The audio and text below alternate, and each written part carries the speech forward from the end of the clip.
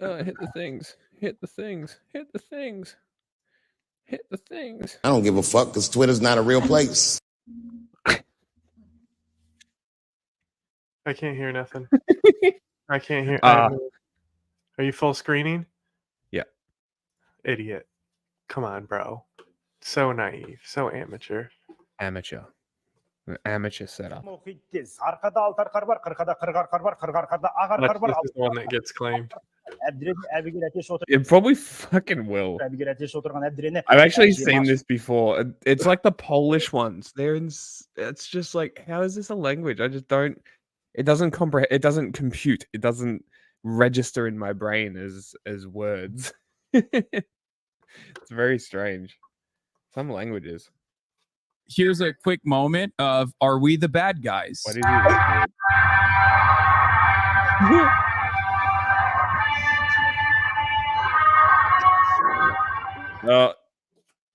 I just realized I'm having stupid. a fun scroll.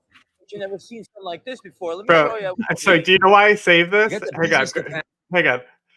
Do you know why I saved this? Some video that popped up on YouTube Shorts. No idea. It just immediately opens with him like flagging whoever the cameraman would be with a like obviously it's a fake gun, but like it's just even fake guns being handled poorly. Yeah. Like I just think it's irresponsible. Yeah, especially when it's got no indication that it is in fact a fake gun.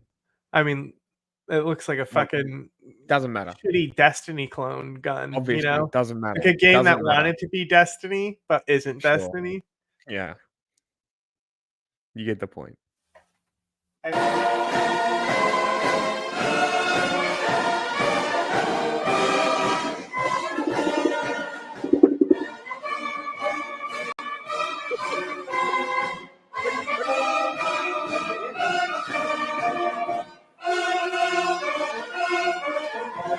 Amazing.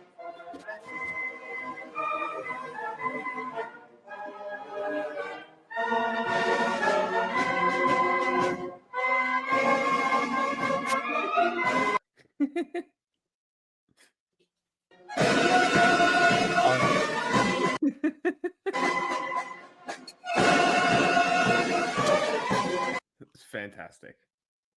It's just what we want to see.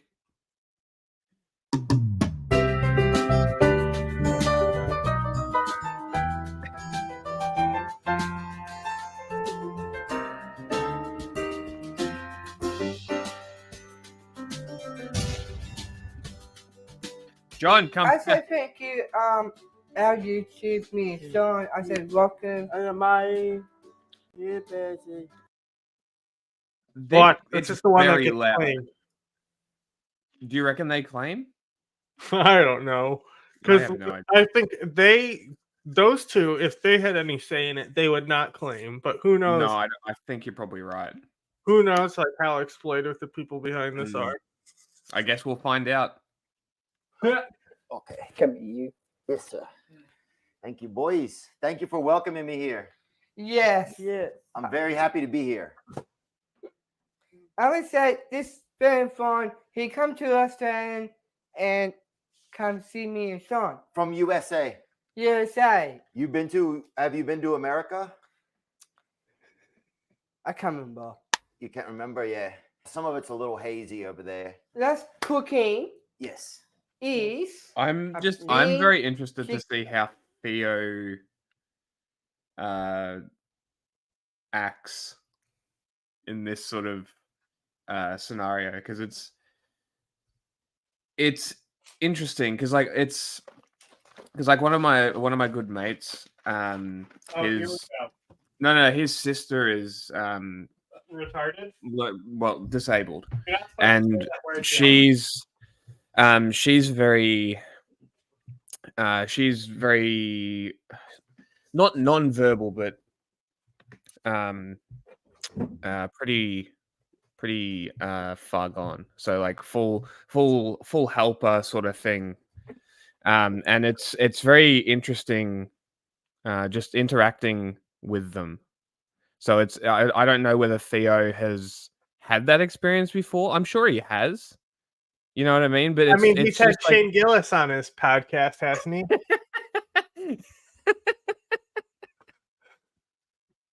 Hey, chat. fuck's sake. Can you tell what's wrong with these people? Oh.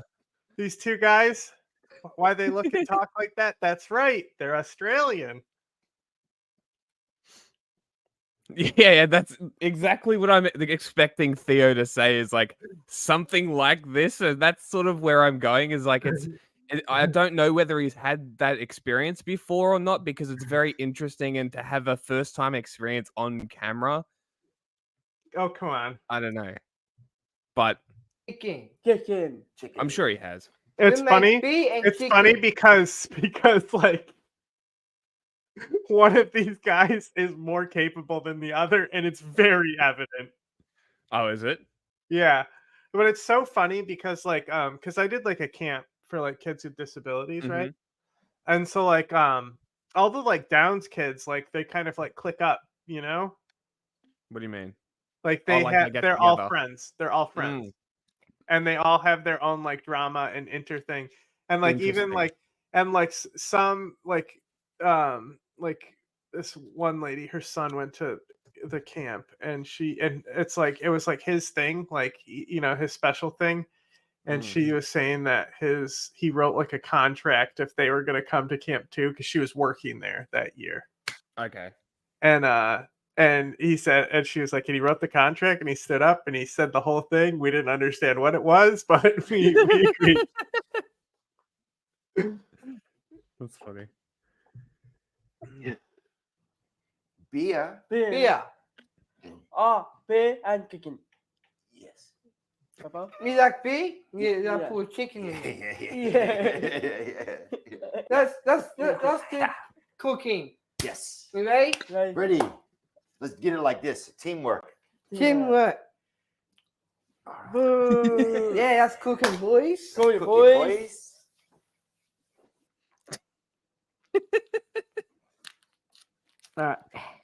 Oh yeah. Oh yeah, baby.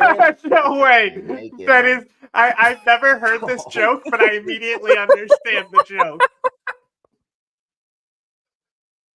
Oh my god. Like I filled in the blanks. I've never heard him say it, but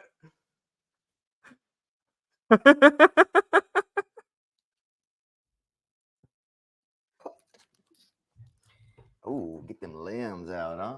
Oh yeah. Praise God, baby. Come to my daddy. Oh yeah. Come to my daddy, huh? Is that what he said? Yeah. Come on, big daddy. Yeah. Oh, come on, big daddy, boy. Let's go. Oh, your heart, man. Oh, it's beautiful. Oh wow, Look at that. huh? Ooh. Yeah. Whoa, whoa, she leaking, homie. Oh, this chicken. Whoa. First, I have to put the hands in to get the bones out. Ooh. You're a doctor?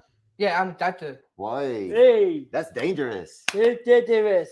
Because I got this. Ooh. Oh. He's a strong guy, huh? What that? Get in there, big dog. Yeah, Alright. Oh wow, huh? Wow. Yo, Whoa, whoa, wow. brother, you okay? Yeah. Bobby Lee would be so inappropriate. He would need a handler. they're both adults, so No, I know, but Bobby Lee would need someone to like pull him up. I don't- He fucking go crazy. the show is called Getting Down with I Sheen know, and Marley, but Bobby bro. Lee he does not have a filter. I got you, homie. I love the picture, Whoa, the whoa, giant whoa. picture, framed Whoa. picture of a rat Oh, behind them. It's a lot, huh? Let me cover my eyes with this, you know? It's too much. It's good. It's good. So what kind of animal is it? Chicken. Chicken. Chicken. Like you know the farmers like chicken. Yes. You know, Same? same like that. But sometimes chicken die. Oh. Oh, why? Yeah. You know chickens die always. But why? Look, because it I see Do it. you see how he immediately like sides with the other kid and like is able to commit to the bit after the kid said why? He immediately committed to the bit and leaned into the kid, even though he's an adult. You can have dinner. Yeah. Right now, we're going to take the oil, and we have different spices from Australia. Yeah. Yeah. Yes. And we're going to put them in the bowl and put it on Big put 'em Daddy. on Big Daddy right here. Oh, Yeah. Okay. Oh, he's doing it. Good job, son. Good job. Good job. Yeah, good job. Okay. Mhm. Oh no, Sean.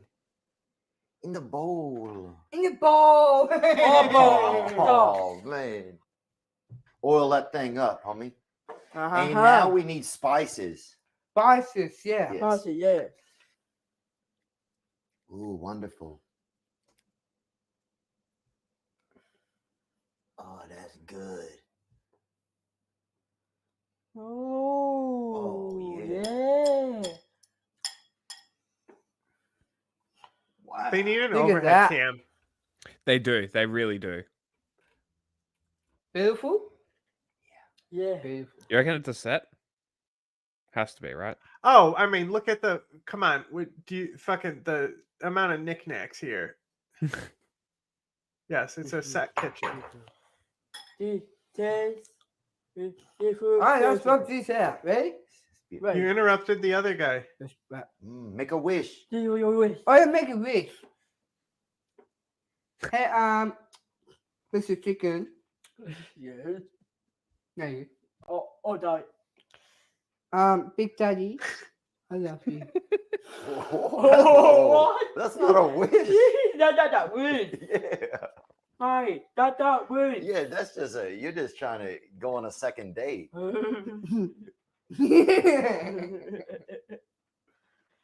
Or maybe touch a bomb. Whoa, homie. Oh, yeah. Wow. We got to see the birth certificate on this thing, man. That's my biggest concern. Is it just the food I prep? just don't want Is, to it? get caught up in a legal issue, you know? So it Is that all the show is? Is it just the food prep? Bro, do they? I don't know. You tell me. I've never watched the show. Neither have I. I just follow them on Instagram and see the clips. I don't think I've ever seen them cook something, so I'm not sure. They might. I'm very curious. Look, no, it's fully okay. cooked. There we go. All right. Okay, they just jumped. Let's get the chicken out. Yeah. Take it out. Yeah. Oh my god, please do not put it right back on that Big cutting Daddy. board that's still It's hot. covered in blood and juice. Ooh, Please whoa, do not put it right whoa. back on the cutting board, guys. Whoa. Please do Think you play not. for the All Do Blacks, not. eh? Not even in the pan. We got a big Why is it chicken. standing? All right. kind of arms. Oh, wow. This thing is. What Why did is it they sta- stick inside it? Okay. Well, you stand it up depending on. So Why if they the want, beer? yeah. So like you stand it up because depending on what kind of roast you want, right? Okay. So like because they're using beer and this stuff, they want like more of a crispy thing. So if you don't put it in the pan at all and you just have the pan just to like drip, just for safety, then it's more like a roasted chicken that way. It cooks evenly but in a different way. That's It's a like cool idea. I wonder if it comes out. It's drier. It's drier though, like when you do it that way. Interesting. You like back or Yeah, in the Yeah, back. yeah. you want some chicken back? Think about All right. A lot of bone back here too on this baby. Go. Theo doesn't know how to carve a hot. chicken. He has no idea. Hot, baby. This thing- Ooh. He's gonna burn Oh, himself. chicken, come down. Oh my Yeah, god. This is painful. Go on, He's Theo. just massacring this chicken, bro. He's gonna cut himself. Oh, there we go, huh? Look at that fillet. Oh yeah, look at that, baby. Oh, yeah, baby. Yeah, baby. That's a damn fillet right there. That's just Berlin walling, baby. Get that cut, homie. Praise God, baby. Oh, yeah. Dear God, look at it. You want to have a little voice? Yep. I'll be more chicken nugget. You want more?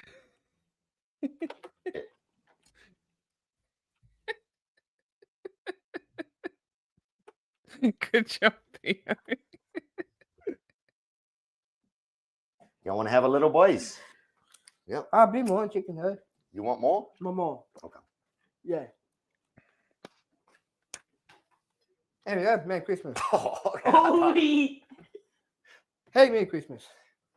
You got chicken bones? Damn, you don't feel that I heat, mean- huh? That thing is blazing hot, bro. You got chicken bones? You got chicken bones? Bro, your You got receptors here. is down, homie. Your I was receptors is about to- down.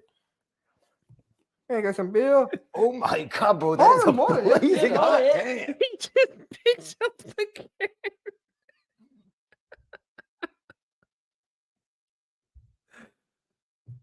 Bro, Whoa. your Okay. receptors is off, baby. You got to come up a little bit. Ooh, chicken bone. Yeah, it looks wonderful, huh? You got chicken bones. You got this and this. You ready to try some? I would love to. It's very good, man. That's good. Yeah, I just appreciate it, man. Okay, I just want to. Ooh, well. They did such a terrible job. So What'd you here- say? You dropped the You'll okay. So pay attention, class, because I'm only going to show you this once, and it will be on the exam. Okay. Okay. It'll go. Just wait. It's YouTube. You know how it is. Oh wait, you have to do this, right? You have to go dupe. Don't use one of these until you're 24 years old, which is about 20 years later. 2, and when I say 1, you time it. Is there somebody timing it? Okay, you time it.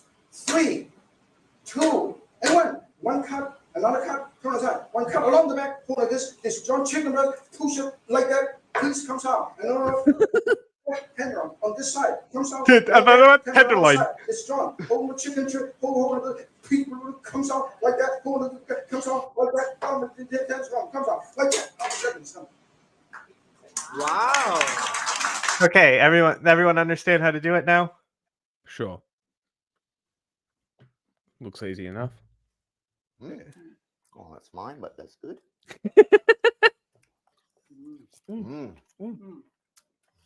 Wow. I'm gonna try this. The eating in the mic is driving me nuts. Next. This is what a kookaburra looks like trying on a hat. That's totally a wild one too. It is. Superb. Have you ever seen one of these things eat? So last video we got a comment saying that I should. No. Okay. Do you know anything about them besides them being annoying and loud? No. Do you have them in your region? Yeah. Okay. Are they all throughout the whole East and West Coast? I think so. I think it's mostly east. Okay. If correctly. So they have they have that hook at the end of their beak, right? Mm-hmm. And what they do is they literally will catch their prey and they take it and smash it into the floor or the wall nearby. And violently smash it to pieces until it's dead, and then they eat it. They break all the bones and shit and their prey before they eat it. Yeah, that's fucking brutal to watch them eat. Even if you just give them dead food, right? They'll still do it. They'll still no break the bones bit. or anything because it's just pure instinct. That's funny. Funny All bird. right, speed this one up onto 125 at least. That's why they laugh the way they do, because they're fucking maniacs. Yeah. Make a tier list of Australian animals, and I thought, sure, what the hell? And do they're people like also here? But now I'm here staring at a list. Yu Yu of 50 animals Hakusho's that- friend. What? Yep. Yu Yu Hakusho, his friend Kookaburra. Oh, He got the fire sword. What's it called? Spirit sword. Sure. that I got to put Sure. into a tier list. Now, this isn't a tier list You of know how what I'm dangerous they saying? are, how cute they No are, clue. how iconic Yu they Yu are, how Hakusho? ancient they are. All of those, they will be I influencing have factors. We're just no trying to idea find out what which you're talking Australian about. animal is the Kuwabara, best, he's got the including sword. I have no idea what you're talking about. Spirit sword. I didn't say only news. facts about them, as well as my personal experiences with them as an Australian. So strap on in, because we've got a lot to cover. Now, obviously, I won't be getting to every single Australian animal. And for example, all kangaroos I'll be lumping into the same category. Now, we're going to be starting What with do mammals. what do you It think was about too that? easy. What do you think about that? All I agree. kangaroos in the same. I agree, but as long as you're not lumping wallabies into kangaroos, you're fine. Okay, They're we'll see what different happens. animals. They are different animals. Okay. There's 3 different kinds of mammals in Australia. We've got monotremes, marsupials, and placentals. Now, you and me, we are placentals. So when Babby is formed in the womb, it stays there for a long time and gets How is nutrients from Babby the placenta, formed? right? How Now, girl marsupials are get different because while pregnant? they also give birth to live young, they do not have the same kind of long gestation period as a placental would have. Instead, they have a pouch and they give That's a birth to funny little fucking teeny edit. tiny. That's exactly how I want to edit the gaming Don't have videos the that same I kind want of long to do, right? gestation period. Is like edit myself into shit like this, or like edit myself into the footage, right? Shit like this, but better, like green screen. As a placental would have. Instead, they have a pouch and they give But birth that's to a funny. little teeny tiny little baby, and that hangs out in the pouch and gets nutrients from the mother's teat. And when I say teeny tiny little baby, I mean really small. Like a kangaroo baby is the size of a jelly bean. So the gestation period on a human baby is 9 months, but for a kangaroo, it'd be about 30 days. And then that hangs out in the pouch. Honestly, sounds like a better system. Am I right, ladies? Speaking of kangaroos, what a great place to start the tier list. Kangaroos are such a good baseline. They're probably the most iconic Australian animal. There's actually more kangaroos in Australia than there are humans. I think it's about double. Now, I would put Yeah, kangaroos in true. C tier because they're A very lot. basic. However, in saying this, they taste delicious. You can buy their meat They at do, any Australian true. supermarket, and also they're really cute. So we will be putting them in B tier. Now, is a What do you kangaroo too think? big for you? I hear you. I hear you. Have you Do you agree with that? No. Okay. ever heard of I a want to hear wallaby? his A reasoning. wallaby is just a smaller kangaroo. It's not just a small kangaroo. Wait, is that it? Okay. Point separated them. You lose a point because Look, you it's put got it like a not in- vagina on its chest there. Yeah, wallabies are strange. It's a different species, but essentially that's what it is. Now, I will put wallabies in the same tier of kangaroos, but one time when I was camping, I saw one go into a campsite and steal a full bottle of open red wine and run off into the bushes with it. So it is for that reason we will put wallaby in A tier. Fair Now, is a enough. wallaby too big for you? I hear you. I hear you. What about a patty melon? A patty melon is a smaller version of that. Now, they're probably the least common of the 3, but I wouldn't say they're different enough for me to separate them from kangaroos. So we're going to be putting them in B tier. Now, is a patty melon too big for you? Okay, I hear you. God, you really put me through it here, but I'm going to do my best. Have you ever heard of a quokka? Quokkas hang out on little islands on the love west coast of those. Australia, and they've S recently tier. hit international fame for being the happiest looking animal on the planet, and all these tourists go there and get selfies with them now. Now, I think they're cute. I think they're charming. They're about the size of a cat. We will be putting the quokka into A tier. I S. think I'm happy with that. I think I'm happy with that so far. Now, is the quokka too big for you? Bullshit. Oh, jeez, man. Oh, man. Is a what? A quackatoo? How about a patong? Why are so many animals in Australia just little guys that love to hop around? I don't know. Patong, we're going to put you into C tier, all right? Because I'm getting sick of these little guys that like to hop around. Oh, by the way, kangaroos are D tier. They're shit animals. They're bouncing rats. They're fucking everywhere. They're a nuisance. I love that the video. You know that it's like the fucking kangaroo because it hits the guy's car and it jumps on it. Yes. But the edit where it cuts the kangaroos in the car and it's like Yes. doing the like Hilarious. chill song. It's very funny. I'm being honest, they're getting too small. But what's this? You want a small little guy that hops around? Okay, all right, geez, all right, back off, man. All right, what about a potteroo? We're really getting a diminishing return in cuteness here. Potteroos, we're going to put into D tier, all right? Now, I promise we're going to be ending the bit there. There's going to be no more little guys that hop around, at least for the next 5 minutes. Now, do you love kangaroos, but have always wished? Oh, gosh, I wish it was in a tree. Well, do I have good news for you? What about a tree kangaroo? That's right, they made them go in trees now. I have to Now, put these my are in the same contact family in as still. kangaroos and patty melons and wallabies and all that. In my opinion, I Yes, find you them a would. little bit freaky and a little bit uglier. So it's for that reason we'll be putting them in C tier, but we're going to put them at the top of C tier. How are we feeling about that? We okay? Now let's stick to the trees for a moment. We got to talk about koalas, or as an American would say, koala bear. Now I personally have mad beef with koalas. All right, they look chill and cuddly, right? But they're super, super loud, and the vast majority of them have chlamydia. For not practicing safe sex, True. we are going to be putting koalas into D tier. Now, as a Wrong. S tier. They're great. Koalas are excellent. reminder, all these are marsupials, so they all have pouches. But this next animal has a backwards pouch. It's the wombat. And the reason they have a backwards pouch is because when Yes. they're digging the holes, they would be blasting their young in the face with dirt if their pouch went forwards. Again, this is an animal that looks cute and cuddly. However, if you try and go into the same burrow as it, it will crush your head onto the roof of the burrow with the big plate on its True. ass. Also, They also will fuck your car up and walk away from it. They're a literal boulder. They are S tier. They also shit in cubes. So Another fun fact about wombats, they shit perfect cubes. There But we you will go. be putting wombats into B tier. Yes. Unfortunately, we have to turn our eyes to Tasmania for a second and take a gander at the Tasmanian devil. Now, this is most famous for being Taz from Looney Tunes. This is the largest living mundane. marsupial carnivore, and they have the strongest bite force in comparison to body mass out of any land mammal in the world. Now, I think that's incredible. And Tasmanian devils, you are going to be shooting Like right me. up to the top of A tier for that. And if you're a true believer, you know that's not the largest living carnivorous marsupial in the world. You would know that that belongs to the thylacine. Although thylacines, otherwise known as the Tasmanian tiger, have been declared to be extinct, I believe differently. They're going to be out there and we're going to find them soon. And when we do, I'm going to be laughing. Thylacines, you were taken too soon from us. We're going to be putting you into S tier. Just a stunning, unique animal. I love them. I love a thylacine. They were tragically hunted to extinction in the 1930s. I believe the last one died in a zoo from exposure. Like awful, absolute tragedy. Like, even if thylacines are extinct in the wild, there is still hope yet. They are attempting to clone the thylacine. And who is helping not a these real efforts? animal. Well, that would be the fat-tailed dunnart. These are in the same family as the Tasmanian devil, and they're not to be confused for rodents. For being a hero, Lol. the fat-tailed dunnart is going to be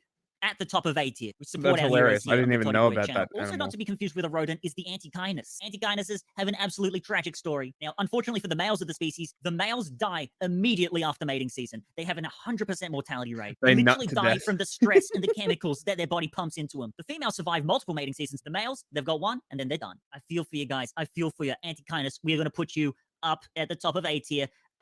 Before behind the Tasmanian devil, we're going to put you just before, okay? In solidarity. Next up, we got one of my personal favorites on the list, the numbat. Numbats only eat termites. They got a really long tongue. They look cute as hell. They're very, very endangered. I've never seen Oh, one in yeah, real these life. animals, I would love to one awesome. day. Numbat, S we're tier. going at the top of A tier. S You think tier. I'm being very generous Shit. with these You're a animals, by the way? shit- Just wait till I get to the shit at birds. It's going to rating. be a massacre. Oh Next my up, we've got the God. sugar glider. They've got a gliding membrane so they S can go tier. from tree to tree. Although they look very similar to the flying squirrel, it's a good example of convergent evolution. The two have no relation to each other whatsoever. Also, tragically, when I looked these up on YouTube, all of them were like someone's pet. None of them were wild ones. I got a bit sad from that. Anyway, they're pretty Yeah, unique. they're all in America. What did They're he? bred Oh, he put the in Tasmanian America. tiger in S.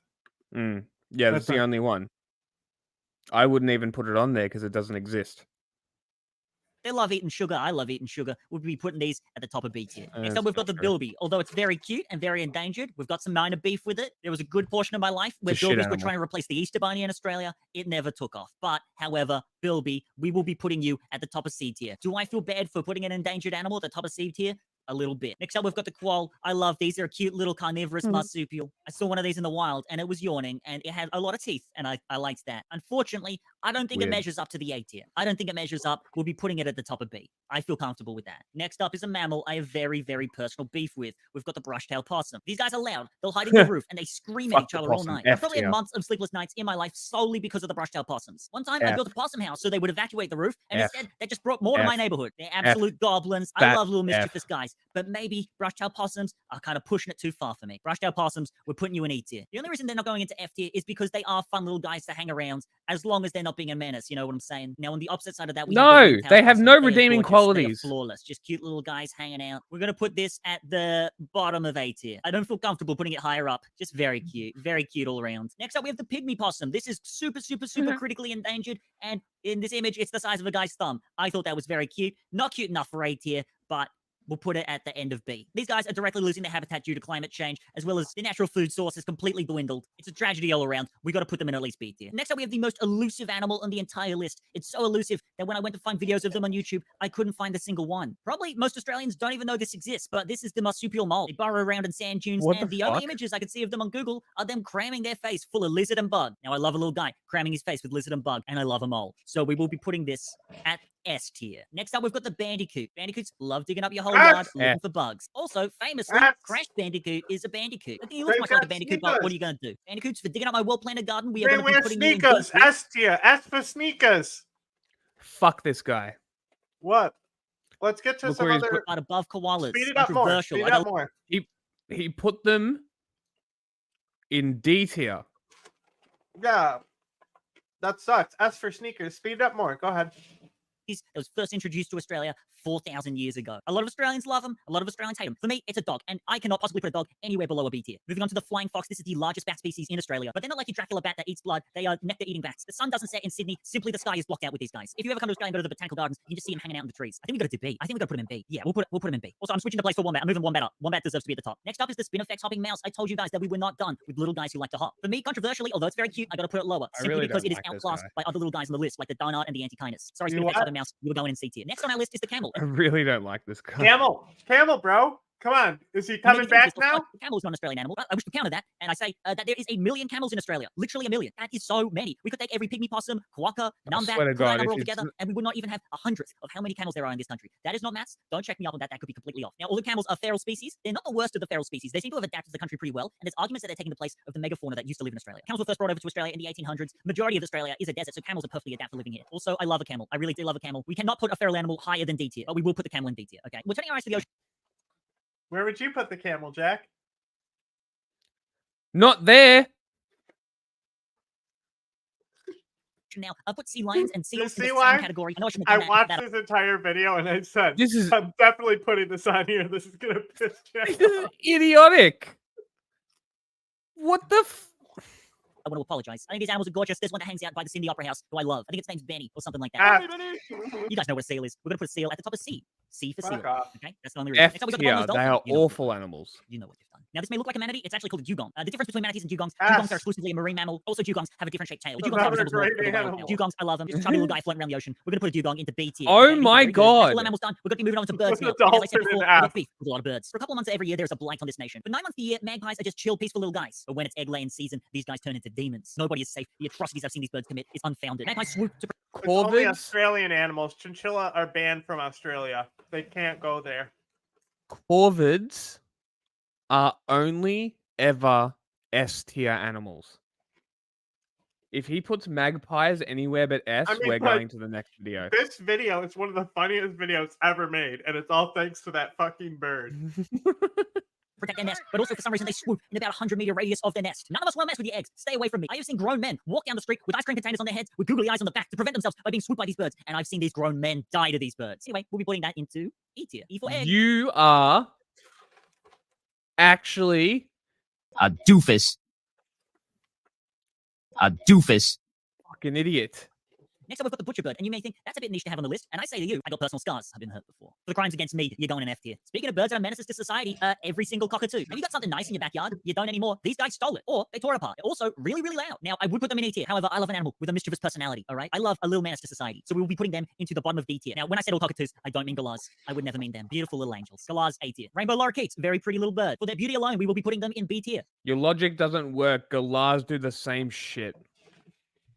B for beauty. Next up is the masked lapwing, aka the plover, aka the bird that ruined my entire childhood. For some reason, they like to lay their eggs in the middle of open fields. So if you wanted to play soccer around the oval, you can't anymore. They've got it sectioned off. They've got a VIP rope perimeter, okay? That says this is plover territory. This isn't for you. For extra fear, they've got hooks on their wings. They have legitimate hooks on their wings. Put it at the top of E tier. Next up is the ibis, aka the bin chicken. I love these guys, but they are disgusting. They hide out in bins. They pull out the trash everywhere. These were once majestic wetland birds, and now they exclusively live in bins. Also, one time, an ibis stole nachos out of my hands. I put them in D tier. You However, have recently, no a guy on the idea news what tried you're eating one of them, talking and I feel about. especially bad It's for them right just now. So we so will be putting them right at the embarrassing. bottom of C At tier. least When it comes to the have end of birds, some we've got beef. We've gone on to humility. some stunners right now. How big do you like your bird? I hope you like it bigger, because we got the emu. That's the second largest bird in the world, I think. Although they're a bit scary, they're funny, they're goofballs. And look, yes, they won a war against us. Because history's always on the side of the winners, we got to put the emu into A tier. Now, although every night I wake up in a cold sweat, having flashbacks to the emu war, there's really only one bird that haunts my nightmares, and that is the cassowary. These are modern-day velociraptors. They are terrifying. Ass. They are territorial. It's one of the most dangerous animals in Australia. You do not want to mess with this. I think they're gorgeous, though. And we love danger here. So we're going to be putting the cassowary, we're going to put it into high A tier. Next up is the kookaburra. This bird has a very iconic call in which it sounds like it's laughing. I Ass. love that. That's going, that's Another going B tier. great It's going animal. high B. Speaking of iconic bird calls, next we've got the lyrebird. The lyrebird is renowned for its mimicry. I don't believe it's got its own specific bird. You people have like worms in your brain, honestly. Approaching human populations on the lyrebird habitats, they've started mimicking like human interactions and chainsaws and stuff like that. Uh-oh, BBC. Here's the flame.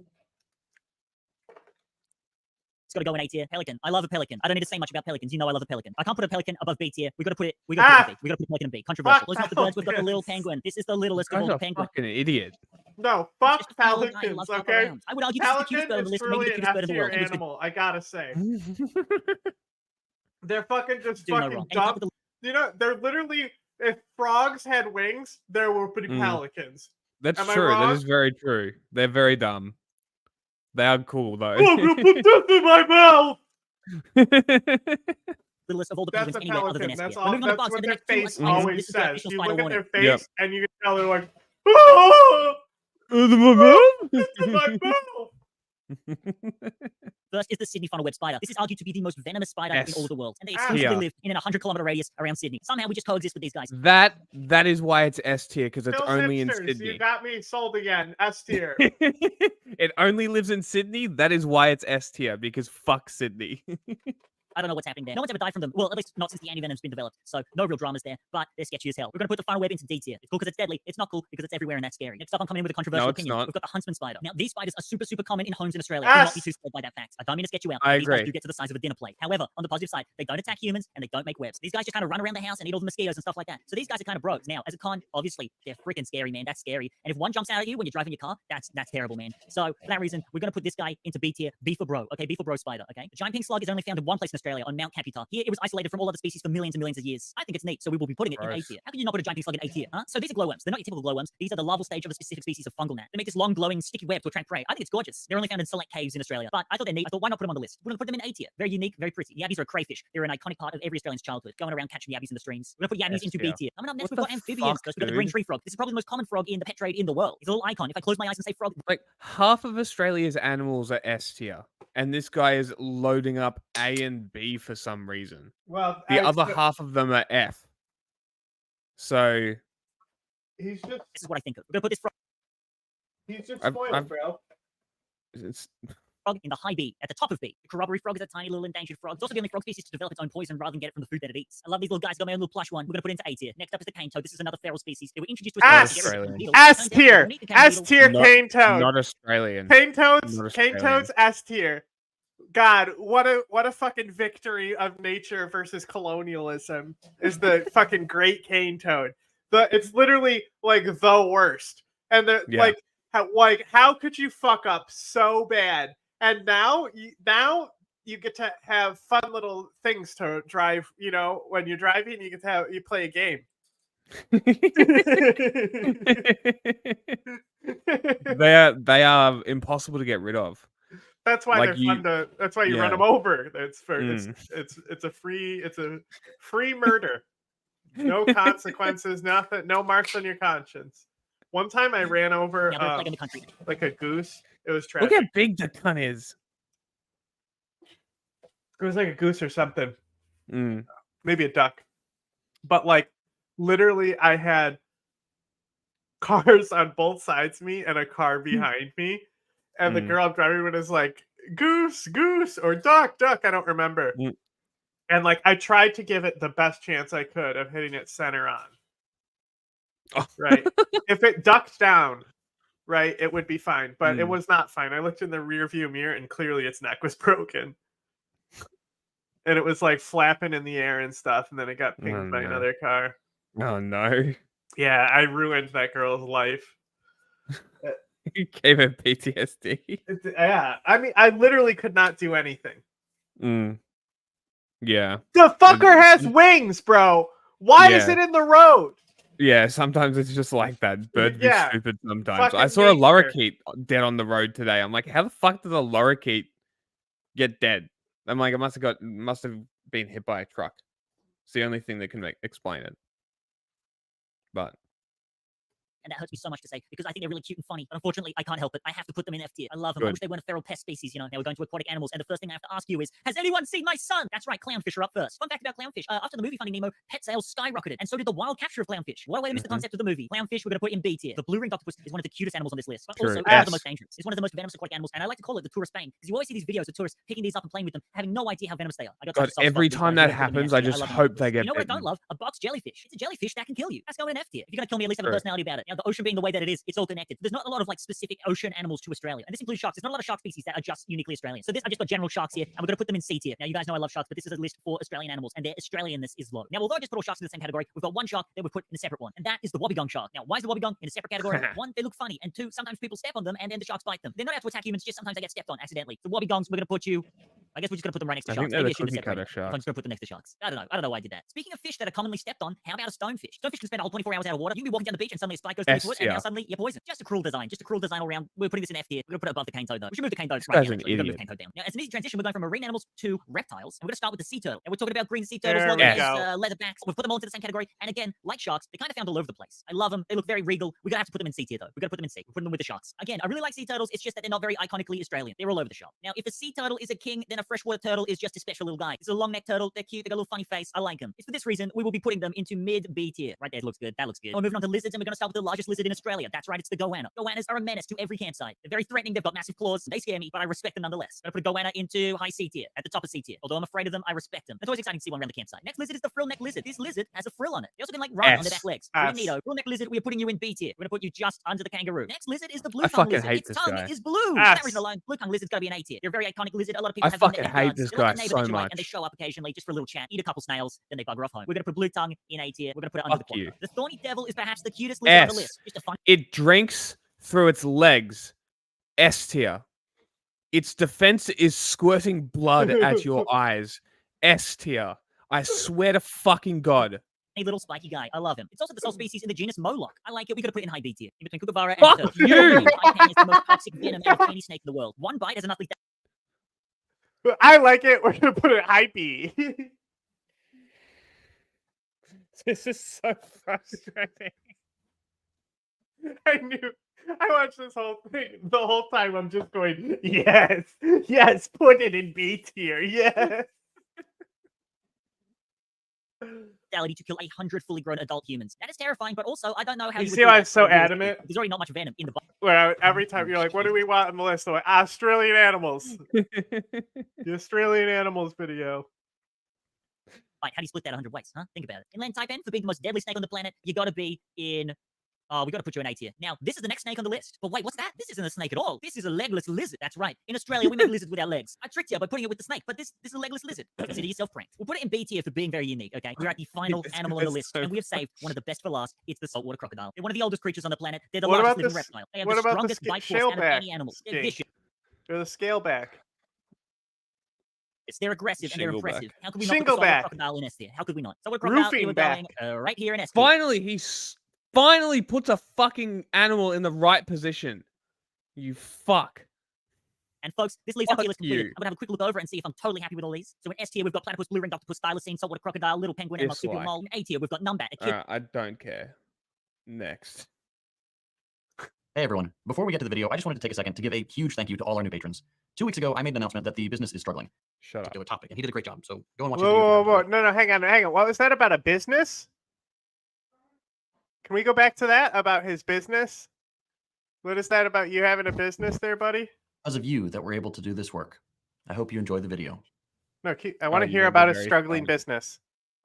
We might have people watching this show, but you can be the difference maker because we just need our audience to be paid members, and then this show can be around forever. So you can make that difference. Click join now.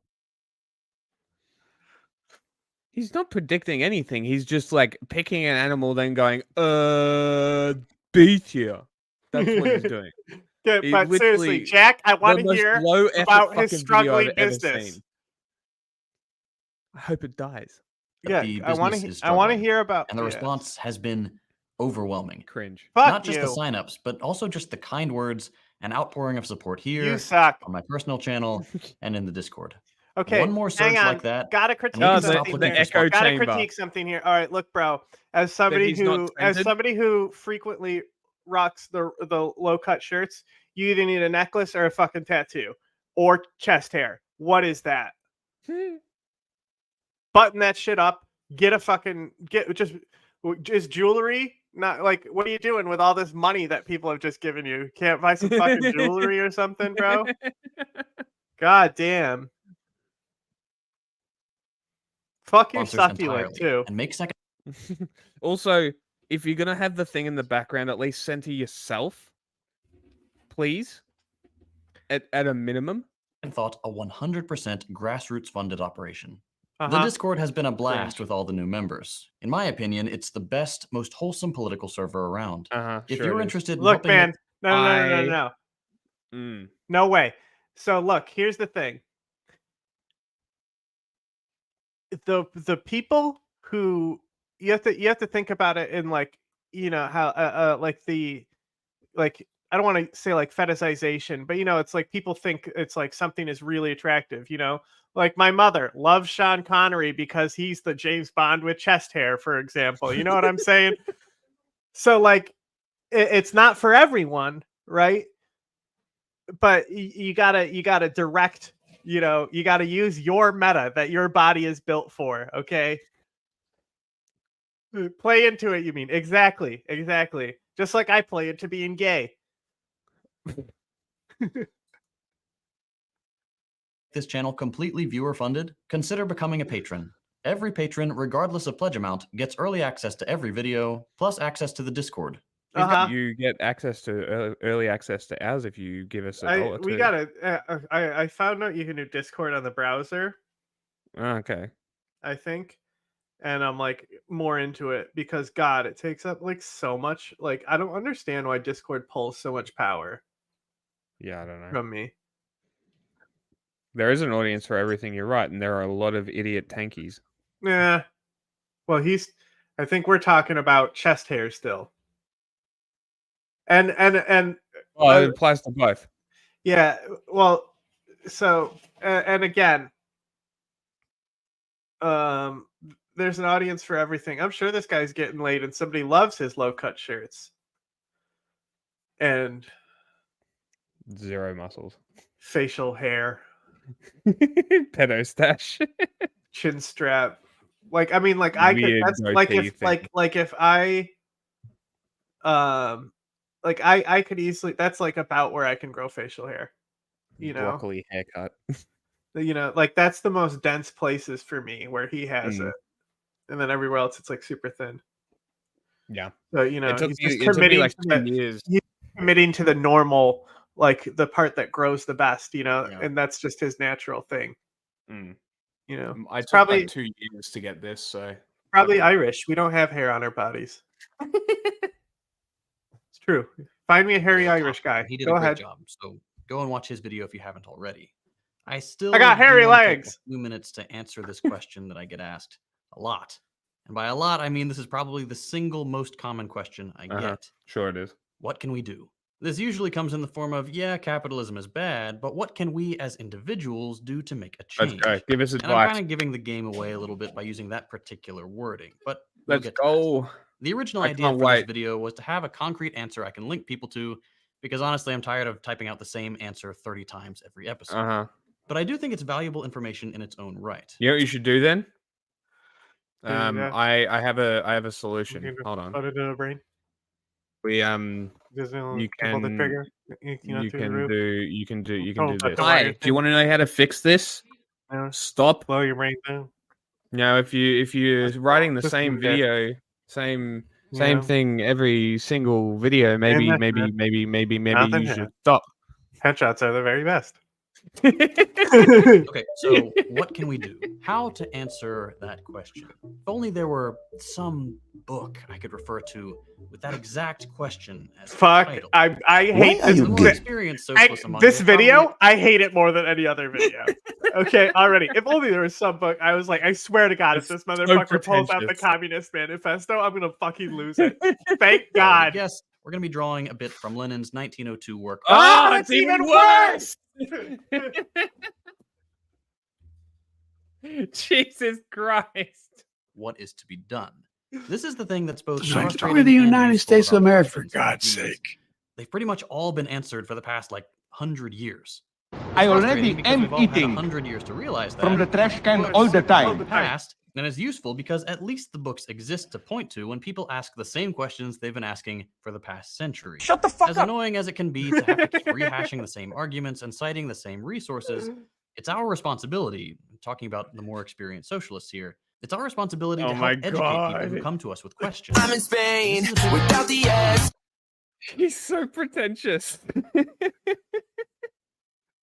The answer to the question, what can we do, is multifaceted. A lot of it will depend on where So you we can live. start killing the Someone in Protestants. No, Russia, Mike, that's not Somalia, what or Indonesia, Oh, that's a funny place to start with, isn't it? a lot of it will depend on where you live.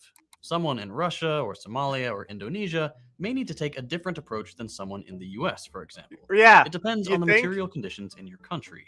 But there is one thing that has remained constant through all of history. I'm fucking across better than every you. single country on earth. You know what you and that's need? the need to get. What? It's really easy. Okay. Here's step one. Okay. رفع حد غني اوف اوف جاوبها لك لكن كف. Organized. This is something that Westerners in particular seem to overlook.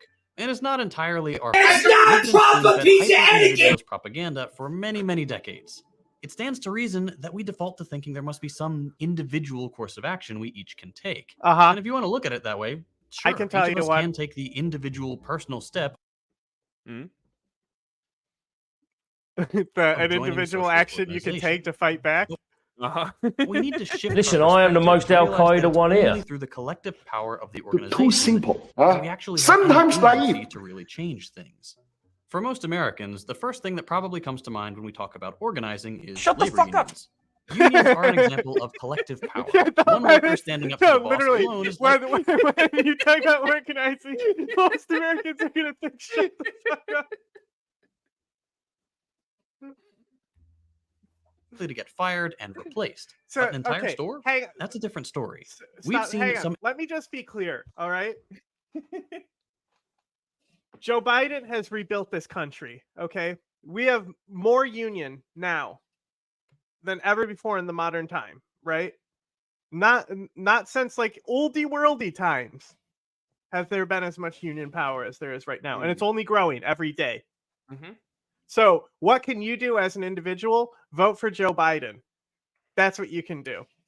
Anything that this guy tells you is gonna like take a lot of effort, small results. Voting, no effort, all the results. All you need to do is get Joe Biden in there again. More unions come. Simple as. I do not endorse this message. I do not endorse voting.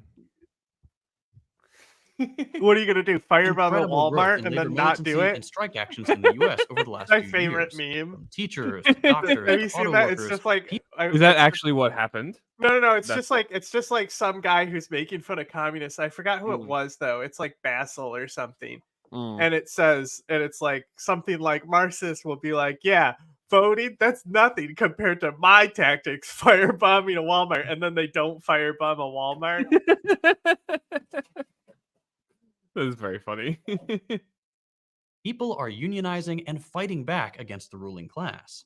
After all, it's only fair. We're the ones who Look, do the work. And Trump while and it's Biden the amazing same. to see They're the not though. victories our Look, unions are if winning, you want unions, you they're have really to not. vote for Joe Biden. That Trump is not gonna like.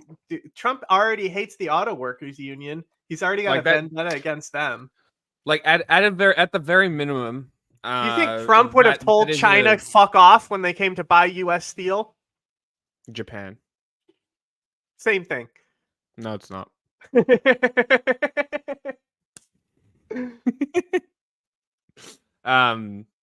No, but it's very like in a vacuum. Even that statement is objectively incorrect. But like even again in a vacuum, the statement of if you want unions, Biden is the choice. If that's the single issue you're voting for, then that is objectively true as well. Yes, exactly. And that's my point, is that if we care about unions and whatever action this guy is framing to like be pro-union, I mean, join a union, of course. Yes, you can join a union. You can, but like organizing a union. Well, you know, like there's this thing like where it's like, where you talk to communists and you're like, oh, you don't vote? Talking to the communists, right? Because there's no good options. They're going to vote for TSA. And I'll be like, you know, your boss votes. You know, capitalists Yeah. vote. The 1% votes. It's a fair point. It is a fair point. And then I would counter with, I don't give a shit. They're going to vote and sway it with their money anyway. So they've got a disproportionate vote anyway. It's so silly. It takes 5 minutes. And if you want unions, the option's there. Yeah, I know. Exactly. But look. I also live in a country where you get fined if you don't vote. So بيت and دار زنقة Like- زنقة فرد I'm pretty sure New Zealand's the same way. Not voting is a louder vote than voting when you are forced to vote. Yeah, but you don't have like a government like we do. It's so No, like it's a completely different scenario. I would still 'cause not it's vote if I based was off American. Commonwealth politics. Ugh. Like, ugh. You know, like, can But we? yeah, so let it's me like- let me just point something out to you. All right, the state of the UK right now. Okay. Yeah. 14 years of conservative majority rule. Yes. Look at And what this is it's the done to result. that country. Mm-hmm. Brexit and then oh my god, like I Oh don't my God. understand. Like if they get more years, Bro, I of the do not understand conservative it. It like state, hurts my brain. like what an awful, awful, awful voter base to Yeah. have. Uh-huh. Imagine voting in Britain. Ugh. Imagine. I'm surprised there isn't a bigger like anti-state scene there. Like it all like the 60s and shit. They It don't was have free speech. the If you and like insult the king, you go to jail. well, yeah, that's where it all came from, right? So you would think it would be reviving now, right? You would think there would be a resurgence in that sort of politics. There's in England. anti-state movements, but you have to remember it's in Scotland and Northern Ireland. Sure. Doesn't really count. Well, it does if they want independence, which I guess is what they want, except the Scottish National Party Are just wants to fascists. go back to the EU, which is just the same Well, shit. yeah. That's actually what Northern Ireland wants as well. Well, what's the point?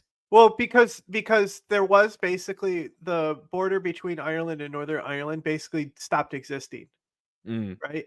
So when Britain left the EU, that tore families apart, that tore friends apart, because now they were putting a hard border in between the countries again, and this is why the Brexit has led to talks of the potential Irish reunification, and why the meme in Star Trek, it's like, oh, the Irish reunification of 2024, and then it's like a Joe Biden meme, because he was like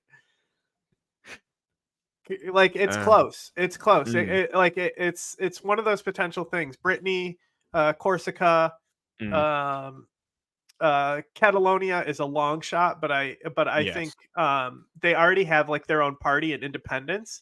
I think only greater autonomy from there, but already having your own representation in the government is huge for them.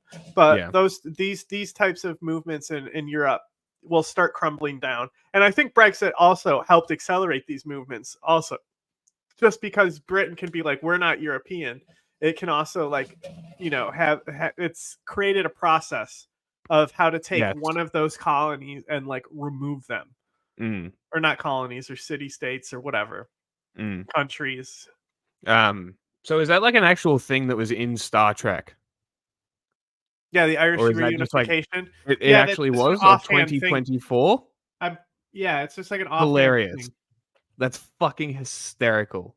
So it's like the Simpsons predicting shit if it was to happen, which is kind of funny because it's pretty close. Like I've been hearing things as well. I don't know. I just don't know why they would want to go back to the EU. Why would you want to fucking be governed by some? It's because of trade. No, it's fuckwit? because of trade regulations between Ireland. Like it fucked up their entire economy because they now have to go through trade borders, right? So there's this whole thing where they had to like set up basically that Northern Ireland gets the benefits of being in the EU, but it's technically in the UK and not part of Europe.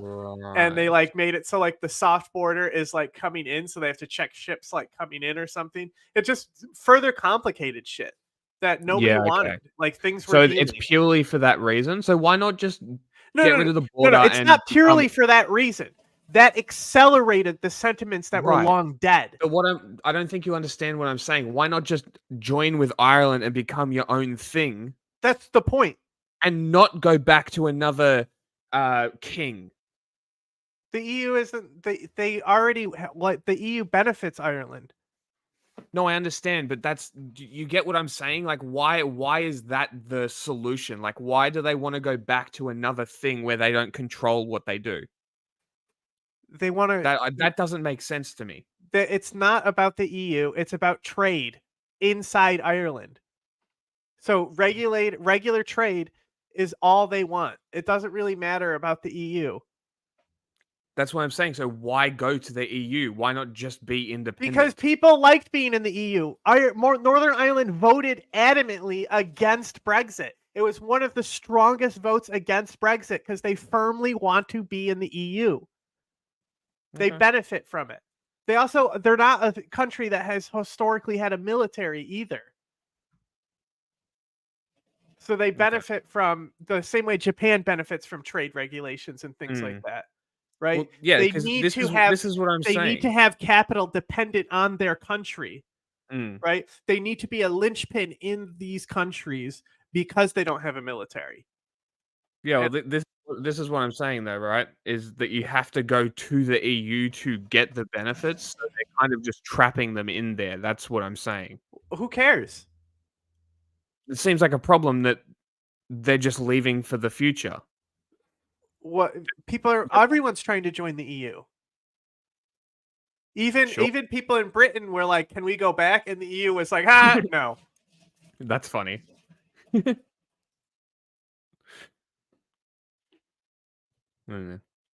Nobody benefits.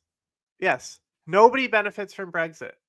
People like when the economy's good. If you make economy good, people follow. And that's why people think Trump make economy good, because he just lies to them. And they're like, I think Trump will be better on the economy. And it's like, okay, buddy. See, here's Star Trek, Irish reunification of 2024. That's so funny. Look, go watch a TDLR video on it. Quit bothering me about it. It's important to recognize that these victories are still confined to the range of possibilities that exist within capitalism. You can win better conditions at work, but a labor union under capitalism will never be able to alter the relationship between labor, the people who do the work, and capital, the people who own the means by which that work is done. That brings us back to the same question. What do we do? According to most Marxists, we also need to focus on building political organizations to work alongside and within labor unions. Let me read you an excerpt from We have What that. Is to Be Done. Oh, God. Oh, God. Oh, God. No. God, no. Socialism represents the working class, not in its relation Hey, let's to a quote given Lenin, group because of he employers, famously made this but in all its happen, relation right? to all Didn't classes he? in Yeah. modern society, to the state as an organized political force. Uh-huh. Hence, it follows that socialists must not confine themselves entirely to the economic struggle. We must actively take up the political education of the working class and the development of its political consciousness. He goes on to say, the question now arises, what does political education mean? Is it sufficient to confine oneself to the propaganda of working class hostility towards autocracy? Of course not. It is No not offense, but it sounds like some fucking commie gobbledygook. To explain to them that their interests were antagonistic to the interest of the employers. Advantage must be taken of every concrete example of this oppression for the purpose of agitation. Oh my God. In the same way as we began Speak to use normal concrete examples words. of This is economic such- oppression for the purpose of I'm agitation. not listening to And this inasmuch as gobbledygook. political oppression affects all sorts of This classes is of why society, this inasmuch as is it manifests itself in going various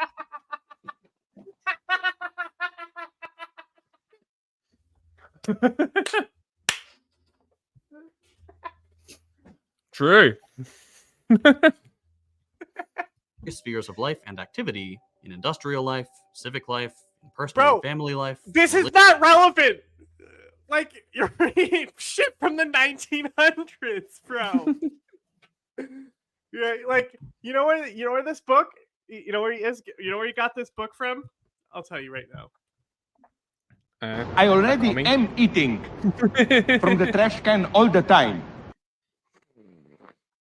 religious life, etc., is it not evident that we shall not be fulfilling our task of developing the political consciousness of the workers if we do not undertake What does the that organization mean? political What does exposure that of mean? democracy The to all political consciousness of the In order to workers. agitate What the over fuck concrete does examples that of mean? oppression, these examples That's true. This is true. But the video is only short, so if we were to skip for all of them, we would skip to the end. must be exposed, in the same way it was necessary to expose factory evils in order to carry out economic agitation. What I think does that's that fairly mean? Clear. But to people who make Gibberish. It is gibberish. What is economic agitation? may be At unfamiliar least with Marx some of the jargon, is like very on point, you know? Like like fucking the Communist Manifesto is like comprehensible. Yeah. Like he goes through it and says like, this is what I mean by this. Mm-hmm. And goes Yeah. to great detail to explain it. And it's still a fucking Small little book. It's tiny as fuck, right? You can read it in a fucking hour. And you will be like, wow, I read the Communist Manifesto. I learned nothing. My life has not improved at all from this. Like, think about all the other things. You could have watched PBS. That would have been a more beneficial hour, you know? True.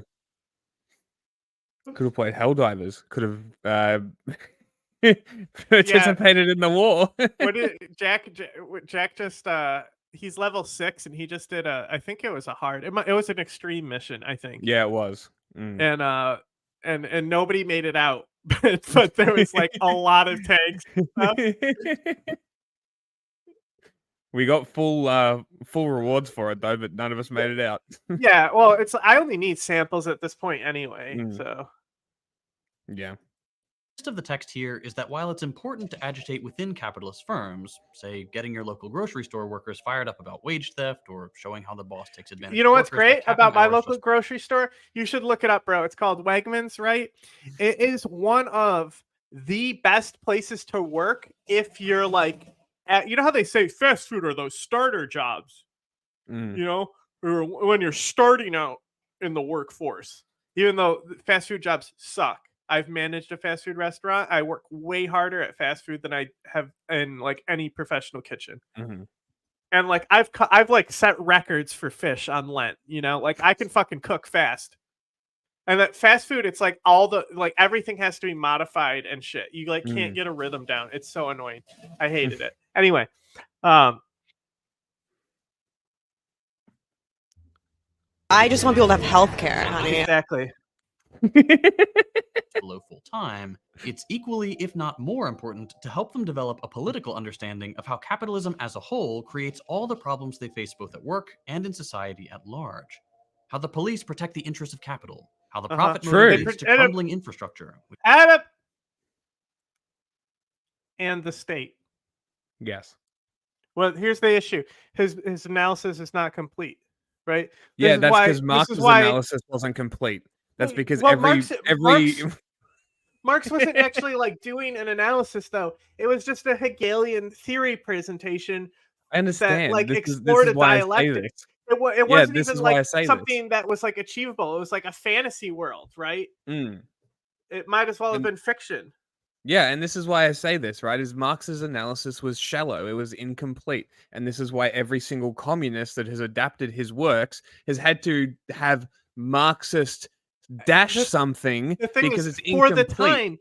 For the time, not really, because he wrote that before like the economic collapse of the Great Depression and government social policies mitigated and bounced back and made like America actually basically used social democracy to propel itself, you know, and winning the war that helped too.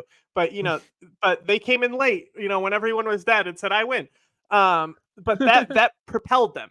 And then also, if like I communists freak out when I said America has more foundations in socialism than Europe by far. It's just a fact. All right. Just because one country had Marx, you know, or one union had Marx, right? So like the idea to do the Marshall Plan is a fucking socialist policy. Okay, I don't want to fucking hear that it's not. So like these things, like were being thought of up the time. It's not like these people were Marxists who came up with it. It was the meme, right? It was the fucking ideology of the time. People respond to their environments. Like somebody was like, "Oh, somebody else would write, you know, what Marx did it if he wasn't there. You know, if somebody would have realized it." I'm not saying that. I'm just saying that it was fucking, some of these solutions were kind of fucking obvious at the time. And people started saying, hey, you know, now that our life expectancy is longer, why doesn't the government take care of us in our old age and shit like that? You know, like George Washington didn't release his slaves because nobody had the fucking idea that somebody should be like paid after they leave the presidency and have enough to retire on. Retirement didn't exist. Your retirement was, I have slaves so I can still maintain my wealth. Like wild, right? And then fucking Cold War happens, and fucking Yeah. Reagan gets in, Nixon too. Like, oh my god, this idea of like this capitalist like empire that America is. America, when America was more socialist, was when they were doing those coups and shit. You know, the capitalist coups are a small spot in America compared to the socialist ones. Which leads to train derailments that poison entire towns. It's all well and good to expose the evils of the boss, but we also need to expose why the the Soviet Union never poisoned entire towns through negligence. Negligence. They literally dropped nukes above Kazakhstan and poisoned half the country. Chernobyl. Yeah. That's what I was referring to. Like, come on. Not to mention entire towns that have just been deleted from history after they killed the entire population. Was that capitalism when they lied about Chernobyl? That the only reason that we found out is because other countries were seeing nuclear fallout.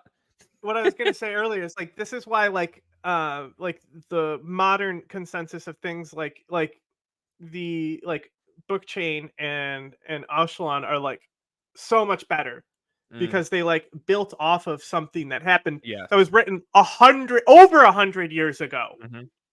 Like outdated, bro. Go read the Magna Carta or some shit, you know? Like what are we doing so here? Outdated, yeah. Like, and Lenin stuff. Lenin, we know what Lenin was. Lenin was. And if we look around, look at all these autonomous movements and independence movements that are constant. Like they're like more and more are coming every day. Yeah. It's only a matter of time before like the UN totally needs to restructure because it's not going to be suited for tomorrow. And that's why like creators like Professor James Kerr Lindsay, because that's like what he specializes in, is the future of like autonomous states and things.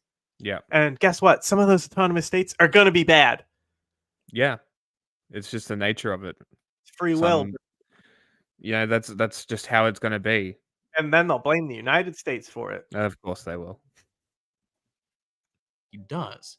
His actions are informed by the capitalist system. If we get rid of capitalism, the antagonism between boss and worker goes away. Isn't the death of capitalism inevitable, though? Like, you know, Star Trek, it's like we've gotten like material needs. It's not about that anymore. We don't really care about wealth, you know? They don't even think about economy. Yeah, it's not even relevant. And that's what's destined to happen. When though? Probably not in our lifetime. But it is inevitable. Yeah, eventually. Well, you know, agitation. It just depends how far if the World Economic Forum gets what they want. Yeah. Then it's propaganda and communism for all. Yeah. Well, it really depends how far the corporations will take it. What do these terms mean in a political setting?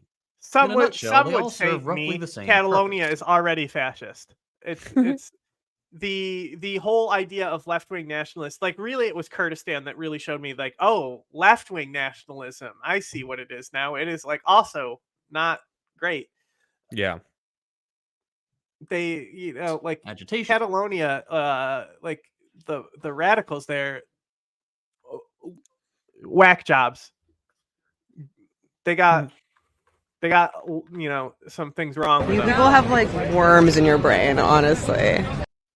Is the process of trying to arouse feelings of discontent. Like when you're explaining how a pay raise of any less than the inflation percentage is actually a pay cut. Propaganda, which usually has a negative connotation in this older use of the word, simply means persuasive language. Propaganda never had a negative connotation until recently. Propaganda was just propaganda. There was American propaganda. War bonds. There was your propaganda and their propaganda. That's Nancy all there was. Pelosi? That's all there ever was. Same sort of thing we'd write in a high school English class, or the stuff that video essay YouTubers. Yes, including left-wing Exposure nationalism. has a very particular meaning in you know, this setting. the amount of in the Kurdish feminists that immediately picked up on the TERF movement. Like they're just as subjectable to these like ideas. And it's like, why do you care? Why do you care? This does not affect you. Shut up. Like this is not your women's struggle. Like you're doing a completely different feminist struggle in the Middle East. It has nothing to do with the fucking American gay movement. Yes. Yeah. which came this criticism came from Russia. That's the funniest part. Is that this like degenerate language, this kind of level of language came directly from Putin and his anti-gay bills and shit in like mid 2010s, I believe. It was around then, and then it slowly bled into American conservatism. The common sense. Yeah, exactly. That's what I was saying. Like the fucking World Economic Forum, the like shit that they're proposing is like super social capital. You know, but he also is saying shit that doesn't mean anything, like stakeholder capitalism. What does that mean? What does that mean? Like when he's saying like you'll own nothing, right? He's talking about like a socialist utopia where it's like, you know, like everyone has access to everything and it just works, you know?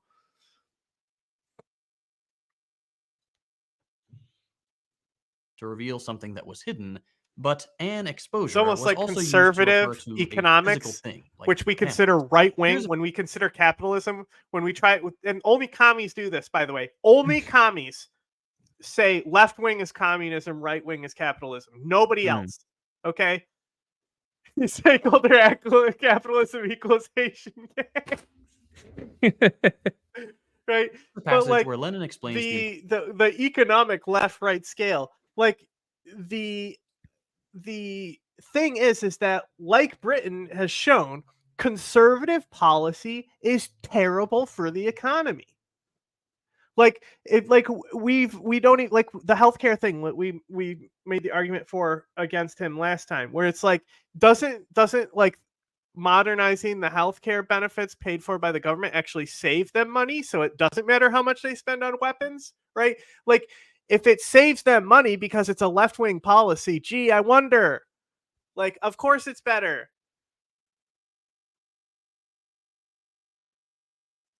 importance of these exposures in economic agitation, specifically in Russia, but this applies to any country. Everyone knows that the spread and consolidation of the economic struggle of the Russian workers proceeded simultaneously with the creation of literature exposing economic. Oh, is this still? This is fine. Is this still Lenin? Is this still Lenin? This is fine. This paragraph is fine. It makes sense to me. It's not that much gobbledygook. Is this still Lenin? Yeah, I think so. That's all he's been quoting is Lenin. Okay. And it even says, i.e. factory and industrial conditions. He's even explaining what he means here. This is great. That's proper language. Like, he knows that Lenin was like notoriously and like a turncoat and became instantly bourgeoisie, right? He knows this, right? That he instantly created the party and became above everybody else. Like he knows this, right? They're aware of this, that they know that he instantly backtracked on these Marxist principles. Just curious. I started writing this before you spoke, so I figured I'd finish it. i.e. factory and industrial conditions. These leaflets were devoted mainly to exposure of factory conditions, and very soon a passion for exposures was roused among the workers. As soon as the workers realized that the socialist circles desired to and could supply them with a new kind of leaflet that told the whole truth about their poverty-stricken lives, about their excessive toil and their lack of rights, correspondence began Were to you the pour one in who from the posted factories that and graffiti workshops. about This the exposure commie literature bathroom where it's created like a all they tremendous do sense is print newspapers? Is that you? Yeah. I think it was. It was so funny. It's so funny. Instagram. Very funny. Not only in the particular factory exposed in the given leaflet, but in all the factories to which news of the revealed facts spread. And since the poverty and want among the workers in the various enterprises and in the various trades are much the same, the And he truth did say about the this is life of the propaganda, workers right? stirred Like, he everyone. framed this being even like- among the most backward workers, a No, veritable not passion. necessarily. Right? Didn't he say that? No, not necessarily. Well, this is propaganda, though. Yeah, of course it is. So he was saying propaganda didn't mean what it's only bad today. Didn't he say that? Well, he said multiple things. Doesn't matter.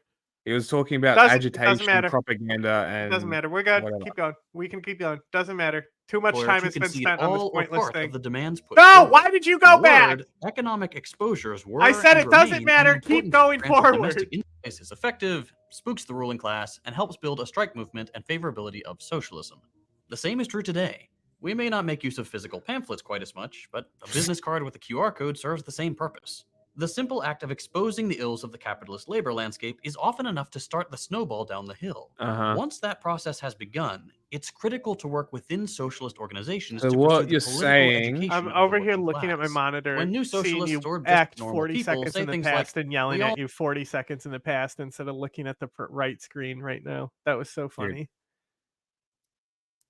Like, why? When I just was like, why did you go back? It was because you went back on my monitor. Oh my god. all know this bad stuff is happening, but no one does anything about it. That's a reflection not on the average worker, but on the people who have the time and political understanding to engage in political agitation and fail to do so. Here's Lenin on the subject. Oh, You mean boy. all communists? Hang on. He changed sides. His succulent used to be on the side with the laptop. He moved his succulent over for his laptop.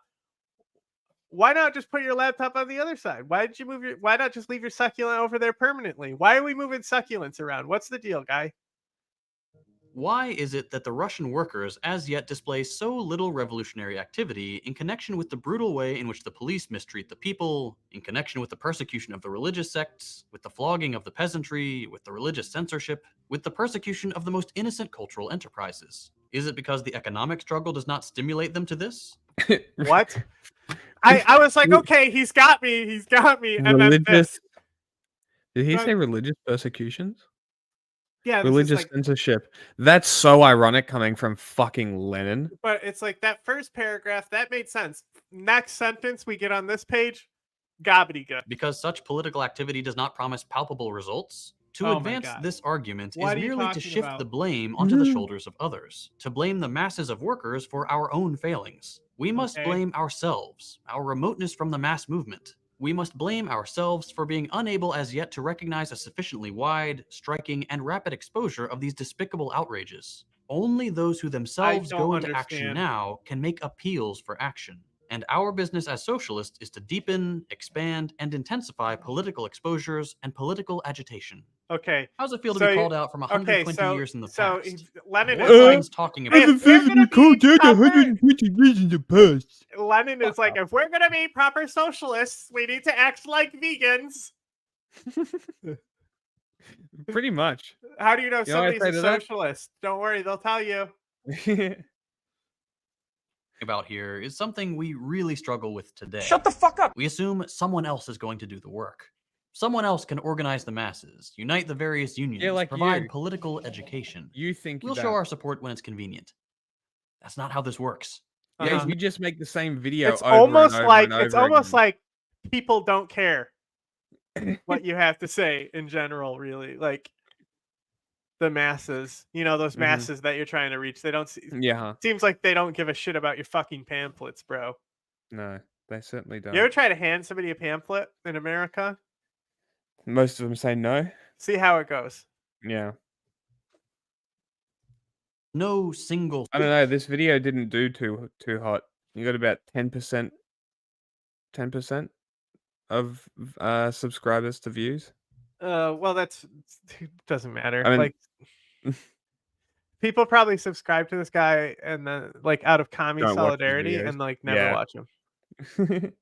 Say Look at the here, Young We're Turks. all responsible. Yeah. All of us who are aware of the evils of capitalism. We all Oh, have to do he the already work. did the ad break. Get organized, join a socialist organization, and do the work ourselves. Uh, Not as atomized individuals, no, but Don't join do a that. labor union. Yeah. Don't join socialist parties. Join a 'Cause labor you know union. what they are? You know what labor It's a unions have? continuation. You know what labor unions have? Power. You know what socialists have? Nothing. It's over. The Cold War is over. We won, Austin. The Cold War is over. but as a united front of socialists and workers. And a Mhm. related I issue we can't struggle believe with is Liberace that was many of gay. us put too much faith I mean, in women loved him. spontaneous movements. Assuming that once things get bad enough, a critical mass of people will rise up and fix everything in one glorious Yeah, that's how it happens. social movement. Uh-huh. That's not how this works either. Think about the Black Lives Matter movement. I was just about to say, we had a okay, whole summer that where did huge happen, numbers though. of people were protesting across the Wait, country. so you mean to blocking tell me traffic. this didn't work? This type of action didn't work? Is that what you mean to tell me?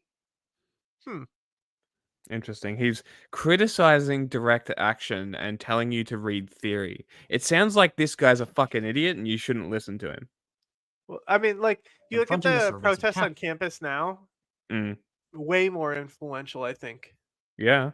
Like, this For had a sure. lot of influence globally, like in solidarity and stuff. hmm And it brought people together and it changed a lot of people's minds and it like woke a lot of people up. So it had a lot of cultural impact. But like as Yes. far as like political impact, the demands that these colleges have, like the BDS thing. I mean, this happened before. Like with South Africa, it was the college movement that ended Yeah. apartheid, Yes. right? It was like it started with the colleges. So I think that's really what they're trying to do with these protests and stuff. And I think that's also like I think I'm hopeful, but I'm also so defeated because I cut my teeth in Occupy fucking Wall Street, bro. What a joke. Yeah. Capital, even torching a police station. But what came of Epic. that?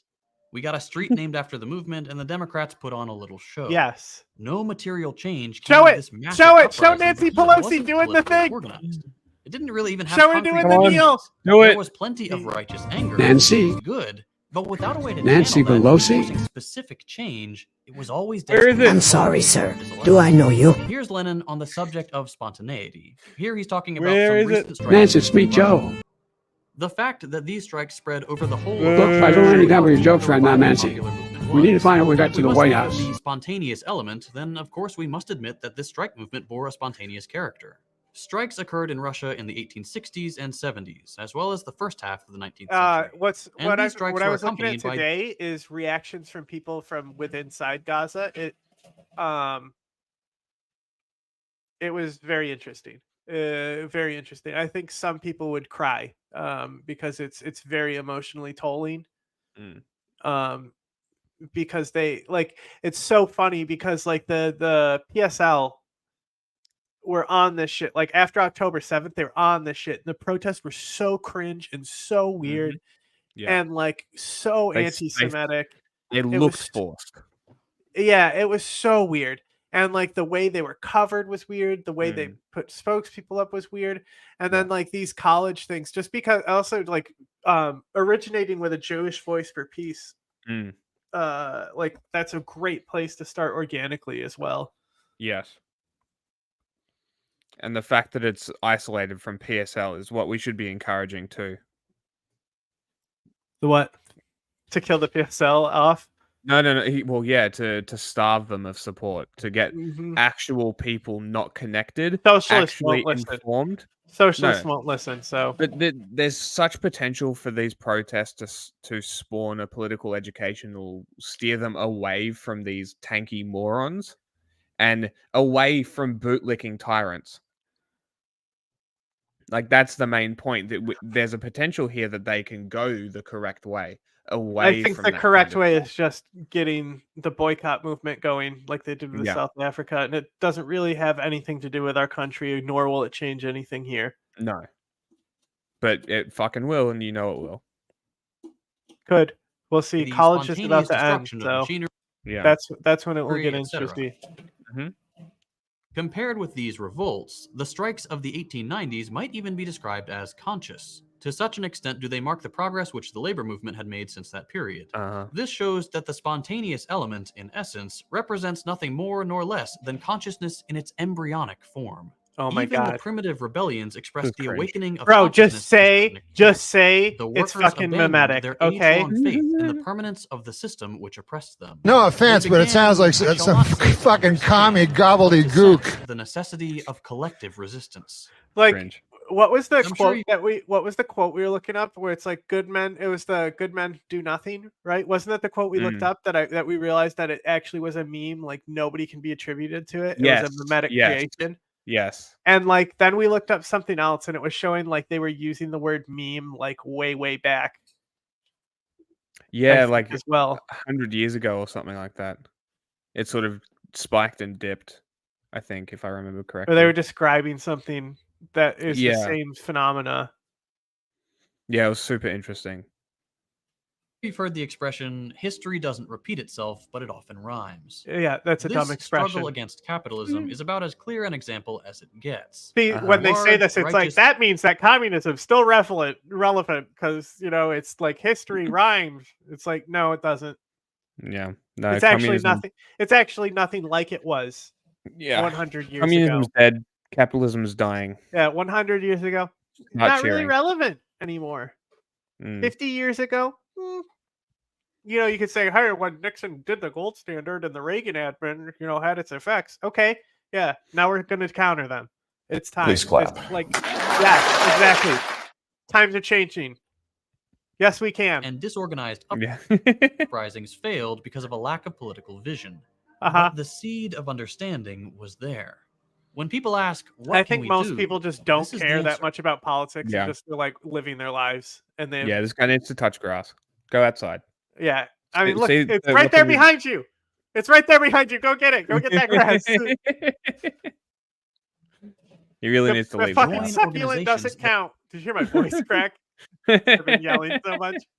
That are working towards building the political program necessary Uh-huh. to unite the working class under a What is that single about a political pogrom? There is nothing we can do alone against the oppressive capitalist regimes of the world. I can think The of something. only thing that has ever My worked in brother, the past this is the haram. only thing This that guy, will work today. this guy over here. There's Mass nothing we can do alone. There's nothing we can do alone. Okay, Timothy McVeigh. My resolution? Civilization. Airstrikes. Bomb them.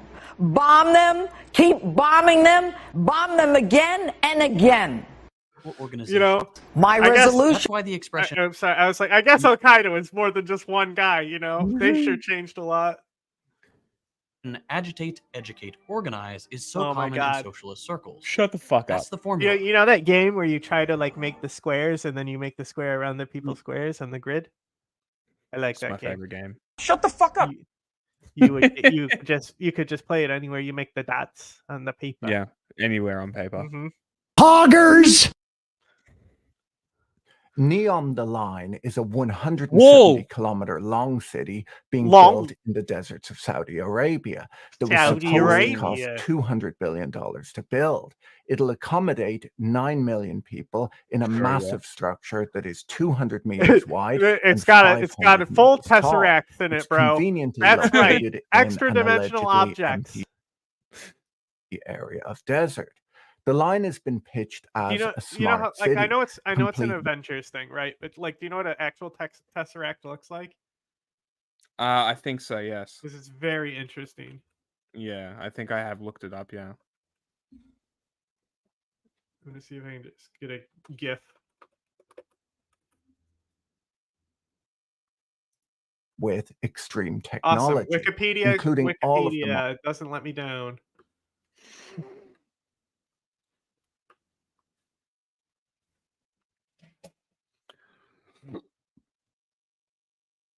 Yes, that's cool. Mathematically, everything in math says it's possible. You know? Mhm. That's very cool. And to keep in mind, those are like features solid walls on all the objects as well. So you Uh-huh. think about this as like an extra dimensional object, right? Like imagine something like walking down your wall like it's the Mhm. floor, and then when it gets to the floor, it just goes right through it. Right? Just imagine seeing that, like from the ceiling down to the ground, and it goes through the floor. Like that's how mind bending it would be. For what? That's just like a fourth dimensional object. Ah, right. Like just imagine a human walking down your wall from ceiling to floor, right? And they go down your wall, and when they reach the floor, they just go straight They through just it go through it. because they're on a completely different plane. Mm. Like that fourth dimensional curve doesn't Mm. exist in the third dimension. Yes. And that's why Well, Halo's ships are cool, because they travel through the like dimensional rifts, like they find folds in the dimension. Mm. Well, it's I was watching a video on Futurama, And the guy that made that show wrote like the super sciencey, mathy episodes in The Simpsons, like the one where he goes to the math dimension through the through the wall in his house. You know that episode? He enters the real world. He wrote that episode, and off that episode alone, because it was real equations and real physics and real maths, because he's got a PhD. So he threw real shit into The Simpsons. And then instead of using his PhD to do science, he makes Futurama the best animated show ever made. And it's so good. And I didn't realize that it was literally written by a dude who knows how this shit actually works, which is just makes it so much better. But well, it's a spaceship, so anywhere between 0 and 1. Or like the explanation of how the ship works. It moves the world around the ship. It's such a fucking hilarious explanation for how it works. The ship stays still. The world moves around it. Yeah. You would want like an yes. Now you're getting it. Yeah, that's how it works. Great. Yeah. Mm. Guess what other ships travel like that? Halos. No, they do slip space. No. I've already said that. Oh, do they? Yeah. Mm. Who else is there? Mass Helldivers. Effect? Really? Yep. I guess that would make sense. Yep. How it works, how it looks. That makes sense. Well, like, that's the thing is that Mass Effect does it proper, the closest scientifically accurate way, except there's just one, because when they say FTL, like fast and light travel, okay? Mm-hmm. I'm of the opinion that you can't do the world moving, you can't go through different dimensions. I'm of the opinion that's too nonsensical. Okay? You cannot go faster than light if you have mass, so you need negative mass. And Mass Effect does that. They give you negative mass, and that's how they're able to jump through space. The issue is, if you're going negative mass, you're going back in time, and you would arrive at the location that you're going to before you leave, right? And I haven't seen anyone be able to do that right. Futurama did it. You know, when they travel in the time machine and they squish themselves because they travel to a dimension that's 10 meters lower than they were, fix the paradox. They arrived before they left. That's interdimensional. No, I'm talking negative mass, right? I guess it's time travel, isn't it? So a Mass Effect basically explains it away that the mass effect is in the field, right? So the ship still has mass, but the field around the ship that moves the ship has negative mass. Interesting. So they kind of create a pocket. They create a pocket. Yeah. That's literally all. That's literally what Mass Effect means. The bullets in the game, it's like a block of like metal inside the gun, and the device shaves splinters of metal off because the metal isn't what does the damage, right? It just needs a small object to put a Mass Effect field around. And then so it's like the lasers, right? So they're like lasers, but it's like Mass Effect fields. And then like the magic is also you're able to control Mass Effect fields. Huh. So and that's all it is that it's just science of altering mass. Interesting. Because think of if you alter mass, you can take like you just make a bubble, right? And that has extreme mass to it. Singularity, right? Best move for the biotics. Only biotics can cast singularity. Interesting. Great game. Artificial we should play it when it can. We have to look at see how much strain we get from OBS and stuff. We have to do a test on that sometime. Yeah. Bot dinosaurs, flying cars, human gene editing, and at least he showed them with propellers. Many other attractions. According to a Wall Street Journal article about the project, this corner of Saudi Arabia is so barren that the only abundant resources that a group of consultants could identify were sunlight and unlimited access to salt water. Yeah, not even the sand is usable. It's even shit sand. Now, let's not be negative about this. Location is not the only consideration in a real estate project. I'm reliably told location is only one of the 3 important factors. There are at least 2 other important factors that need to be considered. Now, I won't lie. Same. Honestly, I've never like, played Mass Effect. it's so good. It's so good. And like, it just like, I haven't had the like remaster, so like I've only played in the 3rd one. I've only played the Citadel DLC. Like I fucking love Arya Tolok, right? I want so badly to get this game and play the fucking Omega DLC because she's so cool. Bro, she is Omega, okay? You don't understand. Like Omega is so cool. I'll pull it up in a second. I'll show you the design. It is so it's like the only thing about Mass Effect I will say is that it does feel limited. You're like, oh, I can go to all these worlds, but I can only walk in a 10-feet circle here. At least the first one, you got to go to all those like barren planets and stuff and be like, hey, we found a probe. Blah, blah, blah, blah, blah. Beep, beep, beep, boop, bop. I'm a bit nervous about making this video, and I hope that nothing I say is viewed as criticism. I'm really just telling you the news about the scaling back of this obviously great project. You might be aware that things didn't work out very well for the last Ferrero Rocher. It might have been its ambitious Vision 2030 program to diversify the kingdom's economy away from fossil fuels. Bloomberg reports that the Saudi sovereign wealth fund's cash reserves have fallen to $15 billion as of September, the lowest level since 2020. The Line City, according to the latest reports, is now only expected to extend 2.4 kilometers and house 300,000 people by the end of the decade. This is a 98.6% reduction from the initial plans, so it's still going ahead. It'll just be a little bit smaller than had been hoped for. While building an unusually densely populated 170-kilometer long city that's as tall as some of the tallest buildings in the world in what is described as a harsh, dry desert with great temperature extremes strikes me as a great idea. Other people have not been as positive about these plans. We'll discuss some of their criticisms in today's video. How can anyone think this is a good idea? I'm so confused. If you question but before it, we you get die. to that, Does he live in Saudi Arabia? No. I mean, like in Saudi Arabia, if you question it, you die. Does he live in Saudi Arabia? No. He's doing it. He's talking about it. But like, see, talk about a cool, ambitious project that you build off of.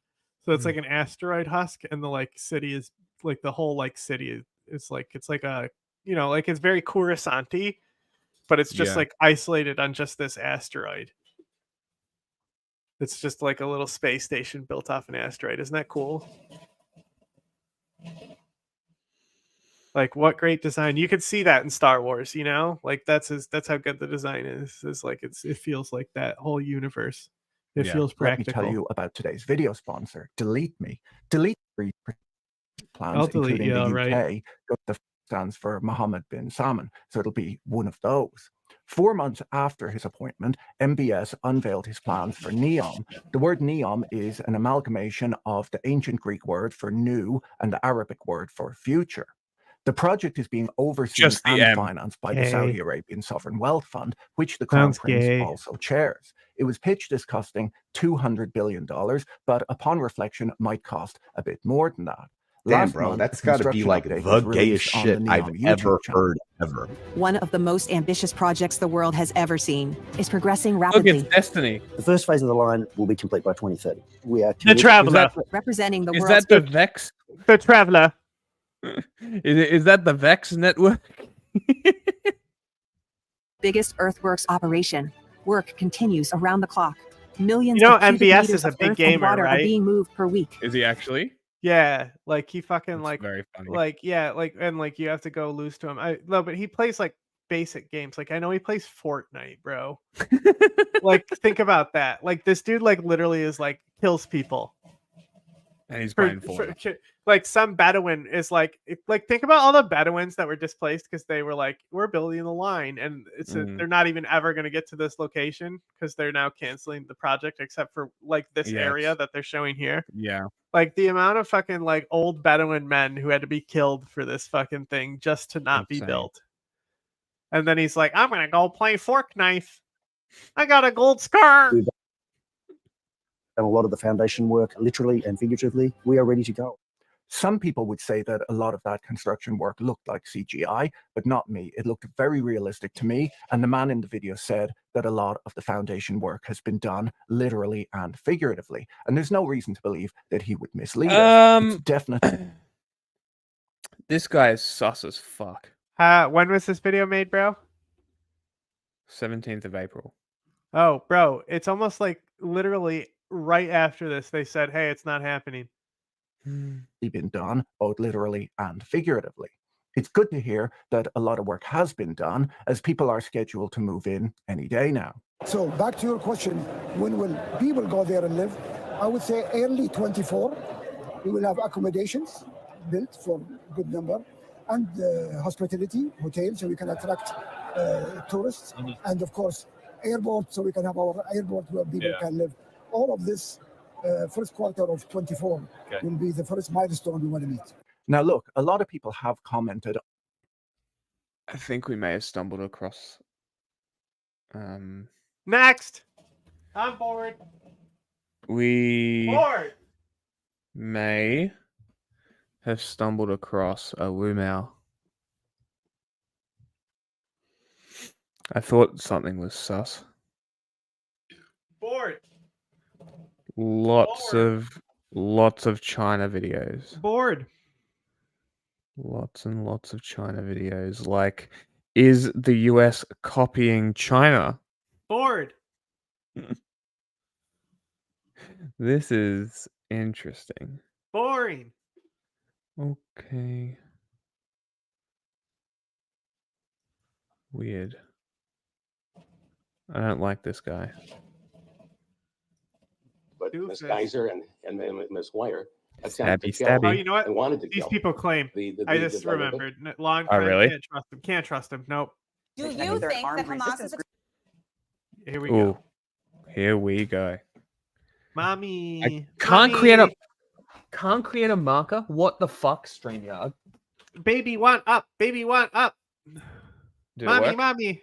No, it will eventually. I'm just gonna write it in a private chat.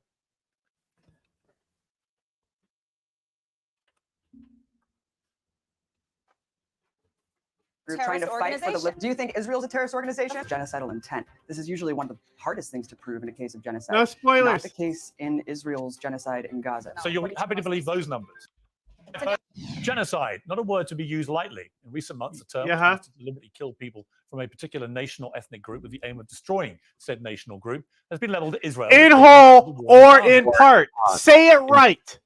End it correctly. Okay? You can summarize it like you did in the beginning, but if you say destroy, which you should say when you say genocide, the minimum you need to say is destroy in whole or in part. Okay? That's the bare minimum definition.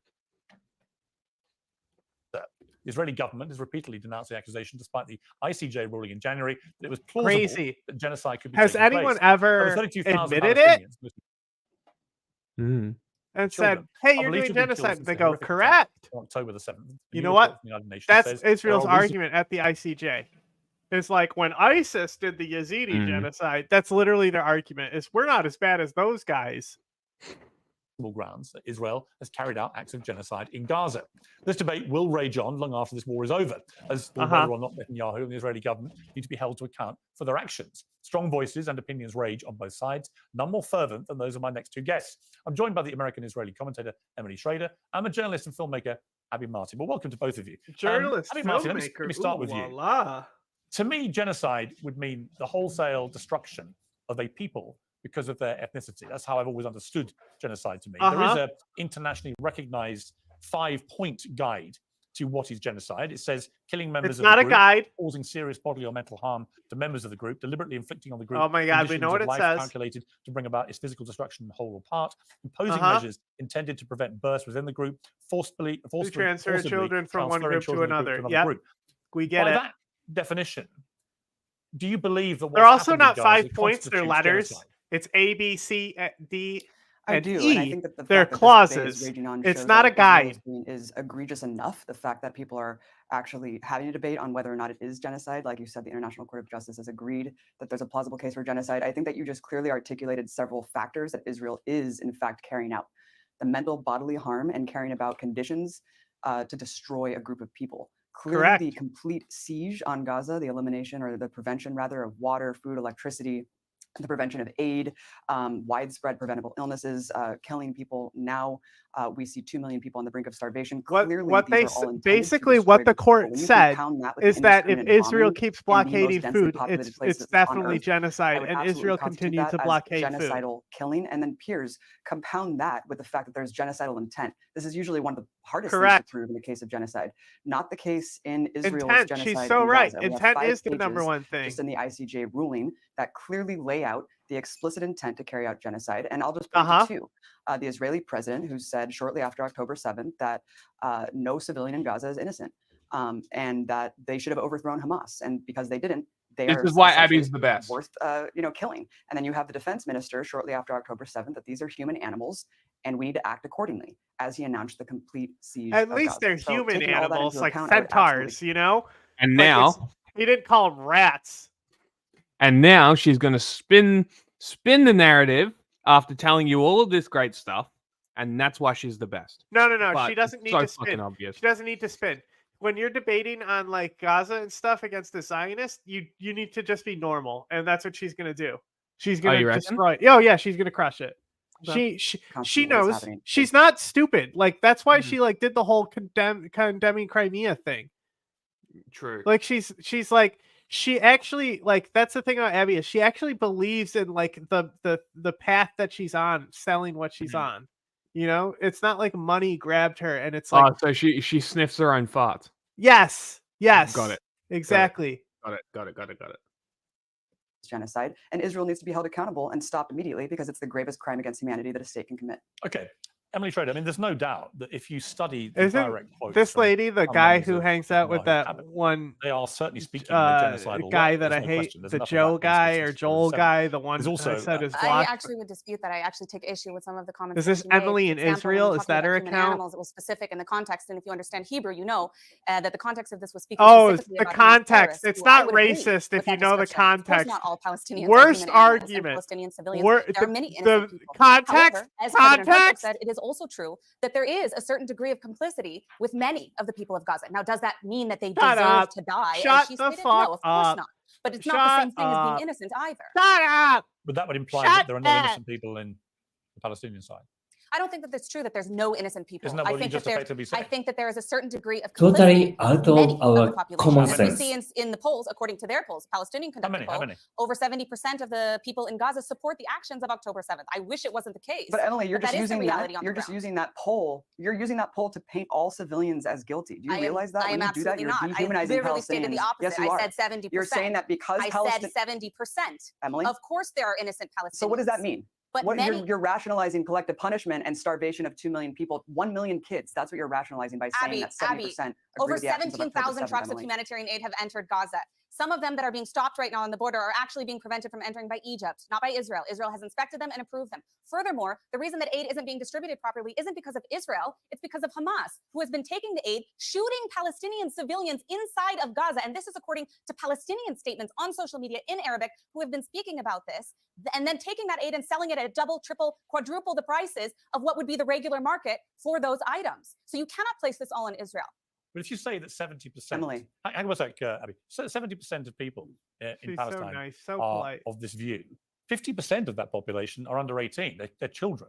So are you including large numbers of children in your assessment that Palestinians all believe this way? I don't believe that the statistics of that poll, how they conducted it, included children. However, I don't know, so I would have to investigate that It didn't further. include children, then that doesn't include half the people in Gaza. And that's, According to whose statistics? According to the Gaza Ministry well, of Health, which is controlled by Hamas? half the population. Because even this 30,000 number hang on, is I'm not- coming from Hamas. I realize that, but it hasn't been disputed by other agencies. And historically, the Hamas Ooh, figures got to the her. Palestinian Health Authority have been broadly proven to be accurate over time, which you know. 30,000 casualties, and they're claiming that none of them But are that's not combatants. the- How is that accurate? It That's not doesn't the even make sense. That's not the number I'm talking about. The number I'm talking about is if half the population of Gaza is under 18, then saying that 70% of the people in Gaza have a view would have to include a lot of children, right? And if you don't include the children, you don't include half the population, well, then you're talking about a narrow number of people. Comparative. Sure, but you also have to consider the fact that Hamas is actively recruiting and indoctrinating youth with this very extremist jihadist ideology. Here we go. Child She's abuse is an justified unfortunate killing the reality that kids. Palestinian children are She's dealing with. justified killing the kids.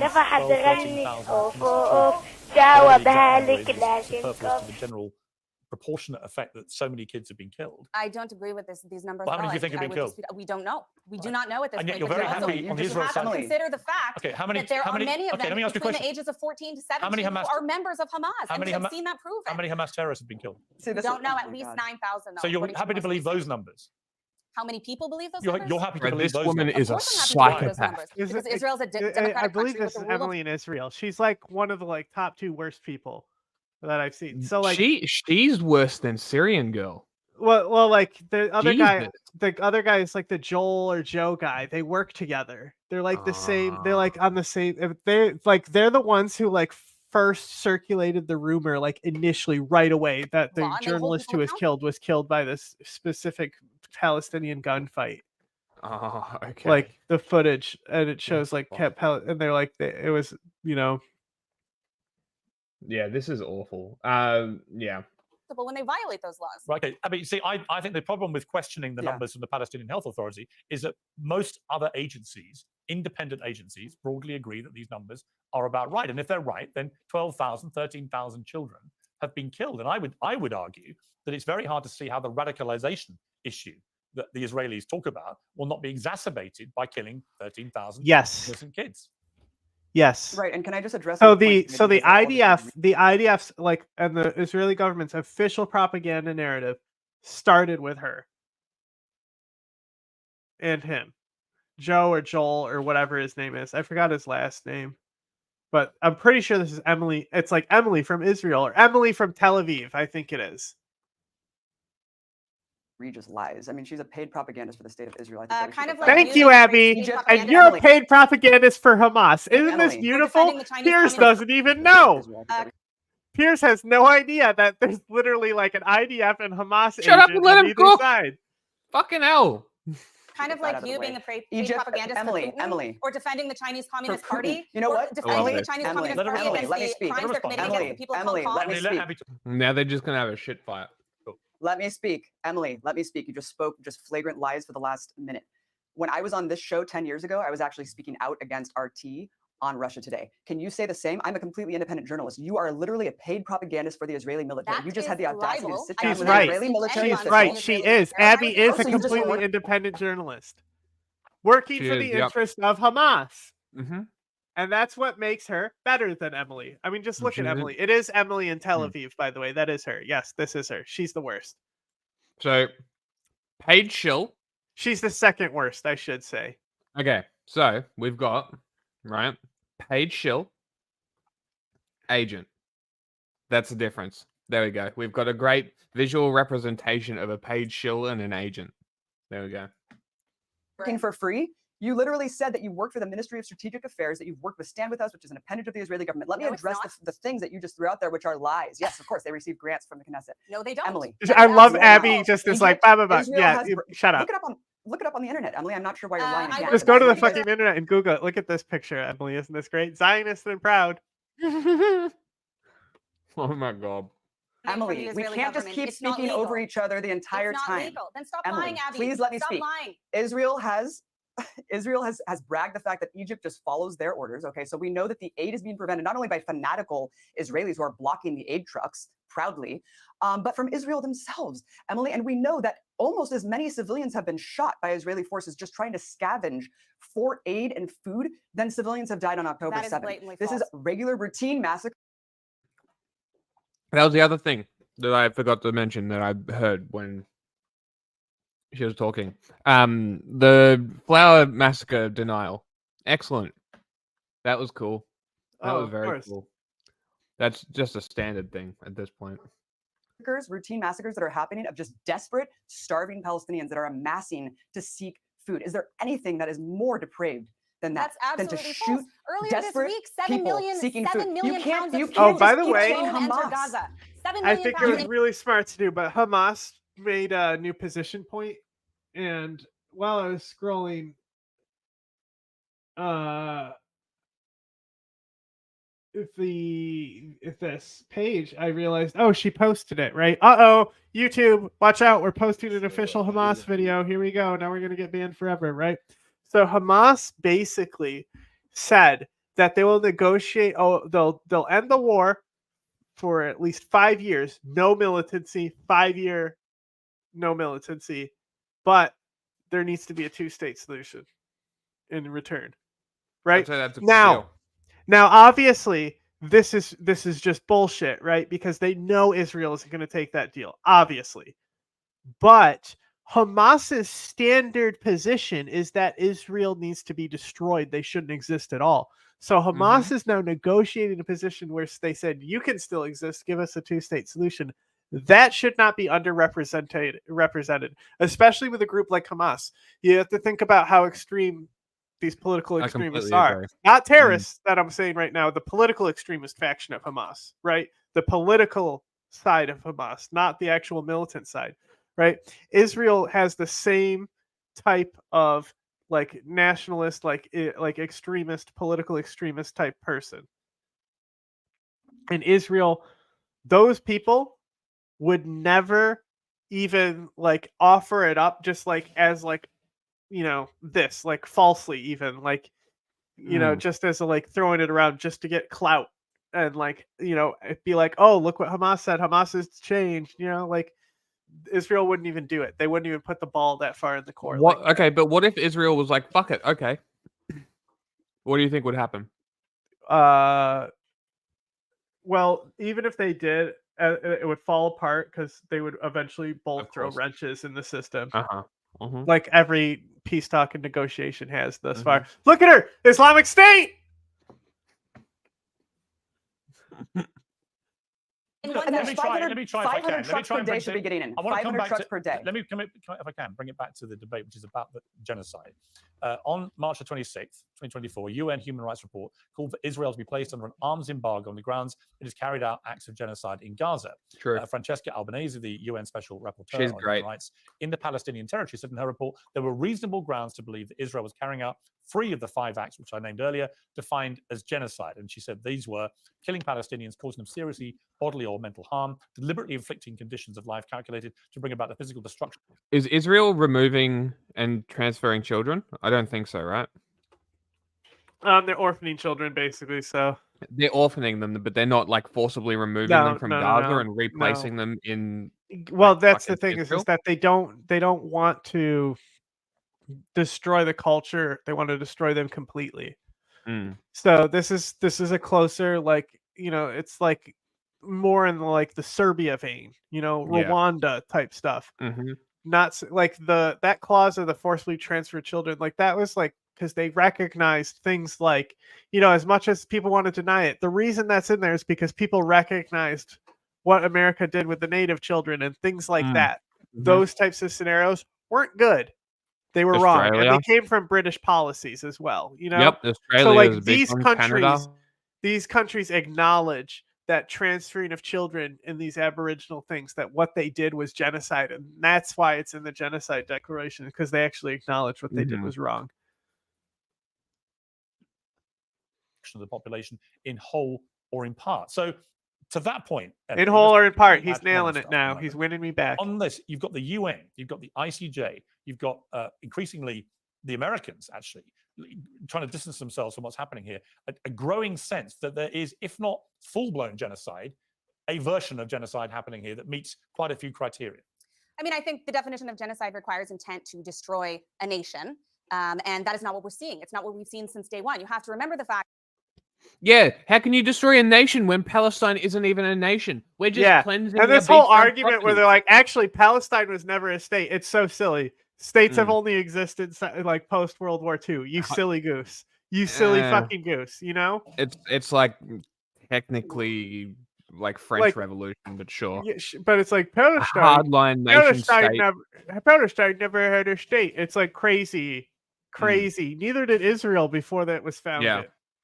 Yeah, what, 50 years, 60, 70 years ago. Yeah, cool. Yeah. Right. Like, this is a modern thing. States are a modern thing. That this war was not there was a started by cabinet Israel. minister who actually said he would be happy to drop a nuclear bomb on Gaza. That would have been the destruction Well, of the there are population. plenty of stupid comments from many Israeli politicians that I don't agree Right, but with. you said earlier that nobody on But this is not hang the on, you same said thing. earlier We that- did not hang on, start this Emily, let war. me point- This is not a war we Emily, wanted. It I is not a war understand. we started. I've made that point very Furthermore, clear. Let me Israel finish. does have the ability to commit genocide, and they are not. Let me Why just- would we send 17,000 trucks That's of such aid? an Why abusive, would we crazy send thing to say. You have a gun to the head of Palestinians saying, we can pounds commit and tons genocide. Hang on, if we don't all wanted talk over to. each other. I want to That's finish my insane. point. No, Abby is 100% correct. That was the perfect thing to say. Right then. What about the cabinet member who said that was quite crystal clear in his genocidal intent. He thought it would be fine to drop a nuclear bomb on Gaza. You said earlier that nobody on the cabinet, nobody under Netanyahu from the start of his war had ever espoused any genocidal thoughts or statements. He did that, guy. I didn't say that no one in the government has said that. I said that the quotes she specifically mentioned are inaccurate. Right, but what about the guy who got fired specifically for saying that about He dropping a should have nuclear been bomb? Right. He so- should have been what fired. but about- do you accept there have been people with that mindset Gotta on the see if cabinet? this gets claimed. I real think quick. that there are Because people who if have this- made all kinds of egregious if this statements on doesn't both get sides. And I can claimed, give I'm you a few gonna examples of fucking genocidal intent if you want from the use other this side. song. That's really the only We can- side we can- that has proven We can genocidal. come to that. We can come to that. But on that point, do you accept then that there are people in Israeli government, albeit he was fired for it, who have espoused genocidal sentiment? They have. I don't know of anyone who is in the current Israeli government Well, that no, you would got support fired. any form of genocide. Right. Has anyone Look at ever? the Of ICJ course, ruling. people have on both 5 sides. pages. Okay, Abby? 5 pages. Yeah. 5 pages of people, 5 including pages. social They're media posts literally of doing it. celebrities, including some of the people I know. That doesn't qualify as a legitimate intent to carry out a genocide. They include. What did you say before? That if they didn't let aid through, it would be officially basically That's basically what classified they as said. genocide? Yeah, they basically Cool. said it's like Israel has a responsibility to prevent genocide, which is what the declaration says. It says Yeah. Israel is failing at its responsibility to prevent genocide, which is what the charge in that is the convention. That is what the convention says. It says that is the state's responsibility. So it To is prevent genocide, literally it is literally declaring that yes, a genocide is happening. Israel is causing a genocide. Saying that saying that you're failing to prevent one means you're Yeah. doing one. And it's not even just Netanyahu, it's Israel the state. So it's not even that Netanyahu is stopping it, it's that nobody else is being like, hey, maybe we should put a bullet in his head and stop this. It's the whole system. Yeah, it's all of it. It's not a condemnation of you know how the they say a nation few state. bad apples. It's not just a few bad apples. It's the barrel. Yeah. Like It's the whole system. thing is rotten. It's the whole system. You put a good apple in with rotten apples, it gets just gets consumed rotten. by the rot. Mhm. All right, it's the barrel. Included one from a Emily, comedian look on at the there as Gaza well. Strip. Not to Emily, mention the fact that if we Emily, talk look at about the Gaza Strip. illegitimacy, It's completely decimated. You know what would have Every- been really, really good for Abby to have done here is instead of having a cityscape in the background, have Gaza. I don't think she cultural chooses it. aspect of life in Gaza has been But she's not completely in the studio, obliterated to make she's it somewhere else, uninhabitable and unsurvivable I know. for future generations there. I mean, that is hard That is I mean, just to genocidal, say, Emily. that is hard to argue. When you look at what's happened in northern Gaza in particular, it's pretty much been leveled. I've been there. I've seen it with my own eyes. Why would anyone expect regular Palestinians to be able to go back to homes that don't exist? Where are they going to go? Many of them already have started going back, and they need to reconstruct Gaza the same way that they needed to reconstruct Gaza after 2021. But they're going to have to do so together with partners, whether it's Israel, the United States, or other Arab nations, in a post-Hamas reality. And if we're talking about the problem in Gaza and how the Palestinians are suffering, you cannot remove Hamas from this equation. Hamas is the group that has been persecuting the Palestinian people as well. Well, that is true, Abby. I don't think there's any Emily. question. I don't think there's any question Hamas has been suppressing and Is this oppressing Piers people. versus I Emily? think that they have. Piers, shut the fuck up. See, Piers can't help himself increasingly- because she's so insane that even Piers has to be like, hang on, Abby, I need to deal with this crazy bitch next to me before I let you talk. Vocal in their desire to cause maximum Abby has said like damage nothing. to Israel and to Jewish people. Yeah, she's just done like, honey. That's basically all she's done. Yeah. They've said She since gets a October sentence 7th in their and then official it's spokesman that they will do this Yeah. again and again and again. That actually is genocidal rhetoric. If you're pledging to destroy You'd think Israel runs America, right? Funny how that works, how that rhetoric echoes. a people, I swear to God, in as many numbers as I- you can, as often as you can, that Like, is a form of it would genocide. be isn't it? wild if this song gets claimed because it's like, who's profiting off of this? Look, what precipitated even the origin of Hamas? Hamas didn't just grow out of thin air. I mean, it was precipitated by but what about my brutal question, though? decades of brutal occupation and ethnic cleansing. Yeah, but what the about my question question? whether or not Hamas is genocidal in its intent, I disagree. And Emily's Zapata. saying Look, Would you look, flip BG's Hamas is house? reacting. They're an armed resistance group trying to fight for Well, their they're liberation. terrorists. Do you I'm think not Hamas is a justifying terrorist anything that they've organization? done.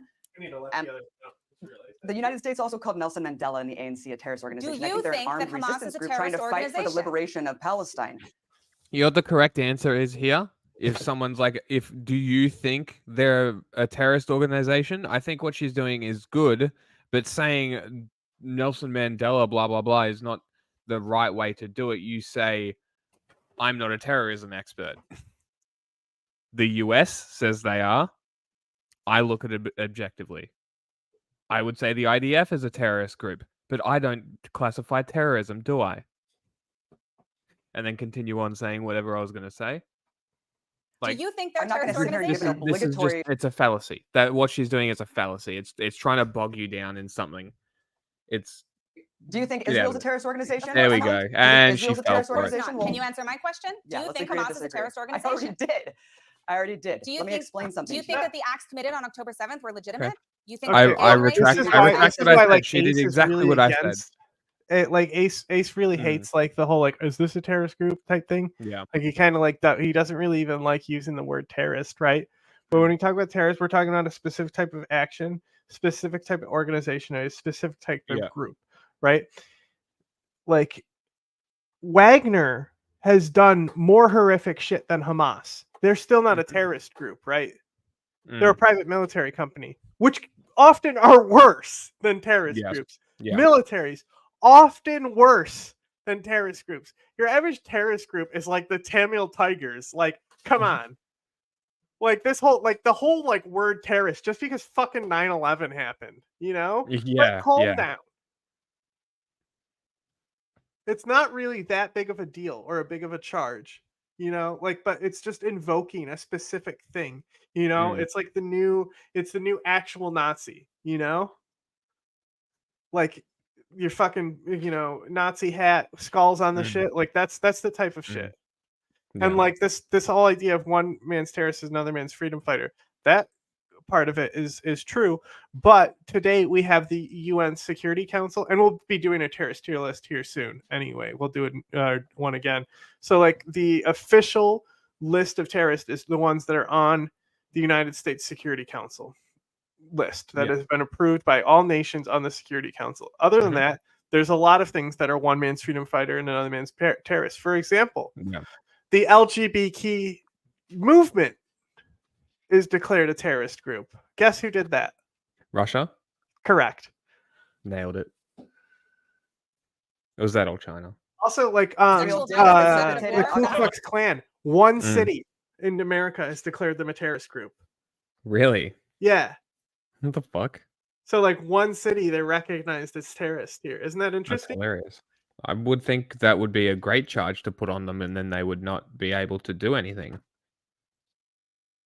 I think it might have been something like that. They got charged with something. I was just looking at the list, and it tells you like who designed it. It did get copywritten. How do you copyright this? Because like if you think about it, right? What is technically the definition of terrorism? Political aims, fear, or destruction or death? What is it? It's fear, right? Create fear through political means or for political means, something like that. Yes? You're muted. No, like classical definition is like it's like specifically like violence with a political goal or against like economics. So like Fight Club, for example, they did a terrorist act by attacking the economy the way they did. Okay.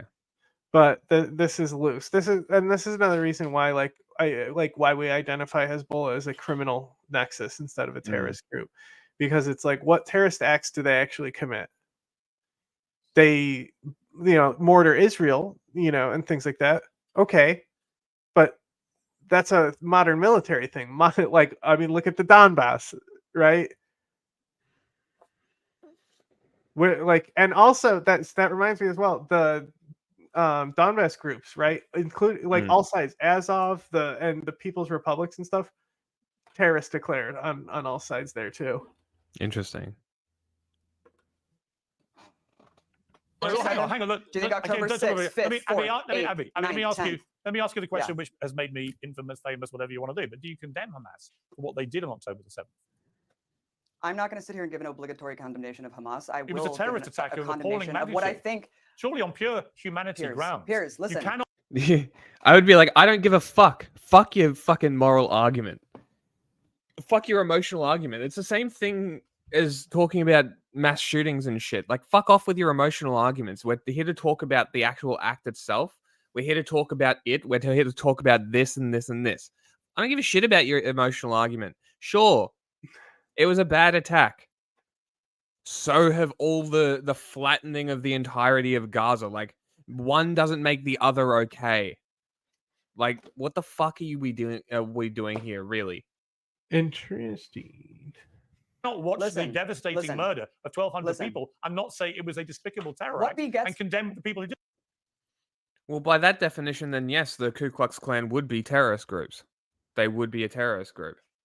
If it's a threat of violence for social goals, then yes, that's exactly what they are. By the FBI's definition. Well, they commit terrorist acts as well, but that's why, like, even before 9/11, it was like holding a political official hostage was terrorism. Yes. You know, like the Joker in Batman is a terrorist. Yeah. He's not a criminal, right? He's both, but you know what I mean? Like, he's a terrorist first because it's like the Penguin in Batman Returns, terrorist. Also, the Joker fucking uses chemical weapons and does chemical attacks on people, and people die from it, like canonically in the cartoon. Yeah, like you don't come back from the Joker gas; you die from that shit. Wild. Hamas. What I will do is condemn the policies that precipitate violence.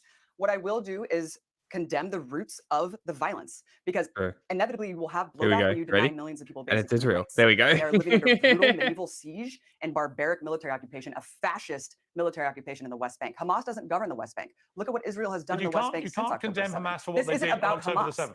This is not about Hamas. Well, it's all about condemn Hamas. what will beget violence inevitably. I'm not going to about? sit here and condemn Hamas. It's crazy the song. I love how we're using Batman examples. Yeah, culture is a great way to explain things, right? Yeah. But the real example that was in my brain and was in Jack's brain at the time when I was talking about it was RoboCop. Am I right, Jack? We were both thinking about RoboCop when I was talking about that. You're muted. About terrorism? Yes. We're shooting his dicks off. No. There's a terrorist in RoboCop. They kidnap. He holds the mayor or the. Yes, he holds the mayor hostage. Yes, and he's like just in the window. It's like they make a big deal about it. I want a car. What Hamas did on October the 7th. You can go back Absolutely in history. not. You can go back in history and you can Piers. find arguments on both sides in the last 70 years. I've had the argument many times. No, because See, what you're doing is what am I doing? What you're doing is conflating and pretending like there are two equal sides. Oh, they've just been fighting for decades. There's always reasons on both sides to start the violence. No, that's not true. There's one side that's an occupying, colonizing force that continuously and violently expels and subjugates and brutalizes and terrorizes the other side. They are living under the boot of Israeli authorities, whether you're in Gaza and occupied completely militarily by the outside, or whether you're living under a fascist military dictatorship in the West Bank. So if you believe, that is the root of the violence. Let me ask you this. 75 years Let me ask you this. of ethnic All right, cleansing and I apartheid. hear you. Let me ask you this. If you believe then that Hamas are a armed resistance, as you put it, and they have presumably then you believe what they did on October the 7th was justified, do you? I didn't say that. No, No, absolutely. well, wouldn't that be I'm not sitting here justifying anything. Isn't the I'm just logical extension of explaining your that. argument? If you believe they're an armed resistance and they are That's not true. they are doing what they're doing because they are responding to acts of terror by another side, surely you would say that what they did was justified. Or if it's not justified, what is it? You either condemn it or you think it's justified. I don't think you can sit. What the fuck are you talking about? There's never two sides to something. Jesus fucking Christ, are you a journalist or not? What a stupid fucking thing to say.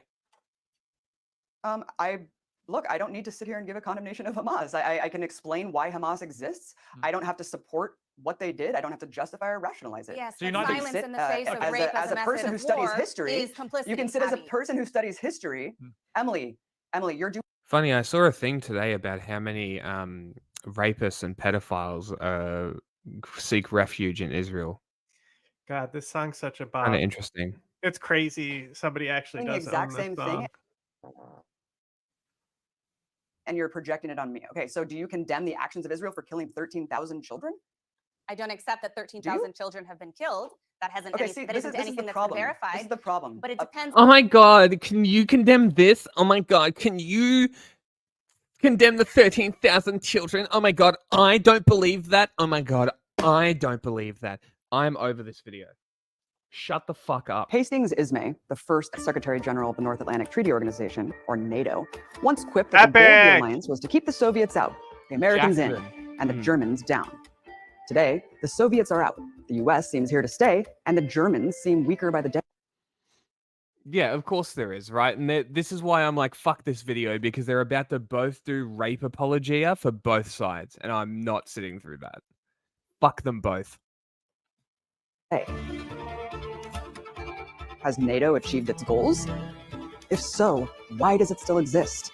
What were NATO's Why did goals? Fidel Castro call it the most perfidious instrument of repression known to mommy. mankind? She looking good. To answer these questions, we look back at the organization's history in Europe and beyond, and consider why a defensive alliance might end up causing World War III. How would a defensive alliance cause World War III? That Defensive is a cartel. contradictory statement in and of itself. Well, they strike How can first. how can something that's defensive They strike first. start something? Boomala boomala. Interesting. Would it possibly have something to do with the fact that Putin has a problem with it, even though the people who are joining NATO are basically begging for membership and NATO doesn't want to let them in? Interesting. Some food for thought. Great. I'm glad Jacobin's here to tell NATO us about emerged World in the War wake of III. some of the most turbulent events in human history. The world was reeling from a global war, and the geopolitical balance of power was undergoing a tectonic transformation. Nah. The Soviet Union lost 27 million lives to defeat Nazi Germany. China lost over 20 million in a much longer war against the Japanese Empire. The British had been blitzed, their colonies starved, partitioned, and abandoned. Europe was in ruins. The United States, on the other hand, emerged economically stronger, and after Hiroshima and Nagasaki, shielded by the terrible power of the atom. It moved quickly to apply its newfound power to a project of global hegemony. Preponderant power must be the object of US policy, a State Department memo said in 1947. NATO was a critical piece of that puzzle, founded in 1949 with the explicit mission of deterring Soviet expansionism and establishing a permanent North American presence on the continent. Let's go. But NATO Yeah, North American babysitting Europe. Yeah, cool. was not the only US military they almost treaty ended signed the world twice. after World War II. In under 50 years. Uh-huh. And the other treaties reveal a lot about the real motivation behind NATO's creation. These include the Southeast Asian Treaty Organization, or Zeteo, and the Central Treaty Organization, or CENTO. Each was part of a grand strategy of economic and military encirclement and containment of communism.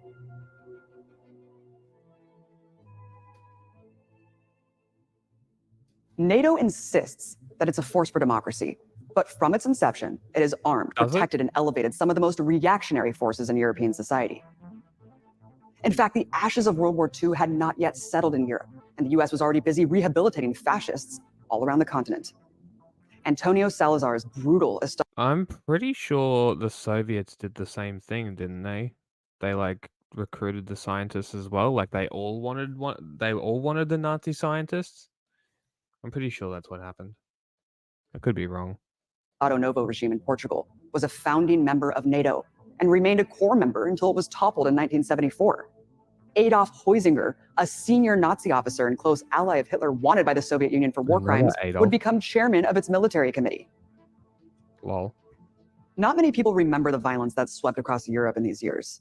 Through initiatives like Operation Gladio, the United States funded what it called stay-behind operations across the continent, cultivating a clandestine paramilitary network ready to strike at and disable the rising popular movements sweeping Europe. The tankies love Operation Gladio. From 1948 onwards, the CIA funneled tens of millions of dollars to extremist right-wing groups in Italy alone. These groups were responsible for scores of deadly terrorist attacks that massacred hundreds, many of which were blamed on the West. It's not proper piece of According to a etiquette! 2000 It's parliamentary me, commission in Italy, Tony was part of a Lasagna, strategy of tension from the that terrorized people into neighborhood. We abandoning used their to play loyalties to the stickball rising together communist behind the and Olive socialist Garden. movements, intended in particular to stop the Italian Communist Party, and to a certain degree also the Italian Socialist Party, from reaching executive power in the country. U.S. activities extended far beyond Italy. The Corsican gang that led the French Connection, a notorious drug smuggling scheme that delivered most of the U.S.'s heroin, also received CIA support to prevent the rise of communist forces in France, as did Turkey's brutal Grey Wolves, and Portugal's Central Order and Tradition, and Greece's military junta. The list goes on. NATO's mandate derived explicitly from the threat. She loves this. She can just go ham with all the buzzwords and shit, and all those Jacobin stooges are just going to eat it up. By the Soviet Union, and the rising popularity More of communism views than outside of the subscribers. USSR fell within its purview. As an instrument of US hegemony, NATO could not withstand the rise of an anti-imperialist politics within its domain. In the case of Italy, reveals the indivisibility. Does she know? I don't think she knows. I don't think she knows the Cold War was a battle between two imperialist nations battling for the top spot. I don't think she knows. Of NATO's process and the broader aims of US empire. No Soviet Empire though. No forced deportations of Muslims to Central Asia from Russia. No ethnic cleansing within the Soviet Union to make sure the pure and white Soviets are at the middle. No, that never happened.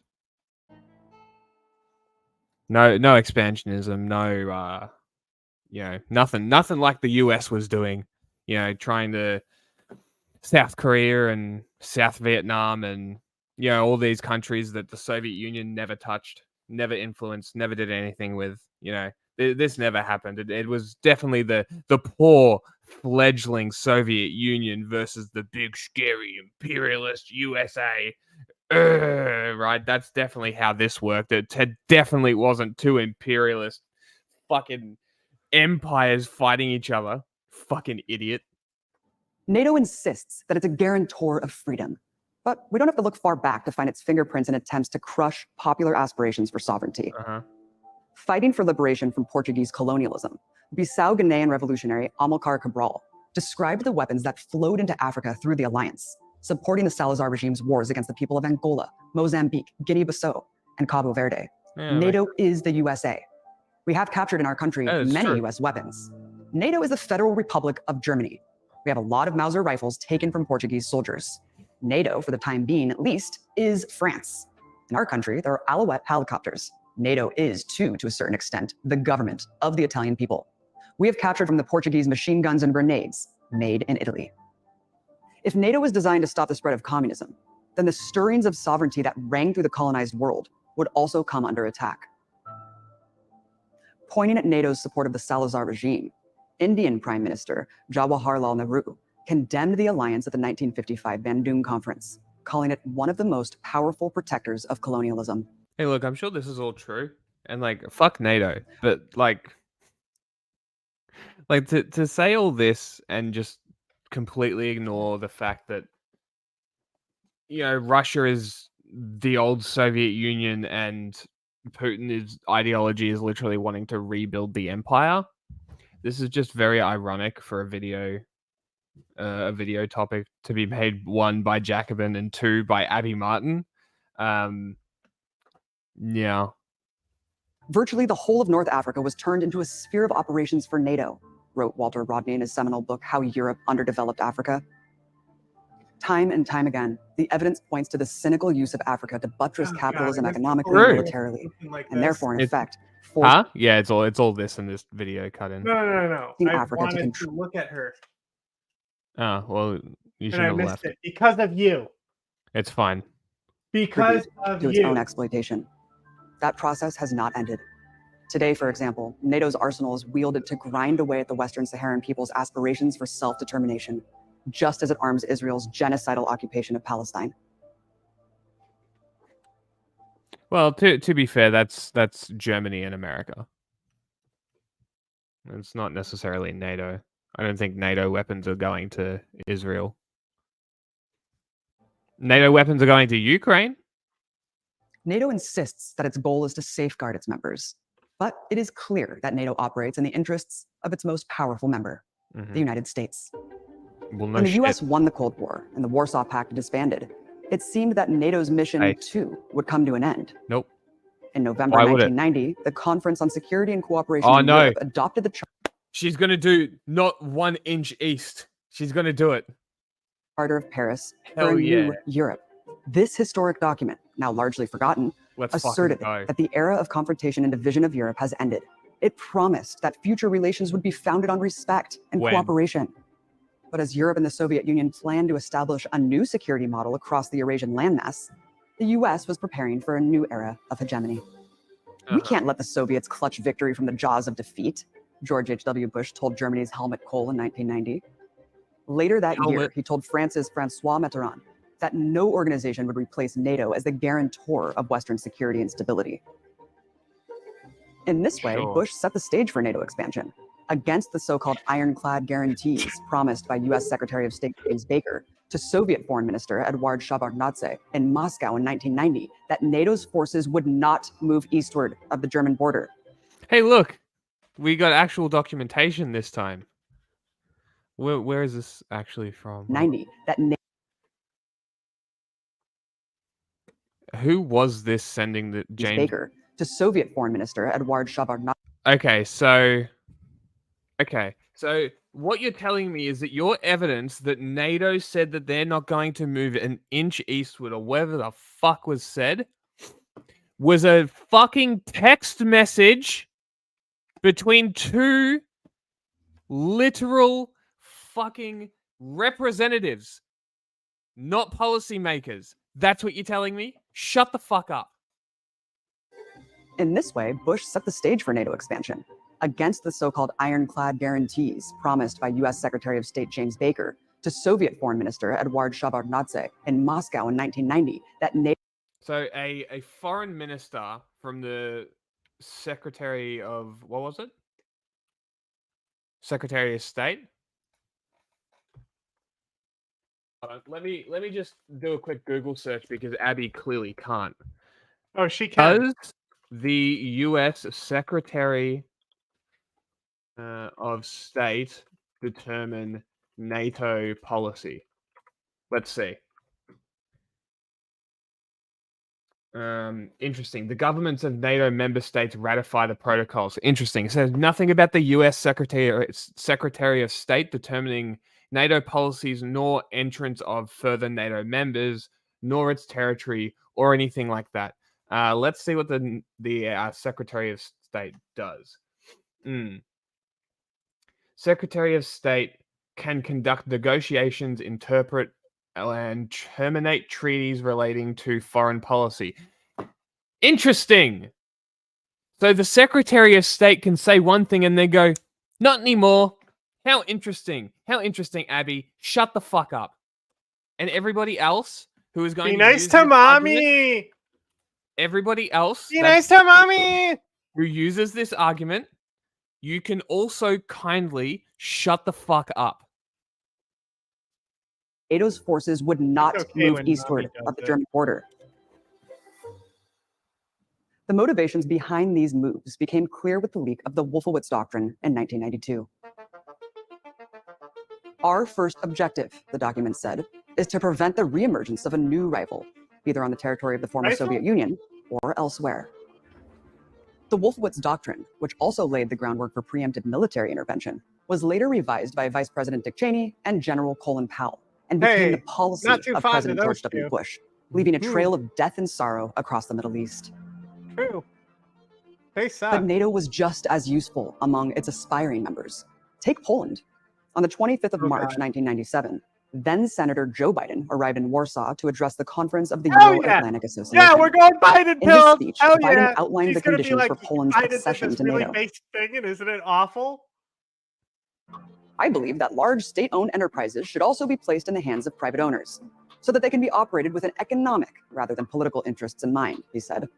Businesses like banks, the energy sector, the state airline, the state copper producer, and the telecommunications monopoly will have to be privatized. Membership in NATO thus dictated that states surrender the very basis of their economic sovereignty while drawing them into the sprawling US military-industrial complex through the purchase of NATO standard equipment. Nice. Billions of dollars are at stake in the next global arms bazaar, the New York Times wrote in 1997, citing weapons sales to Central European nations invited to join. Okay, this is bullshit, all right? First it said it's not copyright, then it flipped it to copyright. 5 different versions of this shit, all of them claimed. How are we supposed to? You make a good point. How am I supposed to show everyone my favorite pop? It's too late. Can't do it. I know. Bro, They're all claimed by the same fucking shit. What the fuck? You don't own this. This is like original. Like somebody In one of its redid most this, and they're still blatantly claiming ridiculous it claims, just because it has the NATO same like insists beat and that it's a lyrics. defensive alliance. But through the course of its history, NATO has destroyed and dismantled entire states. The Libyan War saw open-air slave markets. No. You get it wrong. You get it wrong. They purchased it through solidarity state capitalism. That's good, comrade. State capitalism, good. Private capitalism, bad. Who's claiming all these ISIS videos? You know? Markets reappear in a country that once had Africa's highest human development index. In turn, Libya's destruction fueled militancy and conflict beyond Libya, in Mali, Algeria, Niger, and elsewhere in the Sahel region. According to research carried out by the Costs of War Project at Brown University's Watson Institute, the post-9/11 wars that have been imposed on the peoples of Afghanistan, Iraq, Pakistan, Syria, Yemen, Libya, and Somalia have claimed 4.5 million lives and forced tens of millions into poverty and involuntary migration. Many of those who then pursue the perilous... So there's 4.5 million people that are dead, 10 million displaced and in poverty. Let's boil this down to one simple thing and say that America done did it. Nothing else needs to be done. It's America's fault. There was absolutely no other factors involved with any of this at all, ever. Trust me, I'm a doctor. Path to peace are held up at NATO's borders, drowned in the Mediterranean, the world's largest graveyard. Look, or that's Italy. That's Italy's fault. That's what's her face? You're missing it, but Baloney didn't miss it. She understands it perfectly. Baloney! She certainly didn't miss. Into concentration camps funded by NATO member states across northern Africa. From the major U.S. post-war military... basically, she is attributing everything that NATO member states do to NATO, is basically what I'm gathering here. So, individual nation-state policies are now reflective of NATO because you are in a defensive agreement because military reasons, I guess. Also, I guess Italian immigration policy is the fault of Romania, I guess. Sure. And Finland now, too. Yeah, no, I guess Finland just wants to kill migrants in the Mediterranean as well, right, Abby? This is honestly probably the worst video I've seen her make. Treaties. And it's probably because it wasn't written by her. Only NATO remains. CETO and CENTO are no more. One was disbanded when the US was defeated by the revolutionary forces in Vietnam, and the other after the Iranian Revolution. Yet NATO persists, not least because it's proven its repeated willingness to use overwhelming military violence against its adversaries. Which ones? Now, having expanded as far east as it can go in Europe, NATO has set its sights on the world. NATO's recent strategic concept referred to Africa and the Middle East as its southern neighborhood. And at its 2023 summit in Vilnius, NATO issued a communique. That means nothing. That just means that it's south of where most of NATO is, which is objectively true. Okay, I think. What the fuck is wrong with you, Abby? I think Put I may your brain in. Found a workaround to my problem here. I needed to find AI voices of them singing the song, like Donald Trump and Adolf Hitler, and now I'm gonna try and see if those get copyright checked. Because there's no way a completely AI version of the song should be copywritten. But this is what you don't understand. Abby That's what NATO does. They control everything. You must surrender everything, including your population. You know, it's the population of NATO, not individual countries. You know, the Italian immigration policy is NATO policy because defense, obviously, didn't you know? Like, you know, the Navy operates in the water, the Mediterranean Sea. The migrants are in the Mediterranean Sea. It's obviously NATO policy. You know, this is, can't you see the logical connections here? Like, it's simple.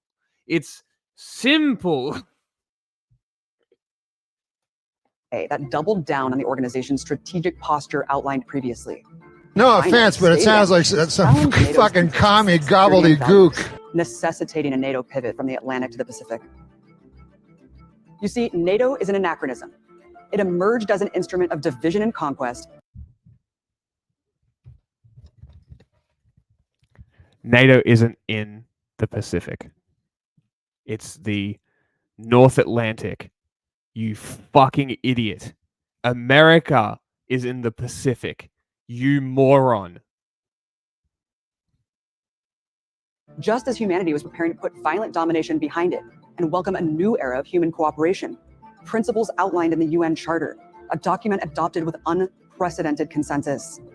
Now, as NATO's expanding ambitions raise tensions to a boiling point on several fronts, it has become imperative to the UN is now NATO. Challenge its violent mission and dismantle the war machine. This is how we prevent World War III.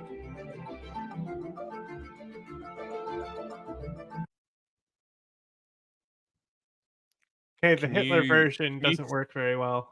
Can you simplify how we stop World War III, please? Because it wasn't very clear. You didn't actually answer anything. NATO isn't invading Ukraine. NATO doesn't have direct control of nuclear weapons. Help, please, Abby. I need some clarification. Your bad video didn't explain it. What do we expect from Jacobin, though? Markers are still broken.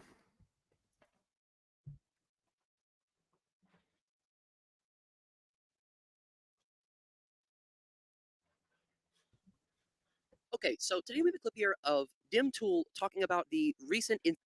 Oh boy! I didn't know we put this character on here. I don't know. I put this in there because it was DEI. And I'm like, oh, Tim Pool They crying claimed about the Donald Trump AI cover, bro. What Seriously? is this bullshit? Are you kidding me? No way. I'm just gonna I'm actually gonna say I'm just dispute, and I'm just gonna say how. no, I'm not actually gonna do that. That's death wild. of the Commonwealth. That's wild. The Commonwealth is still going. Like, I mean, Australia hasn't ever really had anything for like 15 years. So, you know, we're a massive country that totally could be producing stuff, but we just don't. For reasons, I guess. I think I found my true calling in life. I need to start recording copyright-free covers of ISIS music. Okay. Who the fuck owns ISIS music, though? You know, like, why are you claiming it? It's a fucking AI version of the song. Fuck off. What is claiming it? The music for Muslims, air music for Muslims is what's claiming it. Seriously? Yeah. Because it's like one artist professionally recorded it, right? And that's like that's the one that's the bop, right? And because they're so similar to that song, YouTube software is still flagging it. Insane. All right, well, you're gonna have to take over. On an Alaska Airlines flight, where part of a plane, while it was in midair, why you literally like take over? I'm gonna walk away. No prep. I mean, actually pay attention, not really take quick over. Here, quick little spiel. How am I An supposed Alaska to Airlines pause? flight was supposed to make an emergency landing after a window blew out in midair. An Alaska Airlines flight traveling from Portland, Oregon to Ontario, California had to make an emergency landing Friday night. Did I break it by turning it down? I broke it by turning it down. Good job, YouTube. After a portion of the aircraft blew out midair. What? Alaska Airlines flight 1282 left This Portland kid is International your Airport ally. to p.m. Pacific Standard Time, according to the public flight tracking website FlightAware. I the can't aircraft hear him. returned to He's Portland and talking landed too safely a fast. little I before can't 5:30 adjust p.m. the Social speed. video obtained by CBS News appeared to show that one of the passenger window panels had been blown out. This is a picture of what happened right here. Nobody was actually, no one got like sucked out of the plane or anything like that. Some people's stuff did actually wind up flying out. Some people's phones, some other items flew out. The aircraft reached approximately 16,000 feet about 6 minutes into the flight before beginning its descent. The jet had 174 passengers and 6 crew members. In a statement provided to CBS News, Alaska Airlines said that flight number 1282 experienced an incident this evening soon after departure and landed safely back in Portland, but did not elaborate. Immediately after the incident, the pilot radioed to the air traffic controller, declaring that the flight had depressurized. We are declaring an emergency.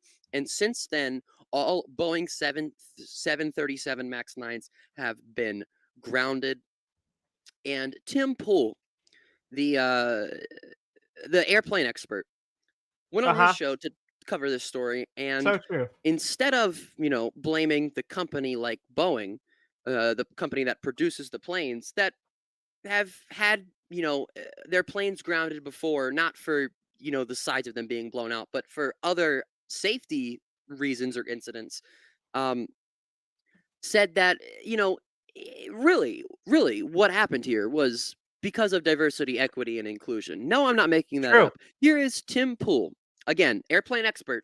Okay, I'm done with your boring my video. Second channel. I have every single Australian food. I am going to rank them, put them in a tier list. Nobody asked me to do this, but I'm a top 3 Australian content creator, so my opinion is the only one that matters. Everything I say about these foods will be the final opinion. Vegemite. Controversial one. This is one of the favorites in my country. I have eaten this before. It tastes like eating literal shit. Oh, epic. Smells like devil's asshole. See where it actually ranks, if it's actually good or bad. The final opinion. Not how you do it. You're doing it wrong. That's fucking disgusting. That is a straight up F tier. Bro, what? You're Australian? You don't even know how to eat disgusting. Vegemite? Are you fucking That's kidding the me? worst thing I've ever Pathetic. eaten in my life. Some may call it controversial, but your opinions don't matter. That is F tier. Fairy bread, everyone's favorite childhood food. Thinking that other countries don't have this makes me very sad. Like, American kids just don't have this. I mean, to be fair, Fanton made this. It might not be what, like, my granddad made. We can. Really What do you mean? Nobody has this. It's Anyway. fucking sprinkles. I can make it right now. It's a nest. Even if you made it, it's still a nest. It's just I don't literally know. sugar and butter. Giving kids No heart disease, shit. whatever. You know what? You know what's better? You It's know what's better unfair than that sugar all and we butter? eat is that we Cinnamon die. toast. It's unfair that like heart disease exists. Okay, just make sugar and Freddo cinnamon. Mix them frog. together. It's literally just a chocolate frog. I Yep. don't think you can really go wrong. This is okay. This is not really an Australian food. I'll It's give it an chocolate. A, solid A. Like everything except Vegemite here is probably really good, but we have to be very strict with our rankings. I don't like the way he's looking at me. Shapes. Every kid at school had these. I always had the chicken shapes, but I would argue that these are the most iconic because other kids bullied me for not having these, but I just didn't like them. I don't know. Kind of mid, very average. True. Those kids were dumb. That might be a D. Oh, I'm definitely getting stabbed. Someone's going to find me on the street in Melbourne and have a real problem with this opinion. Oh, yeah, I think I'm going to give that a D. If you disagree with me, once again, you're just wrong. We have Twisties, national treasure, although potentially controversial. Chicken Twisties are way better. I don't know why the fuck we don't have chicken Twisties. Who the fuck buys cheese Twisties? I'm only ranking cheese Twisties. You're a fucking idiot. Smells like I ass. knew it. I knew putting this on. He couldn't stay away. Chicken Twisties any day. C tier. C tier food. He's wrong. No, you're a fucking joker. He's wrong. Come get him then. You want your cheese Twisties? Have them. Clean that up. The classic meat pie, part of my Fortnite skin. I used to eat one of these quite literally every single day. They do vary in quality. I don't know if this is a good one, but it's going to be hard for this not to be S tier. What's up? Just like how I remember it. Pie is S tier. It's literally just beef and gravy. It's something so simple, but so beautiful. Chicken sauce. You know what's way better than that? The Ukrainian like meat pie that's like a cheeseburger, but it's like a fully encased. Like it's like ground beef, but it's like also got the cheese in there and everything. like that Ukrainian version, like one of the best like burgers that I've had, even though it's obviously not a burger. But like a meat pie is also like what I would classify as a burger. Like that's like it's burger enough to be in the burger category, you know? Thanks. I like my headphones. My mommy got them for me. So I'm always amazed that other countries don't have this. I don't even know what's in it. I don't think it's chickens. Probably pure chemicals. Probably going to kill me. But it makes chips taste amazing. So we aren't ranking these like based on how they're used on other food. So I do have to eat this straight off my hand. Yeah, I just don't remember what they're called. Someone from Ukraine. I think we're too early for the Ukrainians now. We've exiled our Ukrainian fans because we've been doing it early now. I'm from New York. Jack's from Australia, but he's just a chair right now. He's Hasan today. This one. This is good. Oh, look at that. But I'm giving it an A. Controversial, perhaps. Chicken salt on like some chips. S tier. Easy S tier. Golden gay times. What can we say about golden gay times? 4 delicious chances to have a gay time. That's what it says on the box. All the boys want to come have a gay time together? All 4 of us on camera have a gay time together? Yeah, I'm the one that says John on it. Crewy, you come have a gay time? Jack is the one that says Jack on it.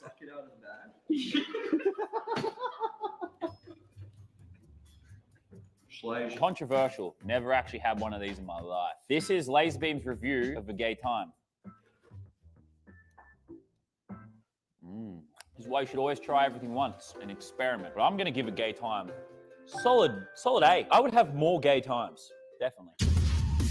Yeah, we're actually we're doing fundraisers for a media company. So we stream Monday, Wednesday, Friday to do fundraisers for a nonprofit that we're trying to found to help journalists in countries that are in conflict and have limited press freedoms. All right, we got chocolate mud cake. Don't actually have a knife or a fork, so yeah, I'm just gonna eat it the way God intended. The proper way. Proper way. Yeah, very good. Just some chocolate cake, you know. It's not going to be an S. Some of the boys off camera are mad about that. It's a B. It's a B. I put it down as a B. It's a B. Chocolate cake, a B. You can complain about it, but guess what? Your opinion doesn't matter. Just imagine Jack shitting right now in total rage, right? Funny as fuck. Tiny teddies. Childhood favorite of mine. I love me some tiny teddies. They're just little chocolate bears. You can't really see it, but they're all different moods. They're like the 7 dwarves. They got like happy and angry and sleepy. But I used to try and like collect them all. I was a loser. This one's missing a leg. That's diversity. Let's make him miss another one. I want to give him an S tier for the nostalgia factor, but I think they're an A. I've had a weird combination of foods, dude. It's starting to feel a bit funky. That gay time really messed me up. We also have the classic sausage roll. I don't even know what meat's in this. I have zero clue, but they're a delicacy. What meat is that? Child. Did you say child? Like they make it out of like orphans or something? Maybe that's why it tastes so good. I'm gonna give sausage roll A tier. This is a good one, too. This is a good sausage roll. Lamingtons. Everyone loves these. I've never actually had. Only a country that doesn't have Mexican food and chimichangas would make a sausage roll. Why is he enraged? Jack is Australian, and all this guy's opinions are wrong about the food. So Jack is triggered while he's pooping right now because his headphones are on. Had one as an adult, so I'm excited to try it. It's kind of like a fresh perspective. One thing I'm realizing, though, in general, Australia just has the best food in the world. It's not even debatable. No. Smells good. What's in it? Looks like just fucking coconut and jam. Passes the lick test. Oh, are these like little jelly candies? You basically like boil gelatin, and then you throw it in a cold temperature really quick, and then you dust it. A lot of sugar. You put a shitload of sugar and gelatin together, and you like cook it down into a syrup basically, and then throw it in the freezer real quick. Been missing out. I'm gonna give that a B. It's not mind blowing. Not gonna change my life. It's not gonna, like cure diseases or anything. But that's a solid B. Why is this in the food pile? You thinking I wouldn't check? I'm just gonna start chugging some Ajax. There's definitely been kids that have like drank this shit because they thought it was like a soda or something. So I could try it. 10,000 likes. Don't. It's not actually happening. Wheat Bix. Wheat Bix, Australia. Okay, it's crazy. This is what Australians call cereal. You guys ready for this? Crimes against humanity. Favorite breakfast cereal. This has been feeding Australian kids for generations. I used to, before work, I'd have like 10 of these. It smells like cardboard, literally. This is a Wheat Bix. You're meant to have this with like milk, honey, sugar, some other shit. Bit dry. A little dry.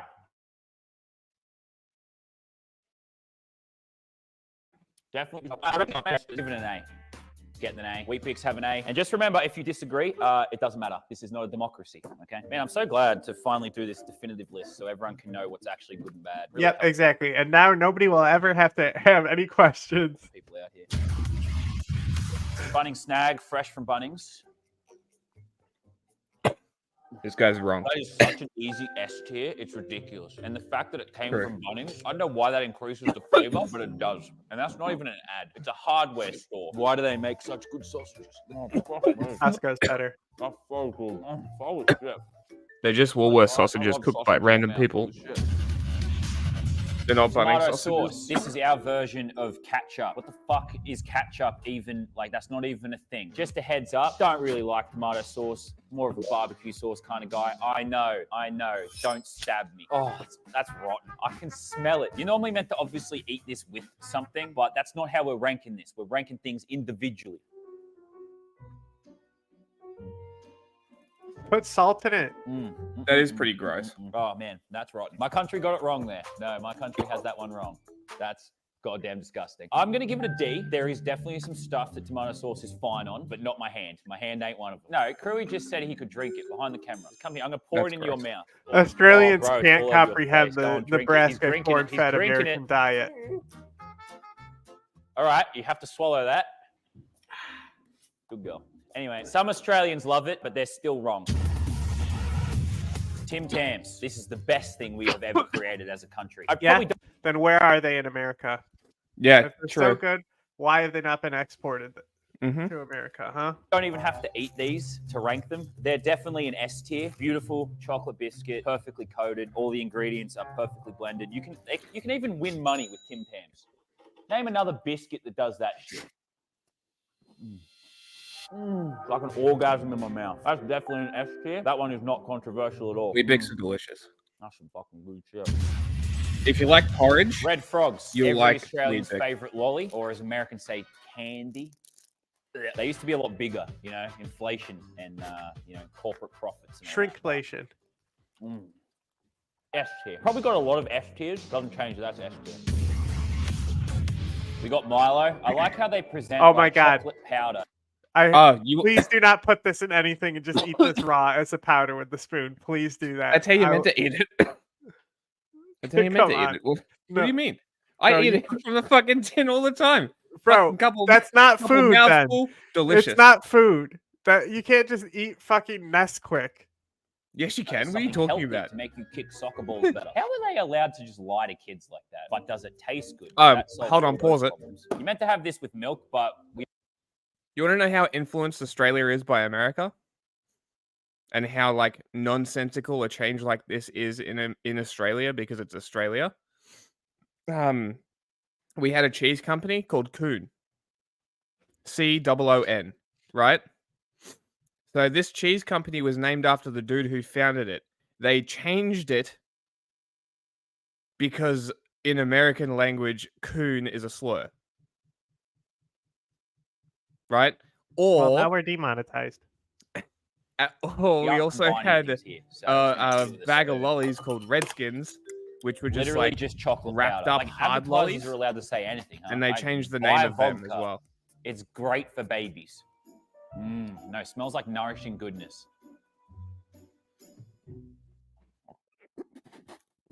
There's no way I can swallow that. That's so dry, bro. Weak. Weak. What was I? Weak. Weak. Stuck in the Weak. Don't worry, Weak. don't worry. I'm not letting it Weak. affect the score. I'll give it a B. Peasant. It just tastes like chocolate. Peasant. I'll give it a B. Probably an A if you drink Fake it with milk Australian. and stuff and do it the right way. Weak.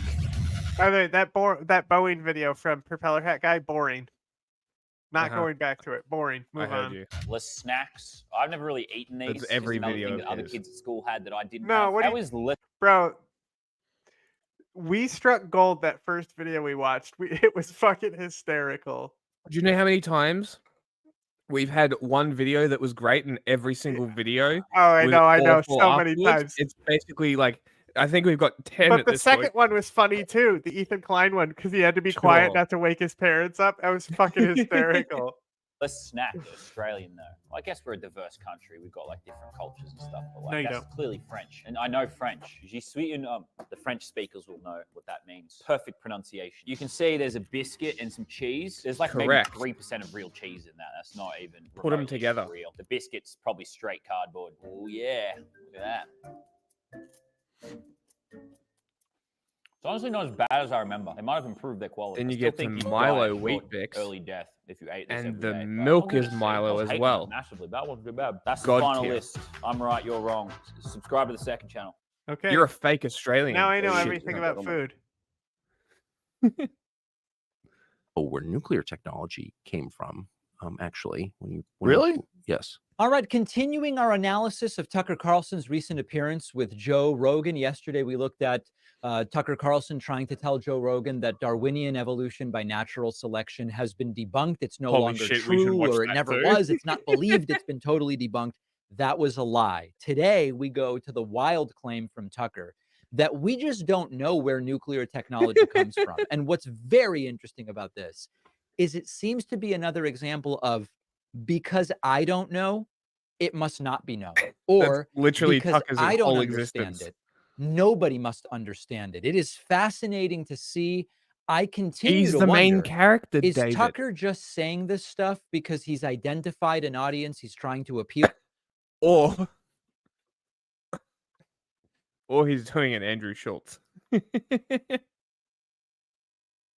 To now that he's been fired from Fox News and he needs to say this stuff in order to appeal to them? Doesn't Or Joe is Rogan Tucker claim? Carlson saying this stuff Look, because this he is believes clearly it? David Let's take a listen, Backman. then we'll discuss. Years more advanced than us. How much would we be able to detect? Well, so I think we're pointing to the same question. I mean, I have no Right. doubt that the U.S. government has technology that we don't know the details of. That makes sense. Sure. But like, where did it come from? Right. I'm not even sure. This is a separate question, but related. I'm not sure we really know where nuclear technology American ingenuity, bro.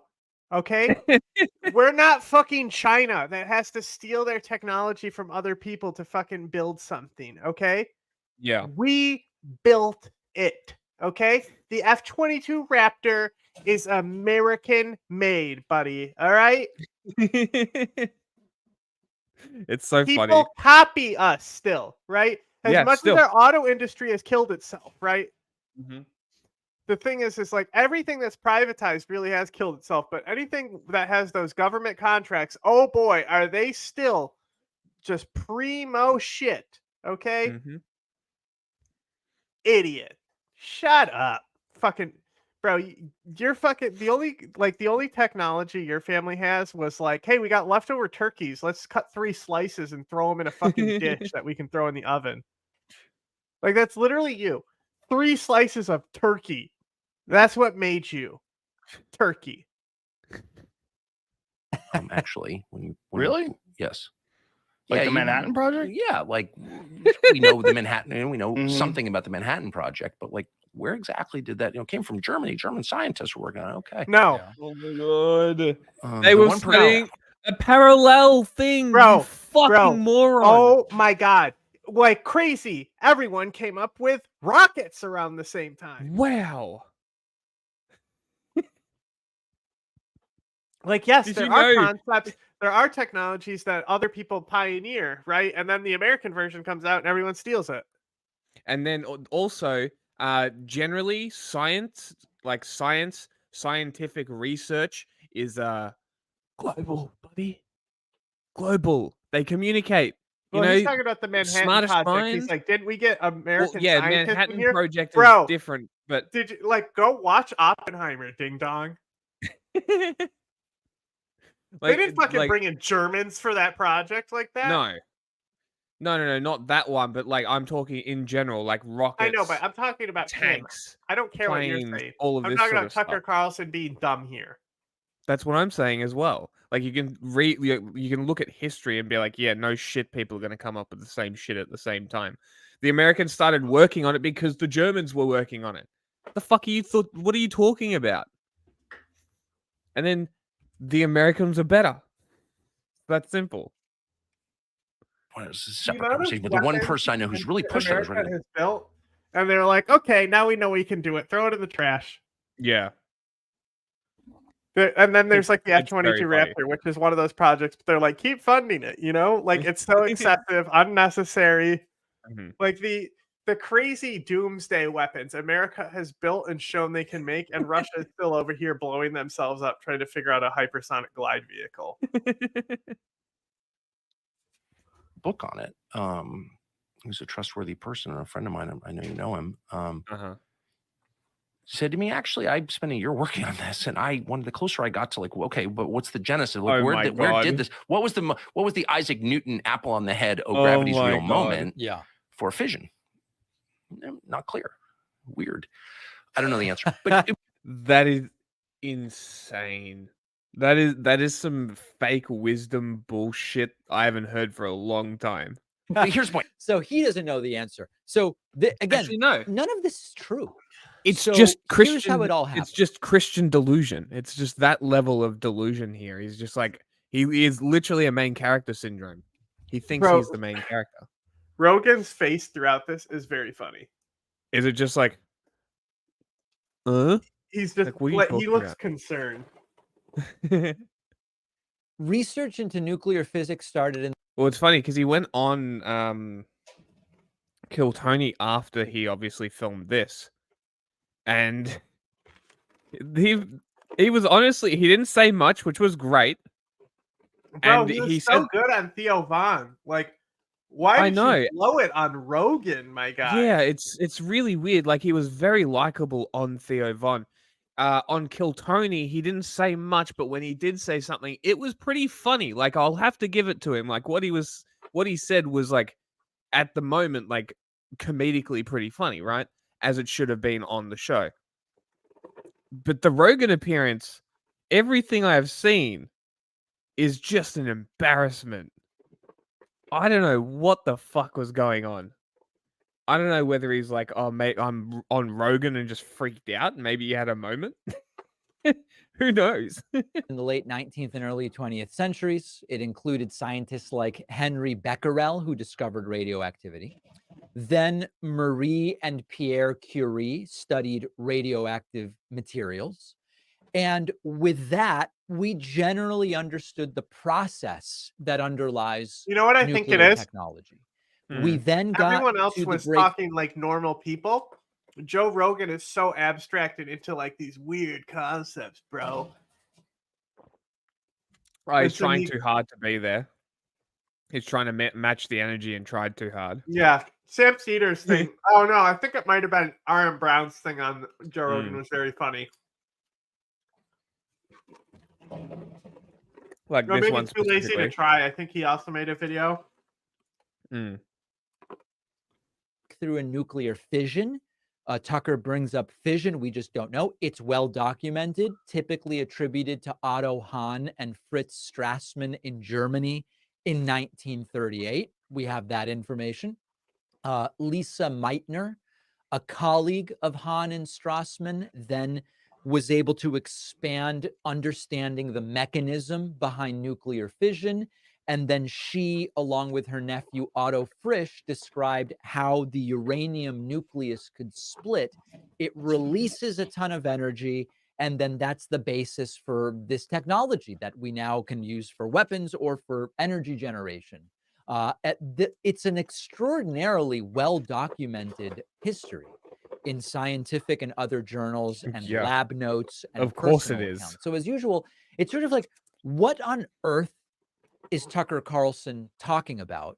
And as people know, I'm an open book on Rogan. Rogan and I have corresponded privately, dating back a long time. I've been on his show twice. Oh, he I've has. lately been critical of a lot of his stances when it comes to primarily medical stuff, I guess I would say. We're done with this one. All right, what's next?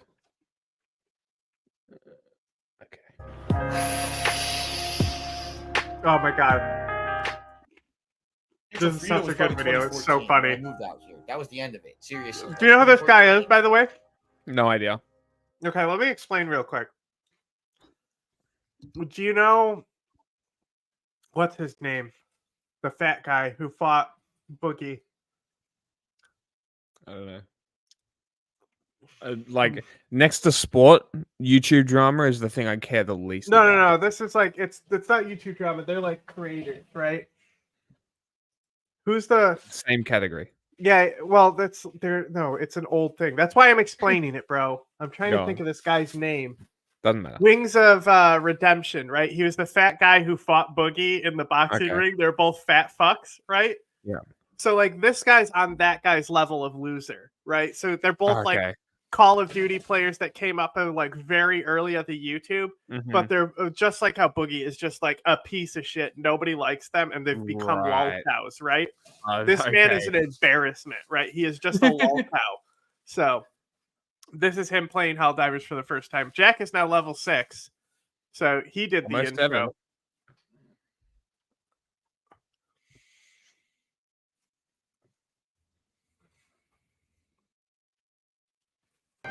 All right, everybody. I'm playing Helldivers 2.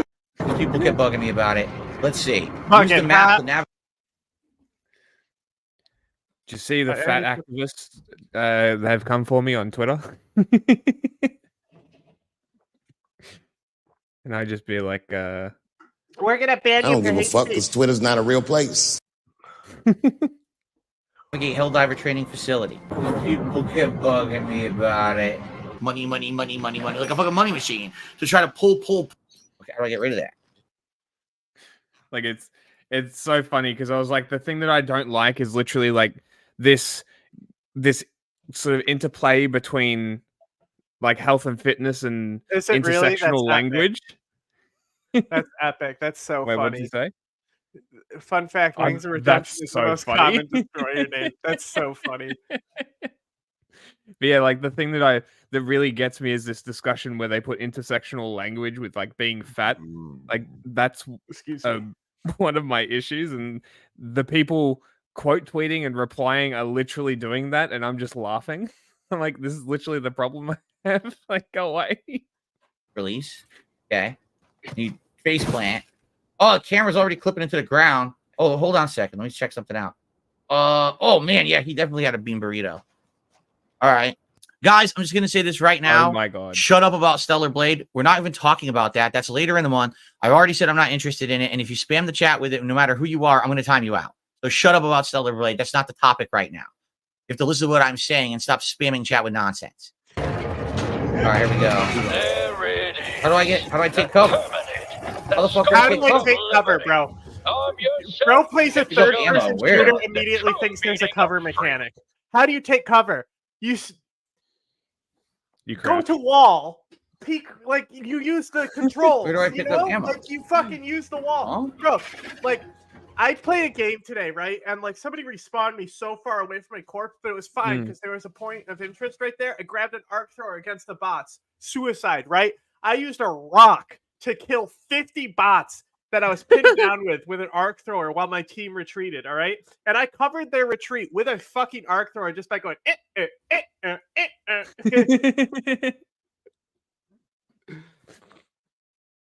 Just pick up ammo. Where? Oh my God. I don't have any. I don't get it. Oh. This is journalism, like games journo Bro, level. This guy gets paid to play video games. Seriously? Yes. I mean, he's not a God. huge one, but like, yes. Oh my God, I'm fucking giving him stupid as shit. donations. I agree with Insane. you. Okay. Otherwise, they'll just That's why people make re-uploads, making fun of him like this. Right. Grenade. And This is aim. the best part. Did he blow himself How up? do I get it in? Toss it at the aim. Oh! Amazing. Well, guys, you only get one life in this game, so that's it. I'm sorry that it took so long for me to play it, but that's it. I had one chance to get through the tutorial. I'm done. It's over. Maybe next life I'll play again. All right. Well, first of all, you're not good enough. You're not strong enough. You aren't funny. You don't make content. You're ugly. You suck. From Lady Helldiva. Have fun. Friendly fire is real. Give space when teammates drop orbitals, artillery, and eagles. Robots are harder than bugs to fight against. I didn't even know the game had robots. I thought it was just bugs. So great. Robots. What is this? Like freaking mechs and shit? Friendly fire is real.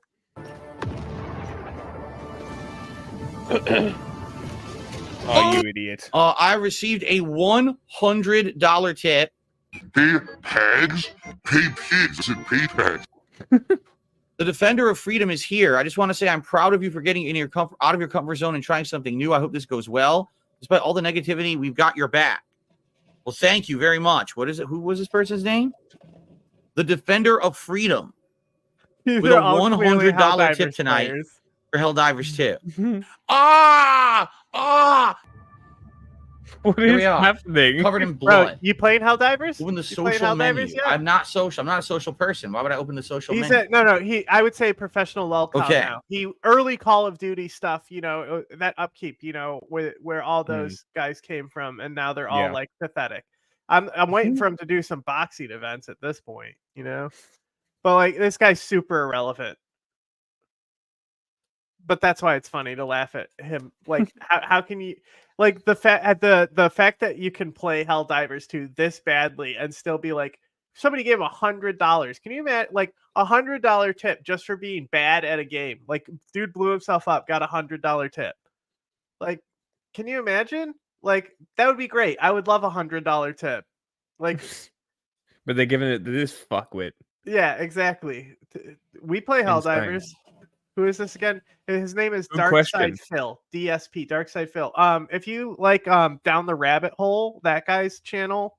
I don't know what the actual name of the channel is, but you know those videos, Down the Rabbit Hole. I'm pretty sure he made a really good video on this guy, and the only reason I know who he is because I like watch that video. But you know how those drama channels always are be making videos. So I'm not sure if it was a drama channel, but I think it was Down the Rabbit Hole, and it was like a very serious thing, like documenting like his downfall and stuff. Bro, I love this. He's criticizing that all the computers do the same thing, almost like it's a multiplayer game, right? So all 4 players can be using the terminal at the same time. Jesus Christ! Like literally, people are so PvP brained. How do I use cover? How do I use cover? Yeah, it's like they don't play any other games. Yeah, like shit.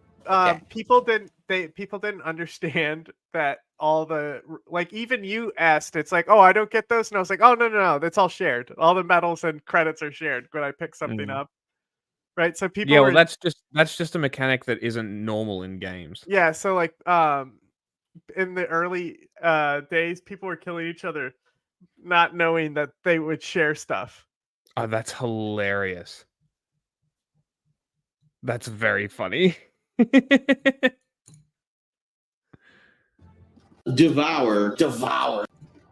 Blame him. Wait a minute. What was that? Nobody back home can believe I get to talk to Helldivers every day. You're the same I don't person. blame him. All of us had Helldiver posters all over our bedrooms growing up. I still have to pinch myself. She's the same person as this person. They're exactly the same person. Look. The bridge is democracy. Talk to the democracy officer. They're clearly not. All All black twins, people look alike. clones. Maybe they're the clone army from Star I Wars. don't know how you do it, Helldiver. Yeah, look. Facing off against monsters who haven't got a democratic. Fuck this game. Fuck this racist motherfuckers who made this game. Oh, come on. All right, I thought it was the same woman again. I was like, what? We shall shepherd the galaxy towards freedom. Oh, my God. Like. Oh, shit. Am I stay up here today? I guess so. Okay, this is bad. Yeah, make sure it's you stand huge. still. Make sure you Already stand killed. still and reload your gun. I really like that you have to manually reload and that there is no auto reload. It's huge, and it could crawl up. I thought, oh, if I stay up here, maybe it can't get me. It crawled right up there. Didn't care. Oh, what the fuck? Well, that was a terrible spawn. You spawned with all the enemies on my ass. Yes, it's Helldivers. That was a trivial mission, bro. What the fuck? It hit me. Oh, what's going on? What the hell? I was taking damage. I'm trying to get in it. Yeah, because you were standing underneath the... well, I don't know. He put it.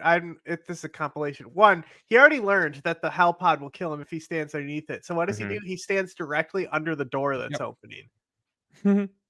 Makes sense. 0 survival instinct. Damage. Outstanding patriotism. Am I enjoying the game? Yes, I am. But I am not the Hitler of gaming. What a stupid question. All right, enough of this idiot. Acquisitions? What's that? Oh, no. Don't tell me. This is actually in-game. You earn this, right? Don't tell me this is a microtransaction. But microtransactions, I think, are the future. Money. Keep little transactions of $2, $3, $4, $5 here and there, and the next thing you know, you spent $1,000. Yeah, look, there's item reviews recommended by 9 out of 10 dentists. Oh, I should get this one then. I love dental health, right? And then super. Oh, here's. I found it. I knew it, right? It is not pay to play, but you could right now. I could buy this. That's literally no point. How is it not pay to play? If right now I could spend money and get all the guns. Right? There's no point. Could I not? There's no point to spend money that early in the game to buy super credits. Your mobilized pack gives you all the super credits you need anyway. Look. I think about it this way: as if some people only have less time to play the game, right? And they may not want to have to because it takes a little bit of time to grind for super credits to get I have all 3 war bonds unlocked. I've playing the game for 2 weeks, right? And most of that comes from the credits. Most of the credits come from the fucking packs themselves. They give you the credits back. But you should basically at least get to page 5 in the mobilized war bond before you're even thinking about another war bond. You should get your breaker, all the basic guns. You get your basic shotguns, you get your marksman rifle, the submachine gun,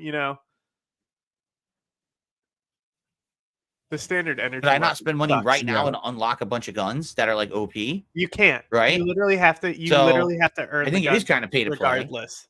Yeah. And it takes a lot. And also some of the best guns are in the regular war bond. Scorcher is fucking insane. But money. Keep. When you have your map open, you can put a marker on the map with X, move a cursor with arrows. Do this to mark objectives so you can follow them with the compass. Keep on moving on this game. Enemies are infinite. If you keep triggering bug breaches, you don't get shit for killing enemies. You do projectiles like guerrilla style. You can matchmake for games pressing square when overseeing the planet missions. Press square when you're on the ship to see a menu to buy weapons. Use your medals for that. And by the way, mission you did level 1 difficulty. Currently take it to level 9. Thank you, Play Cool. All right. Oh, we got more. Oh, look, he's playing with people now. Back to update. Shit. Last reload. I'm on my last fucking clip already. I'm going to have to go to my shitty handgun. Oh, what? Now, wait a minute. He crawled through the corpse of the other one. That's bullshit.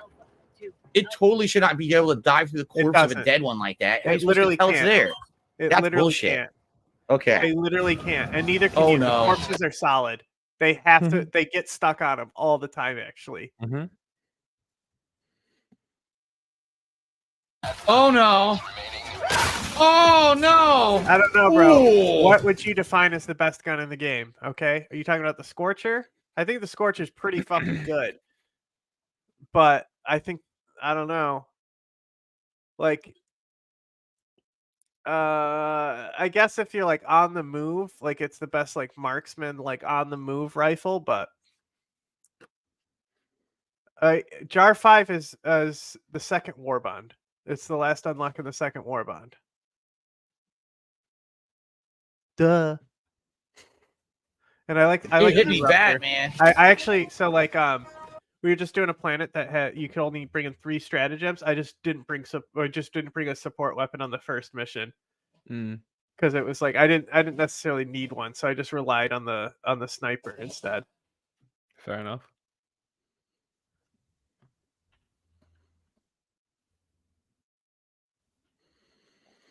Oh, the first unlock. I don't know. I'm just following these guys. I don't know what the hell we're doing. I'm just following these guys. I don't know what I'm doing. Oh, shit. Oh, there's a ton of them. Oh, no, this is very, very bad. Oh, this is very, very bad. There's so many. Oh fuck. Oh, shit. God damn. I don't even That was know a how lot you of died them. to that. You think it's bugged? I was supposed Bro, to spawn. so Well, like that's this great. I game, just started. because we're trying to get to the next planet to unlock. But I mean, I'm sure you've played, and there's two new stratagems in the game. I'm sure you know this, right?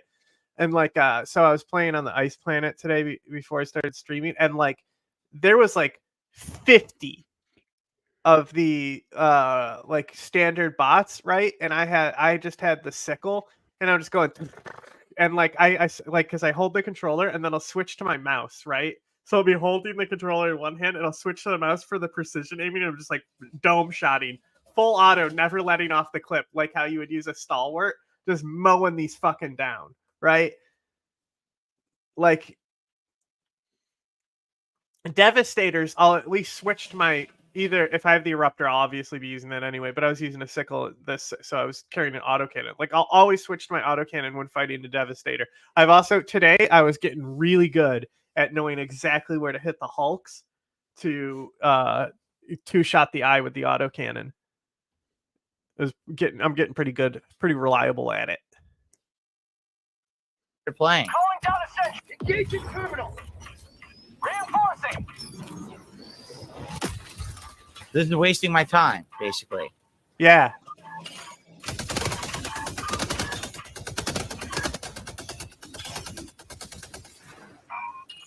Press caps lock and yell at them. This is how I play the game.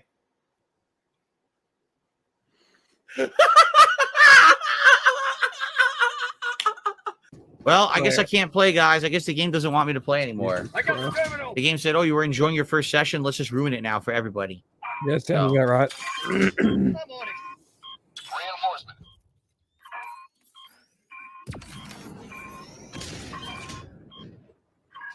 Hades is super testing. They have to reinforce you. Well, I guess they don't like me then. They hate me. They think I'm an asshole. They tried to call me back, and I'm not coming back, so it's a bug. Woe is you. Wow.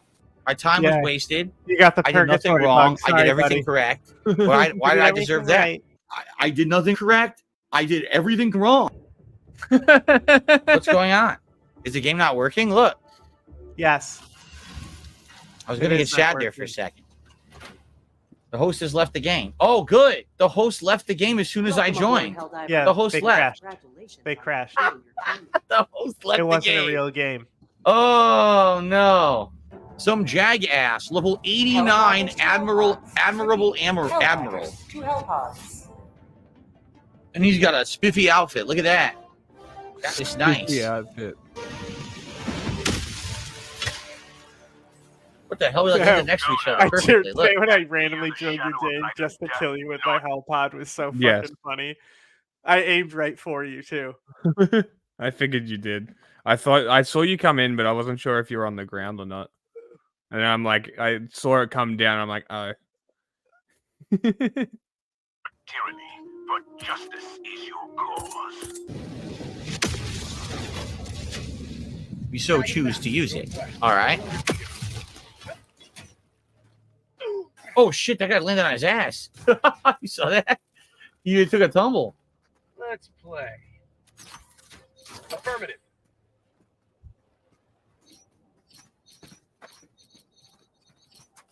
This is so painful to watch. Bro, Why'd he shoot me? you didn't Oh, press the he's amount. shooting me. You didn't He just press killed the me. amount. Oh, they killed him because they didn't hug him. He was trying That's to play rock, hilarious. paper, scissors. Also, the account is called Some Jag. Why did he do that? Like, obviously, it's here to team kill newbies and laugh at them. What was the point of that? Quest approved. Reinforcements have been launched. Why did he kill me? To the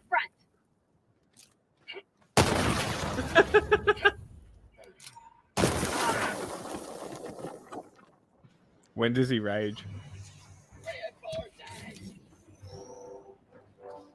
Does he have blue light glasses? Why did he kill me again? Quest approved. Reinforcements on the way. He's not really like a rage cow. He's just like Oh, really? cringe, you know? To the enemy. Why is he doing this? Like, what's the point? What's the point of doing this? It's just making the mission harder, is it not? You've got time. Yes, he's level 89. Right? He doesn't care. Like, why would you do that? It doesn't make sense. Because this is the game for him now. Oh, he's using the fucking plasma slugger. That's so funny. Did he quit? Did he just quit the game? I think he quit the game, right? What the fuck do I do? He died, and no one summoned him back? Heal, you clown. Reinforcing. Reporting to the front. Far, quest approved. Reinforcements have been Is he still in the game? If he's still in the game, he's gonna keep doing it. I might as well just quit, right? Democracy has landed. Coming right for him. Yeah, look.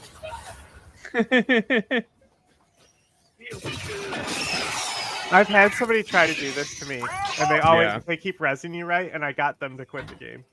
This is the game you guys want? Oh, really? How? Yeah, because I fucking juked them, and then like went and like they were at the north of the map, and I was all of a sudden at the south, and like crossed a river that you can only cross in the south, and like was on the other side of the map. And I kited them through like tons of chargers and shit, because like I know how to fucking weave through enemies. Especially the bugs. The bugs are so easy to weave through. That's so funny. So I'd purposely like mean, to play. nobody is chasing me, so I'd do a long arc and then make it so I was on the other side of just a huge form, and knowing he would run straight through it trying to kill me. This is what I'm facing tonight. Okay. Well, that was fun. But what was the point of that? Right? I don't get it. I'm a total loss. He's literally like needs to have like a successful game, you know? Like he did the one trivial and that's it. Tell me what that accomplished. Toxic. All right. Hey, is Zeteo launching that? Markers still not working. Huh? Markers are still not working. Yeah, it's whatever. It's your fault, I bet. Sure. Did it the way you're doing it and how you I did it. don't care who you are. Active subscribers. For me, it was all right. 0.0001% problem. That is a problem. You know me. I'm very as anti-Semitic. Oh my voter. god. This woman right here. Why are you wearing some fucking sunglasses inside, you fool? Youth. Hi, I'm the youth. I am youth. Thank you. My name is Mayoshi Smith. First of all, congratulations. Thank you so much for all the work Is that that you're doing. see-through? I am a millennial voter. I am very politically engaged. I run the communications for If Not Now. And thank you. Let's give a round of applause to If Not Now. Thank you. I'm waiting for the buzzword. Clearly, we're not busy. So I have a question from If Not Now.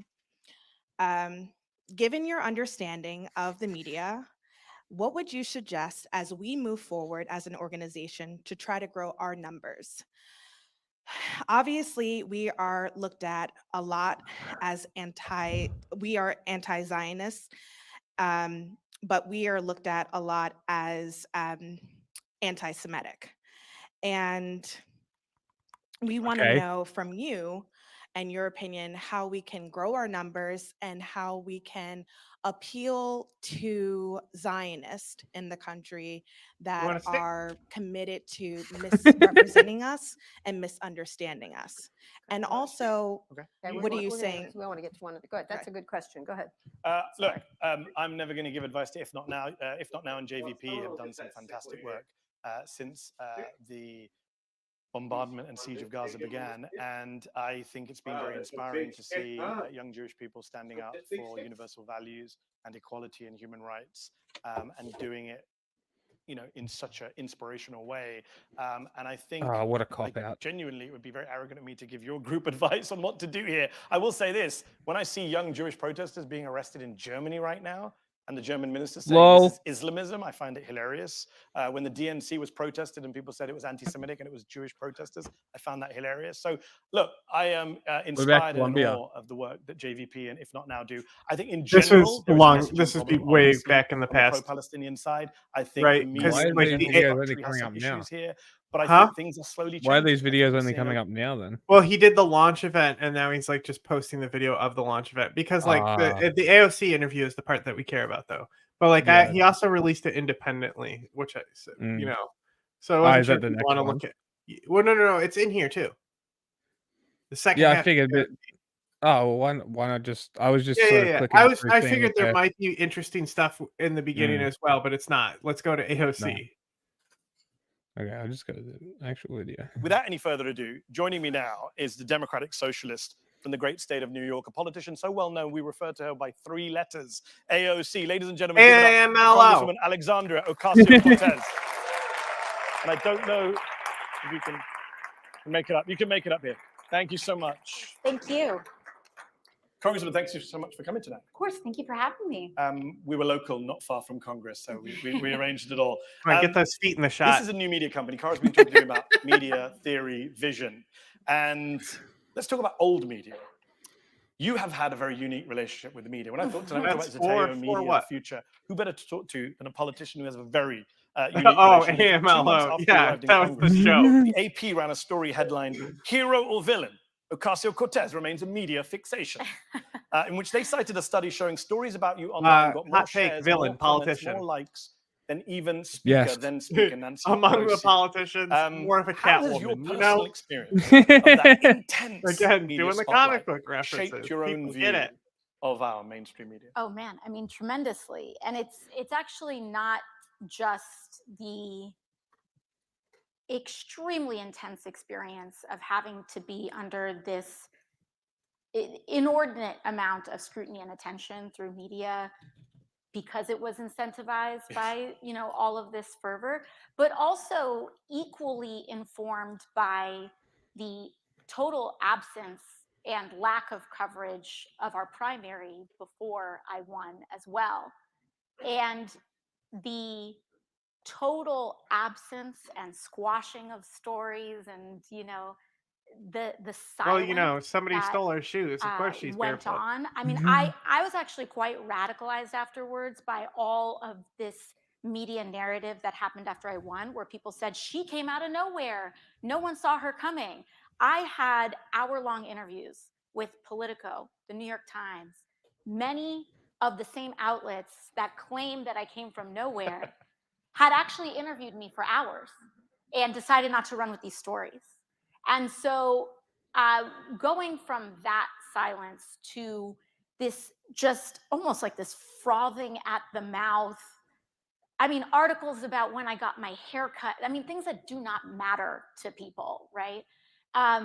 But was incentivized because all of a sudden it was good algorithmically or for, whatever it may have been for them, was very informative. And also, that was also a time where I found it very important for me to at times bypass these channels and use my own voice. So you just preempted my next question, which is you do go on a lot of late night comedy shows, you do Instagram lives, you quote tweet at certain journalists if they're saying something you disagree with or that you think is wrong. Is that you trying to control your own narrative, try and cut out the media middleman to go directly to your voters? And if so, what do you say to critics who say it's not healthy in a democracy for politicians to be able to just bypass the media? I think agree. it's not healthy in a democracy for there to be false narratives that are allowed to be perpetuated First of all, because they're incentivized. First of by all, are we no politician? If we're talking like, not everything should have to go through the media. Like any politician should be able to bypass the media. But if we're talking about no media, like they refuse to do the media and they do everything themselves, yes, that is a problem. That's some Hitler shit,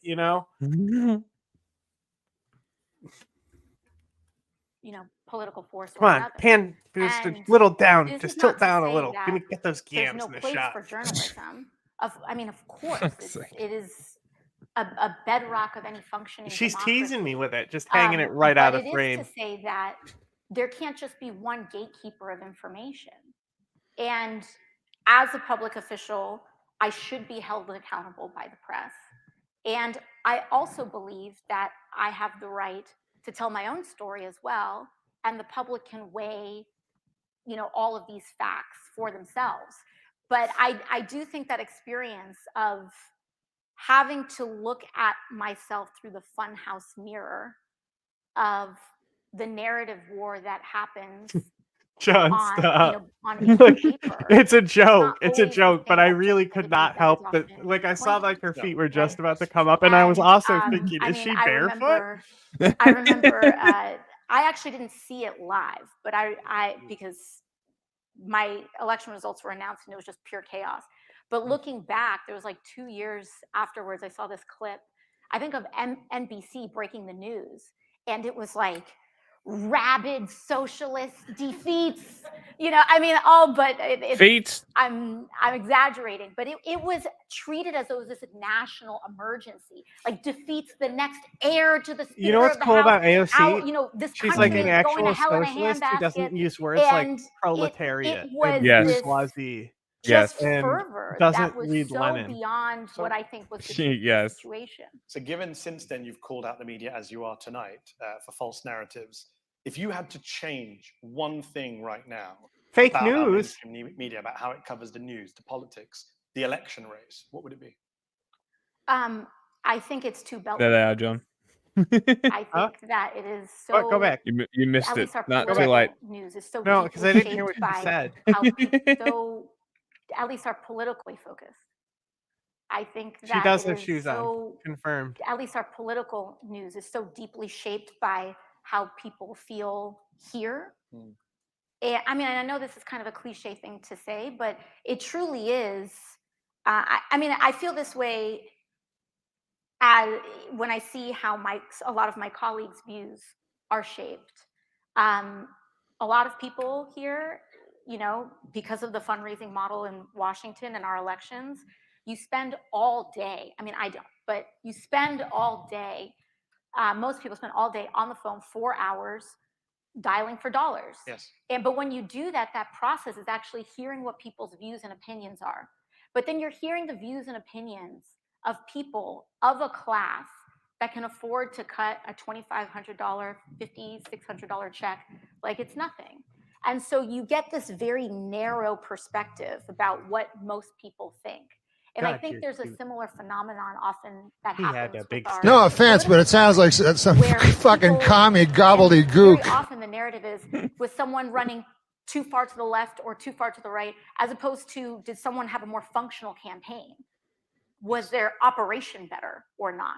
Which is never, ever, ever discussed. If someone loses, it's because they were too radical, not that they didn't knock on doors or run a functional She's or competent right. operation. Yeah, And so the main I reason think John Fetterman won was because of that. Because Mm. Dr. Oz just assumed he could spend money and not do the Yeah. work. Mm-hmm. But it's like, I don't know. It's just politics. sometimes the one thing that I would change would be for people to operate and also perhaps cross-pollinate reporting more. I think having a political Outside of DC. beat can Although create that a has its silo. dangers too. You had the New York Times for 4 years saying, let's go talk to Trump voters in a diner, which didn't really work. Nobody out hates either, AOC as a- more Yeah, than but it's all socialists. political reporting, Yes, right? that's true. So let's go beyond the Beltway. Gaza, in my view, has been a major media fail. Not just the failure to hold Israel to account for what it's doing, but the failure to humanize Palestinians on our screens. And today, in the opening monologue for my new show, I referenced an Intercept study which showed how the words massacre and slaughter are used almost exclusively for Israeli victims of Palestinian violence and not Palestinian victims of Israeli violence. And I happen to think that's not just dehumanizing, it's racist. And I wonder, A, do you agree with that? And B, do you think it's deliberately done? I do think that that they're absolutely. I mean, institutional racism informs all our institutions. It is subconscious. It is foundational. True. That is what it is. And it's not to say that there is like this one individual that at the top of an organization that has explicit intent. It's just this, I mean, is coverage like coverage leans misogynistic by default. It leans, racist by default. The use of passive voice when a Palestinian is killed. The use of AOC? passive voice when a killed? Black person is killed by the police. Passive voice is reserved for the marginalized. And these practices are normalized. And so I think that who or what is deemed controversial is often at the core of these unjust decisions and coverage. What is deemed controversial often tends to be issues relating to race, to gender. These are really seen as hot button, but half of our country is female. And we have a huge plurality. There are people of color. It's interesting you mentioned the passive voice. That has been on display for the last 6 months. Like there was a BBC headline about a man who lost, I think, 103 members of his family, and the headline was just, he lost 103 members of his family. Where did he lose them? Down the back of a couch? Like, tell us who killed them. And it took 33 paragraphs for the BBC to suggest Israel may have killed 33 paragraphs of his family. You were an early voice in Congress calling for a ceasefire. You did an interview with me on MSNBC in which you talked about war crimes in Gaza very early on, and you rightly won a lot of praise from pro-Palestinian activists for that. But What some was that? of them were upset that you didn't use the She was G one of word, the first to do it, huh? genocide. Oh, I was a color. On March 22nd, you give this very fiery speech on the House floor in which you say, quote, "If you want to know what an unfolding genocide looks like, open your eyes." What? How did you get to that point? How hard a decision was that You for mean you? she called it a to genocide? accuse Israel of genocide in I thought they Gaza, don't. given how most of the rest of your congressional party are not with you on that issue, of course. Well, I think to me, this is not, and I know for most people, all people, this is not a term that is thrown around, that we throw around. We are talking about an accusation of atrocity on a scale It's a that code. is Say it was politics. not to be seen and should not be seen ever. But we're talking about a generational crime of massive scale. And generational crime. That has very specific parameters of intent, of how it unfolds. And it also, I think, that conversation is also within the context of my role as a decision maker and how I try to operate and apply pressure to stop all of this from happening, and particularly halting the US enabling of this. And so for me, I believe that it was very important to speak to this, that I had to just listening to her talk, say like, this to check off a box, and not like being, and just like, just general listening to her to talk about this subject makes that PSL video so much more cringe. Weighty argument. Like I said, like you know how it's like, Chuck Schumer really, like, wasn't there another politician you would protest instead of the one who's like doing stuff? I guess not. For PSL, no. Inside and outside. Because PSL, you know why PSL attacks AOC? They want the war in Gaza to continue. Yeah. Means they can continue getting funding. But right now, well, it's their as of agenda. right now, tonight, you know, you believe you've the got United States Palestinian government, Biden suffering is administration, beneficial to the IRGC. Yes. Suddenly, the Houthis are, revolutionary. Mm-hmm. The Houthis are standing up for human rights. Suddenly, people think Hezbollah are based.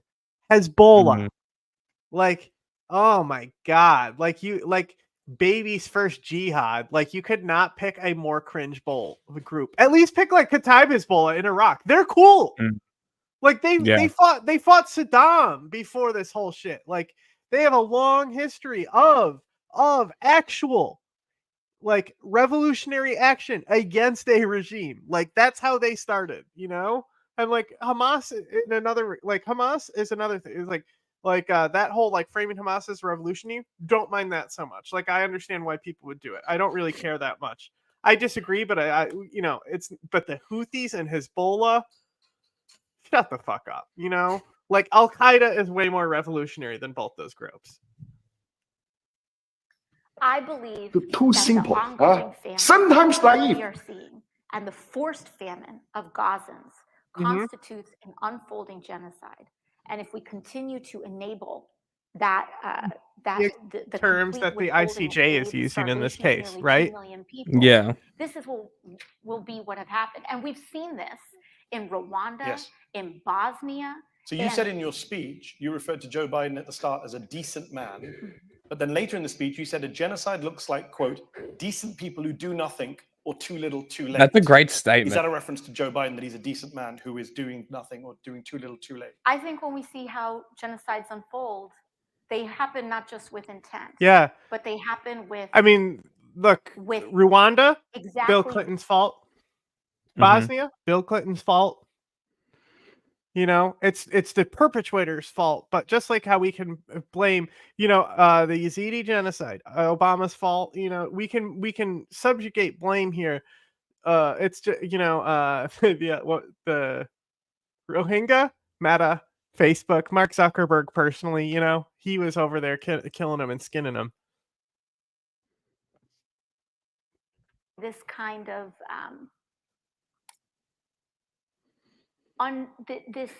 this almost invoking of uncertainty. We need to see more. We need to wait. No, it's not until it is too late. Yes. And when I think about my tipping point, that's part of what had compelled me, is that I did not, especially as we saw these reports come out about what the runway of famine would be, what the toll would be if we waited just days. Yeah. I had felt, I do not want to say this after it is done. Okay. Because then it will have been too late. And you talked about enabling. Our enabling constitutes mainly arms sales. It's a big part of our enabling. Number one, did you ever imagine that Nancy Pelosi would come out for conditions on arms sales? Of all That was people? wild. And number two, That was post epic. this weekend with the Iranian attack on Israel, what are you Nancy. saying to colleagues who say, well, of course we have to arm Israel now?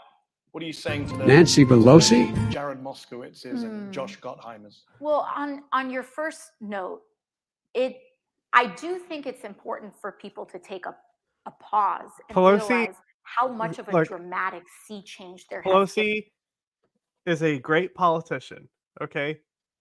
That don't get that confused as an endorsement or that I like her, okay?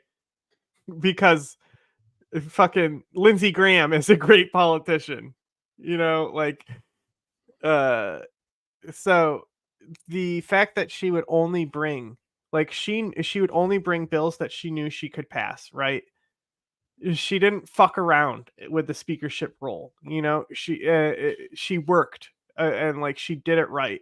She was a good House Speaker, not because I like what she did or what she pushed or how she silenced AOC and basically AOC and Hakeem Jeffries have basically ousted her and now we're socialist again. Yay! Yeah, I mean, you end up playing politics well when you've been there for 100 fucking years. Yeah. She fucking dynasty with Dianne Feinstein. She fucking protected that seat and made sure that fucking Katie Porter wouldn't get it either. They fucking ran candidates against her and shit. The mere notion or suggestion of conditioning U.S. military aid to Israel was unthinkable. All aid should be conditioned. We should do it like China does business when it comes to military aid specifically. Have we had a conversation like this? And the fact that, as you mentioned, that even Nancy Pelosi is now signing on to letters about this, we have to understand the drum. I'm sorry. This is a generational change. Sir, do I know you? Secondly, as to your second point, what we say to folks who resist this is that if we want safety, Whoa. we have to condition That beach pic. What do you mean redeemed after that beach pic? That beach pic is iconic. What beach pic? Oh, the beach pic of Nancy's tatas. Oh. Got the rack on her, right?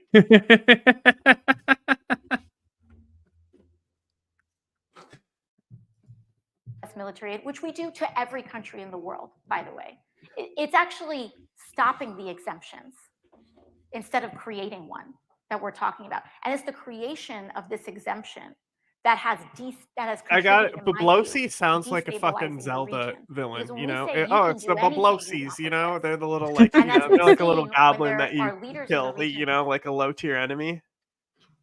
A what? Like the way like goblins get drawn in porn. They're all like thick short stacks. Who will The do pitch keeps fucking up will with sound bites, so it's like they're all like short stacks. It like goes high pitched at the end. I don't know if it's Don't know. like a glitch on my end or anything, but Might it's be funny you. when it does it. international law and norms. We are having a hand in that. And the good news about it is that I do believe, I hope, that we are getting to a point where this is no longer a fringe position.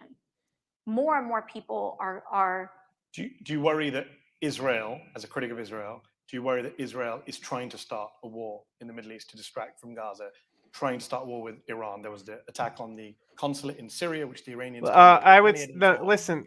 You know, how worried are They you do about not Israel-Iran war? need to start a war with Iran to distract from Gaza. They've already done it. That's all it takes.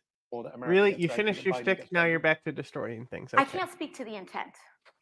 I don't know if it is volatile decision making. It is difficult to generally get into the mind of not just one individual, but a cabinet, a government that has its own internal incentives as well that they are responding to within the politics of Israel. Are you telling me that Israel is its own What I country? do know is that this is not safe. Fucking crazy. And what I do know That can't is be that true. whether intentionally or unintentionally, this Shut is up, an Pinta. escalatory environment. And our responsibility, in my belief, is to contribute to the de-escalation of what is a very volatile situation. And I believe the president made some actions this weekend, and it actually showed and you definitely demonstrated have a the really, value really of large dick. conditions. Your peepee Saying we is will not support gigundo. And what it Love led you, to was a Fudge. de-escalation. Good night. What do you say to a Your young PP is progressive or gigundo. Arab American You're missing the who says to you, homelessness ones, but I just can't you vote for can watch Biden again later. after what he's enabled in Gaza? What do you say to them? I mean, I think everyone. I think comes it's to pee pee poo poo. This prospect and this conversation with a different history, different background, what they bring. You know, for an individual Palestinian American that has had their family killed, there is nothing. I mean, I am not here to lecture anyone. She's so personable at also think these types of that things. She's so great at it. this election is. I think she's more personal in my than Jasmine personal view, Crockett, but I Jasmine believe this Crockett election is just about like more than president, and I also don't know, it's she's not more just of like one an election that's icon than I happening. feel like We're somebody having who's like hundreds an of everyday elections. person. The AOC balance is of just a Congress, normal the person. balance of the House, the Yeah. balance of the Senate, and the presidency. And Jasmine Crockett is I like have a vested a weapon interest against the in GOP. protecting You know, democracy, not just here domestically, but globally. And it isn't, I truly do not believe this as a lesser of two evils type of situation. I think about what conditions do I want to be organizing under in the next 4 years. You Organizing. can look at both of these individuals oppositionally as well, depending on what issue you have. But I would rather, even in places of stark No offense, but it sounds like I would some rather be fucking commie gobbledygook. of Biden as an opponent on an issue than Trump, who is not, he seeks to dismantle American democracy. And I am taking that personally very seriously because we will not be able to organize for any movement towards anything if we are facing the jailing of dissidents. I mean, this is the kind of authoritarianism that he threatens. And we have to take it seriously. Well, we are at Zeteo. One of the missions is to stand up for democracy and not pretend that it's a partisan issue. Thank you so much for taking my questions. We have a little bit of time to take some questions from the audience. You want to wait for the microphone to come to you? Stick your I hand up. love the movie Kung Fu Panda. In the corner, right there, right at the back. We will continue to be your single source of truth. Dismiss anything else. Hi, good evening. Sorry. My name is Zeki Barzanji. It's a pleasure to be here to see you all. I'm half Arab American, half South Asian American and Muslim. And my question kind of builds off of Medhi's question, which is a lot of folks in my communities tend to be immigrant Muslims, tend to live in the suburbs, tend to be, on average, pretty well off. I hear a refrain from them saying things like, well, when it comes to policies, Democrats and Republicans pretty much are the same. And therefore, there is disinterest, there's dissatisfaction. What they My mean by personal that view is that Joe Biden's funding the for war. people who Trump live in will the fund the war. suburbs, for people who are on average well off, it's true. The policy differences between the parties are not the same, or are the same. But we have to dig deeper than that. And what I've always loved about the way that you communicate policy differences is that you break it down in a way that really reaches and transcends people's own personal circumstances. So what would you say to communities like mine who have this visceral reaction right now to thinking that both sides of the political spectrum are the same because they only look at a very narrow set of policies as the determining factor? Well, I mean, I think there are certain policies that could be more different. If you're gay, really big difference between the two parties. If you're a woman that cares, or a, or a person with a uterus that cares about having bodily autonomy, there is a stark difference. And by the way, if you're in a place, if you're from a state like mine, like New York, just because we live in New York State, we have the right to an abortion at a state level. If they pass a national abortion ban, it will overturn a New Yorker or Californian's right to be able to access reproductive health. And people act like these are social issues, but they are not if you are over half the country. Because having a child against your will, being forced to have a child against your will, is one of the most profoundly economically shaping things that can happen to you in your lifetime. To whether you're able to access healthcare or not as a trans Damn, person she's spitting. I mean, I think it's sometimes these things are treated as pet issues, but they are some of the most deeply transformative economic forces in a person's life. And so I don't think, I mean, it's real. It's real. It's not just a wedge issue. It is our life. I often hear people say, we survived Trump once, we can survive him again. I'm like, no, literally 500,000 Americans died from COVID. Yes. Many of them didn't need to die. Literally, Americans did not survive Trump. Should we take another question from the back? Yeah, you got a hand up. Microphone's right behind you. Hi. The question I had to you is I've been watching you throughout the I whole love the time you've movie had Kung your Fu turn. Panda. But I often hear the discourse at work is, yeah, we kind of get where she's coming from. It's just the way she delivers that message. I'm going to call that out. That's just sexism, misogyny.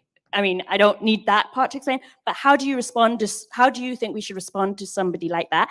And I'm going to pause you just there. Medhi, I want to ask you a slight question as well, briefly, which is, how do you reach out to the Muslim population to get them out to vote and be interested? Yeah. I mean, it's true. A lot of it is institutional. I mean, this conversation started with institutional misogyny, sexism, racism, etc. First of all, I can't be anyone but me. And I made a deal with myself when I first ran for office and when I won. I needed to know on what conditions I would leave. And for me, the moment that I could no longer be myself, I could no longer have this job. I made that deal with myself. And so, when people tell me that, I don't know what to tell you. I'm a Puerto Rican from the Bronx. That's what you're gonna get. And I'm still Jenny from the But I Bronx. think on the other part too, I tend to, when some of that unconscious bias comes up, the most effective way that I know is to respond to it with a question, which is, what about that do you think is inappropriate?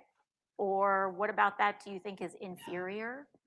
And prompting a process of self-reflection. And a person may respond defensively in the moment, but I often find a couple weeks later, or sometimes months later, they'll come back and they'll say, I really gave thought to what you were talking about, and I actually think I've reframed it. But we've seen questions like this happen all the time, right? Around so many people, and about your boss or someone you work with. And it's really, that's that structural kind of dismantling of bias that we all have to do. And just in answer to your question, to People me, are I mean, like, and then two things I would say like I speak Marjorie to a lot of Taylor Muslim- Greene, she's insane. Then it's like, and then AOC, she's just as bad. No, Is she? Not really. No, she's got her moments, but not really. Do we care about the questions? I want to hear what Medhi Hasan has to say in response to this. I've person. been speaking to Muslim audiences for the last Oh, I few wanted to weeks, say while something. traveling and Medhi promoting Hasan, and- I was taking mental notes. He's really good at like moving an interview forward, right? He like will Yes. he so I try to do this, but people start commenting on response, so I've gotten quicker at like shoving the next part in. So you wrap something, right? So he's like, I always say like blah blah blah blah blah. And then it goes right into the question. Like they start to breathe in to talk, and he cuts into the question before he gives them the floor to respond to that, because it's not like supposed to be a back and forth conversation in an interview like that. So he's very good at like controlling an interview. He's good at timing, but he's been doing it for what, decades? Yeah, well, he just always has the wrap up thing into the question. Yeah, it's good.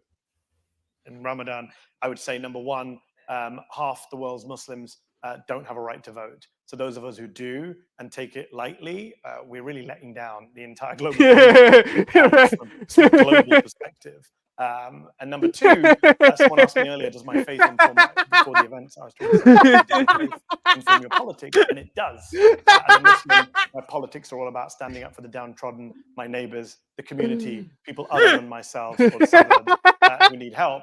And therefore, that wasn't a dig at Zeki. Zeki doesn't support the suburbs, but my like point the is way that vision like that says goblins just think get about drawn in yourself. porn. For me, They're is a all very like un-Islamic thick, vision. short And stacks. therefore, it's my Muslimness and my Islamic faith that says, go out, vote, organize. I missed his response. be politically Anyway, engaged. we can move on. Let's I take missed one his last question response. and we're out of time. He got distracted. It was so funny.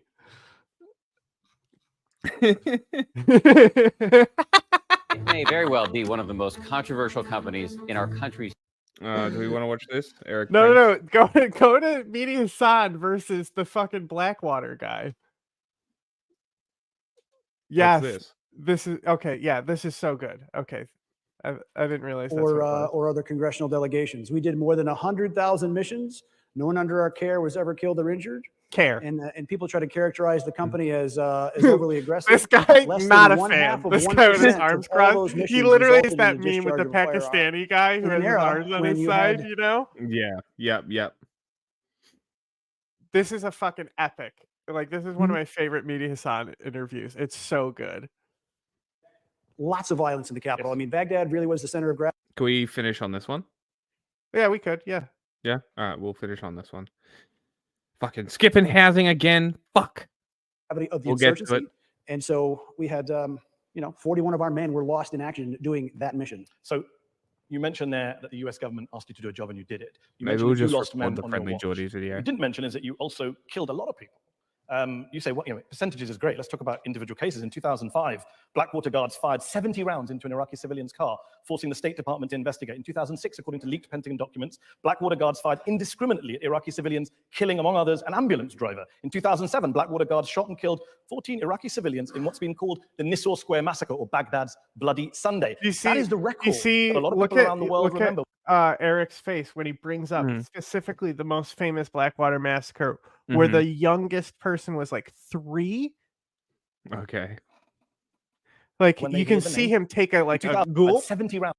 You It's the mentioned that you third lost one he men brings on your up. watch. What you didn't mention is that you also killed a lot of people. You say percentages Doesn't is great. care Let's talk there. about No individual cases. In no 2005, movement. Blackwater Guards fired Yep. 70 rounds into an Iraqi civilian's car, forcing the State Department to investigate. In 2006, according to leaked Pentagon documents, Blackwater Guards fired indiscriminately at Iraqi civilians, killing, among others, an ambulance driver. In 2007, Blackwater Guards shot and killed 14 Iraqi civilians in what's been called the Nisour Square Massacre, or Baghdad's Bloody Sunday. see that? That is the record Yeah, that a where lot he of people took a around the breath. world remember when they hear the name Blackwater. Sure. And when you do 100,000 missions, it's easy to take some things out of context. But remember, Bro, no. many That thousands of massacre is what you're always going to be known for. You personally are going to be known for that massacre specifically. actively trying to kill Americans, and not just American servicemen, but the most newsworthy Americans there, diplomats. And when the State Department asked you But to the people drop I'm them- mentioning weren't insurgents. You killed at Nisal Square. Your men killed a mother and son on their way to an appointment. A doctor and her son. They killed a 9-year-old boy shot in the head. Sadly, the insurgents don't wear uniforms. They would drive ambulances That's filled with such a explosives. They would bullshit. drive So your men other thought they were civilian- shooting at insurgents? A car bomb doesn't give you much time to decide. There was no car bomb at Nisal Square in 2007. Actually, right before the Nisal Square event, there was. There was Not a at large- Nisal Square, there was no car bomb. Excuse me. Less than 5 minutes before that event happened, there was a large car bomb that went off where there was a protective team of ours protecting a USAID official. And sadly, that car bomb went off. The team decided to move through there. And a support team went to block the traffic circle so that the fleeing team could move. Did I hear that correctly? What? That might be his biggest crime. What? He just called a roundabout a traffic circle. Oh. You should game end yourself, sir. Go through smoothly and not be ambushed. When the Roundabout intelligence sounds provided by the State stupid. Department, the U.S. government says, be on the lookout for a Correct. white Kia, Turn. and all the other cars in the traffic circle Traffic stop, circle is except for the also white kind Kia. of stupid. Sadly, 'cause sometimes the the guys have a traffic, call it like a road circle or a highway circle or intersection circle or a circular intersection. Circular intersection works better. A rotund intersection. But roundabout is funny. Traffic circle sounds childish. I think Stop both sound Split second stupid. to make that decision. And Blackwater say the white Well, kid. Australian English sounds stupid, so Well, roundabout is what it's called in. We do call. Actually, I'll tell you right now. In my GPS, it will say at the roundabout. it's called a roundabout. So we Settled still use GPS win. roundabout. There we go. It's roundabout. It's called roundabout. But we We also win. don't have them here. We Yeah, I this was- actually in New notable England lack of there them, was yeah. there was tons in New England. They use them in New England and shit. So I love them. They're getting rid of them here. they are useful, especially when you Mm. have like barren shit where it's like each section is like taking you to another it's like Yeah. through a state, Yeah. The one traffic rule, this is a bit of a side tangent, but the one traffic rule in America that I wish we had here is that you guys can just turn left.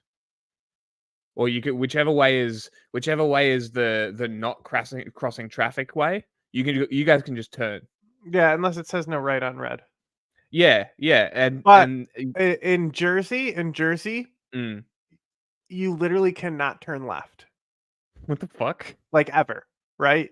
So like to drive effectively in like Jersey, Mm. and I mean by this I mean the Jersey side of New York, right? To Right. drive, you have to plan your route by only taking right turns. That's so Like the funny. GPS does not know this, but like the way Jersey is designed, like most places you cannot go left because they're all like one ways, right? That's so it's like, awful. So you can't turn left because that's a one-way Mm. street. You know how I keep saying Sydney is awful and hot garbage? Sydney is the same. It looks like a child drew it on a napkin with a crayon, and they just built the city that way. There are minimal, I think, right turns, or it's one of them. There's no left or right turns, and most of the streets are one way. It's the worst city in the country. And the only road that is functional is a toll road. Because of course it is. Yes, as you well know, because you've discussed this far more than I have, all of the eyewitnesses there say that there wasn't a white Kia heading towards you. The US colonel who turned up on the day said that there was no enemy activity involved. He said it was a criminal event and an excessive shooting. A US court of law in December prosecuted one of your men for first-degree murder for killing Ahmed Rubai and his mother at Nisal Square. yes. And hold on, let me finish. 3 other men were prosecuted for manslaughter. 4 of your men, murder and manslaughter, in not Iraqi courts, US courts. That's right. And they prosecuted them 4 times, and they finally got a conviction. The first time it was thrown out for prosecutorial misconduct. Guilty. They found them guilty. No. The first time it was thrown out for prosecutorial misconduct. The second time it was overturned. The third time it was a mistrial. The federal government finally got them in a DC jury on the 4th time. A DC jury, not a legitimate jury. I would say You a know jury of Jack your peers Handel does is? not really compare to the rest of America. No, that's Okay. Okay, so some juries are legitimate, some not, like so-called judges. I've heard that language before. But they were prosecuted for murder and manslaughter. Do you have any regrets for the people who died? A 9-year-old boy shot in the head, wasn't an insurgent? Of course we did. Of course. We hired, as a company, we hired the prosecutor that prosecuted Saddam to go find each of these families, to pay Salacia, to make amends as best as possible. Did you ever reach out to them? Did I personally? Yeah. I haven't found. You no, I know what a haven't found jug all of them, handle is, but, Jack? we certainly apologize to the ones that No. have contact with. And it's not just these killings. Check and this these out. You're killings gonna that are love this. documented. Is it like a hook turn? Yes, yeah, but this Yeah, is we this had is them. this is Jersey, I right? love hook turns. Wait, do they have trams? This is it's like this, right? So the only way that Oh. you're gonna make it a left at the intersection is you have to go out through an exit to go like off this road to go to the Okay. left. That's retarded. Yeah, hook turns make sense. That's retarded. Why wouldn't you No. just turn Bro, left from the this middle? website right here, I literally just typed in jug handles. This one is the best. This website is called The Best of New Jersey. New Jersey's the 3 typical jug handle designs, right? Also, New Jersey, I'm pretty sure this changed, but like you can't pump your own gas. I did know about that. I'm pretty yeah. sure that changed, and now it's like all states you pump your own gas. I'm pretty sure that is the thing now. But last time I was there, I did not pump my own gas. It goes beyond just guards, as you know. Blackwater got billions of dollars in US government contracts. Not billions. More than $1 billion in US government contracts during that Yeah, period. over 12 years. And yet a scathing US State Department investigation found that Blackwater, quote, was overbilling the State Department and manipulating personnel records. Its guards were partying, drinking, and even crashed an armored And car remember, saw themselves as, quote, above the law. overbilling Pretty the damning. state. And remember how he was bragging on how little money he could do ops for, unlike Patrick Bet David? Lie. No. Hilarious. Is saying this about the company they're giving contracts to. Uh, Overbilling and manipulating. We never paid any fines for anything like that. That's a fact. You paid fines for a lot of things. The only thing we paid a fine for was an ITAR violation. I'll give you an example. Sorry, did you say the only thing you paid a fine for? You paid $7.5 million fine in 2012 to settle 17 criminal charges. You paid a $42 million settlement to the State Department in 2010 for illegal arms sales. 2012, I'd already sold the business. I sold it in 2010. But the cases go back beyond 2010. The criminal charges related to all sorts of things that went back years, including South Sudan. You broke US sanctions to try and sell weapons to South Sudan. No, there's no weapons in South Sudan. There was a proposal on the table. You never put a proposal on the table to Salva Kiir's government worth $100 million. Actually, the issue there was a satellite phone. So you did put a proposal on the table to Salva Kiir's government? No, under US what the State Department complained about then, that was back in 2005. Okay. Was My point is, a very dangerous satellite phone, the same thing you can buy in Heathrow duty free. Okay, we can argue about the fines. Let's just deal with this report. The US State Department said you were manipulating personal records, overbilling the State Department, and your guards were partying, drinking, and even crashed an armored car. That was a State Department investigation. Crashed an armored car. Look, we employed thousands of people. And I would never say that the men were perfect. We didn't employ angels. We employed veterans who volunteered to serve their country again in a very dangerous place. And like I said, 41 of them paid the ultimate cost, and hundreds more were seriously wounded. It's a problem when you say we didn't employ angels, we employed veterans, but right now you want to do it all again. That's the problem, is it not? Well, here's the thing. After John, can you check Twitter? Doesn't look like we're live on Twitter anymore.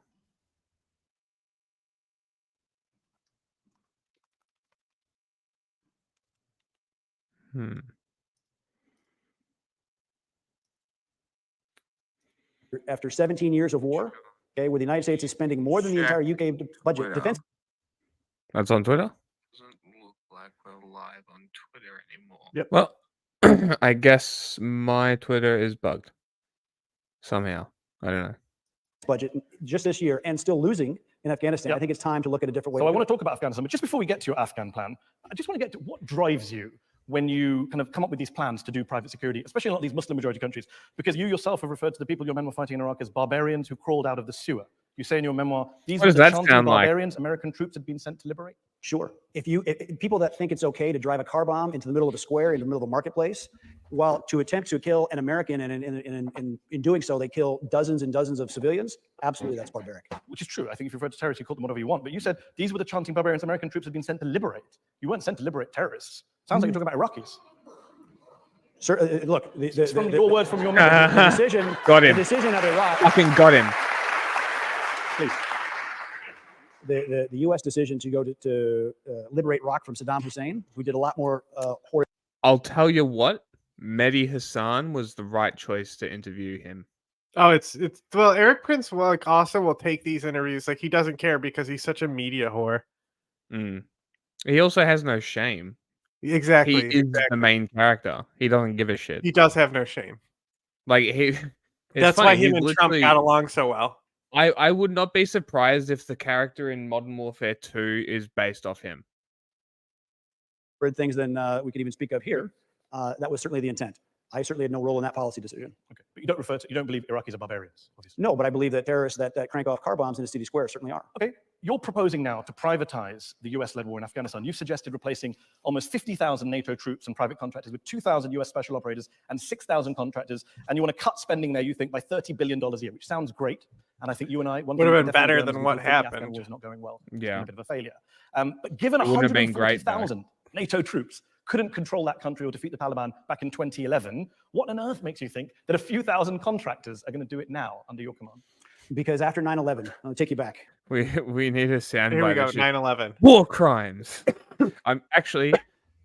That being said, now that I'm using cluster bombs in Helldivers, I do yell war crimes after I use it. Maybe we'll get a sound bite. In the 5 days after 9/11 happened, when President Bush had a war cabinet meeting up at Camp David, the Pentagon, the best thing that the most expensive military in the world came with was some missile and some bombing strikes, and then a conventional invasion via Pakistan the following April. Okay, so literally while the headquarters of the Pentagon is still smoldering, the best the US military came with was the most conventional and most cumbersome approach. It was the CIA that said, money, authorities, the right people, and we'll get after the Taliban. And that worked, okay? Less than 100 special operators. CIA case Operation officers, Anaconda, military guys, and SF that guys, worked. backed by air power, and they smashed the Taliban in a They matter of toppled weeks. them, but that's fine. You toppled them. Yes. But controlling a country requires more than 6,000 people. Sure. Yeah. But then the United States repeated the Soviet battle plan. So it's I'm not What out was of your battle plan? That 6,000 people can do what 140,000 He's not wrong. couldn't. He's Sure, I'm really an not expert on wrong. maths. So that like, seems weird. Well, here's the thing. You have the Afghanistan is a very interesting country because the whole like graveyard of empires, which isn't exactly true, but like it's like it's true enough. And there's at least 3, and that's enough. Well, it's not like they like the British Empire didn't fall, No, but they failed there. The Soviet Union, like you could say, hey, they toppled, they made the Soviet Union fall. It like killed their empire, but not necessarily. It's not exactly true. It's imperial proof.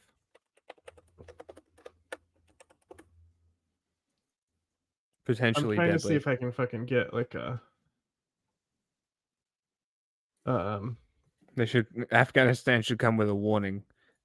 Warning, potentially deadly to Imperials. Turns out they do that. They do warn them. They say, hey, if you don't leave, we're gonna fucking kill you.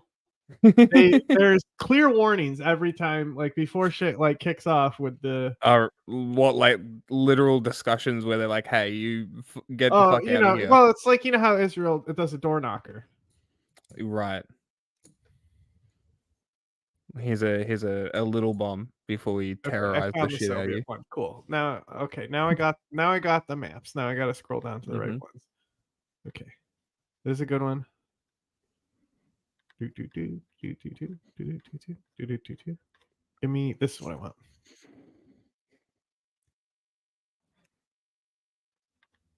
Even though like the what this map is showing is not necessarily what I care about, but right.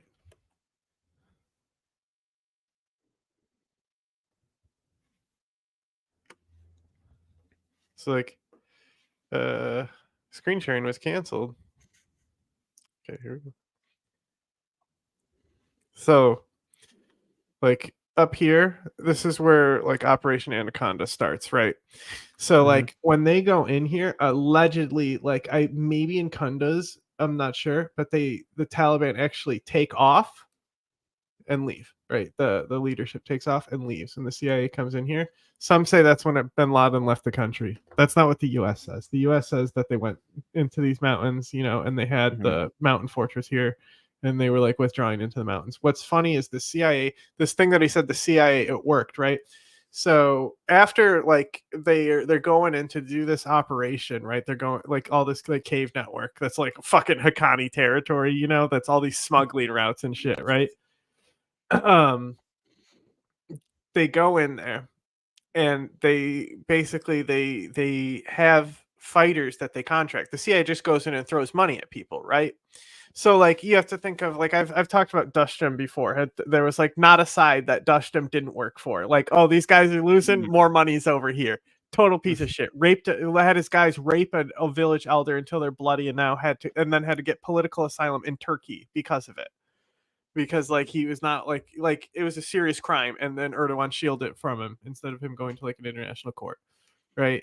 So those types of people who don't care are paid by the CIA, and then they go into the cave, and basically the Taliban factions are like, why don't you not do this? And they're like, okay, we'll join you. And they fucking instantly betrayed the CIA after going in. It's fucking hysterical. That did not work. All right. And then That's check very this funny. out. So like this is just internal displacement, but you can see like where the links are in the network, right? Like it's like very, very like localized like networks here that you have to move through, right? So this is like the Soviet battle plan. So their plan was like, we just control the main road and we win. So the Soviets, that's all they ever controlled. That's Highway very 1. That's all they ever had was Highway 1. Right? Because it has all the main cities on it, and that's what the Americans did as well. They relied on the roads. You rely on a road, you make roadside bombs the most effective weapon. Hilarious. Like Fucking and then like fool. and then like and then when they lose control of a certain section, the Taliban can then patrol it and take tolls and stuff. Like total failure. total failure. They are so hilarious. It's very funny. You would think that they would have someone that would be like, this is dumb. Yeah, I think like the only way to really do it was like if you have like a Petraeus system where you are like working with local people for their interest, not yours. And you also like you have completely separate like independent like task force. You're not like trying to do a central command. Like the people stationed in this province don't need roads to do what they do, you know? Like you need to you can't just fight a war in Afghanistan like a general war that America will fight with its vehicles and heavy equipment and stuff. You need to start specialized training right away, and they never did that specialized training. Yeah. And unfortunately the people with that training were people like Ben Robert Smith. But like if you look at the NATO battle plan, like it's kind of what I'm talking about, where you have completely separate, like you see there's like the territories are split up, right? And it's like this is kind of what like you split the total, so like each force is like just focusing on a single area of control. Yeah, that's exactly let's how grab it the should whole be. road, right? So this was like, you know, like this is kind of like a good plan, but it also ended up just being the Americans doing everything and trying to control the Highway 1. Idiots. 15,000 U.S. troops there now. There's about 7,000 NATO. Was that and another Ali 30,000 Soufan? contractors. So I'm not advocating a privatization. I'm advocating a rationalization at a significant cost savings. The way the U.S. has been deploying there, they send a unit for 7 or 8 months. They spend the first 2 or 3 months getting to know the area, and then a couple of months they're very productive, and then last month they're ready to pack up and they lift and shift and they go home. Okay, and then you rinse and repeat and you do that again, and we've done 30 plus rotations of troops like that. And so you have no continuity. Instead, I would take the same special forces veterans that have been working there from the U.S., from NATO, and the guys you say are not angels. These are the same people the U.S. military and NATO has been sending there for the last 17 years. But the difference is, as a contractor, they can go and attach to the same unit and live in the same valley and live and work and train and fight with those guys, with Afghan counterparts, month after month for years, so they have that continuity. Isn't the problem the Afghan government? They don't like your plan. They say it's a non-starter. They say under no circumstances will we allow the war to become a, quote, private for-profit business. The former Afghan president, Hamid Karzai, said he vehemently opposes your proposal. It's a non-starter. I think you would say differently if you asked him now. I literally asked his office on Friday, my God. and they're dead against it. Karzai is like he's a contra figure for sure, but I really like him because it's like that or Ashraf Ghani, you know, those are your choices for like the Afghan leaders. But like his ability to tell people to fuck off about things is very funny, and like he speaks very good English, so like he'll do like interviews and like just tell people off and tell them to fuck off and he's like very elegant. Like he almost looks like a pharaoh. Like he always has this like that's shawl type thing that he Mm. has, and like he's very well groomed to be a leader. Unlike Ghani, who's like like a shriveling little Schmeagle man. I've talked to other people in his office who disagree with that. Okay. The current Afghan government, have they changed their position as well? They said in October, under no circumstances. I doubt very much that Ashraf Ghani will win in the next election. So you're waiting for a change of president to get your plan signed off? Look, here's the thing. If they don't do a plan like this, if there is not a skeletal structure supporting the Afghan forces, the next president's going to wind up like Najibullah did. The problem is the way you pitched it is, do you think it's helpful to call okay, the Afghans history who are gonna be lesson. like, quote, the East India Company? Who is Najibullah? I don't know. Okay, Najibullah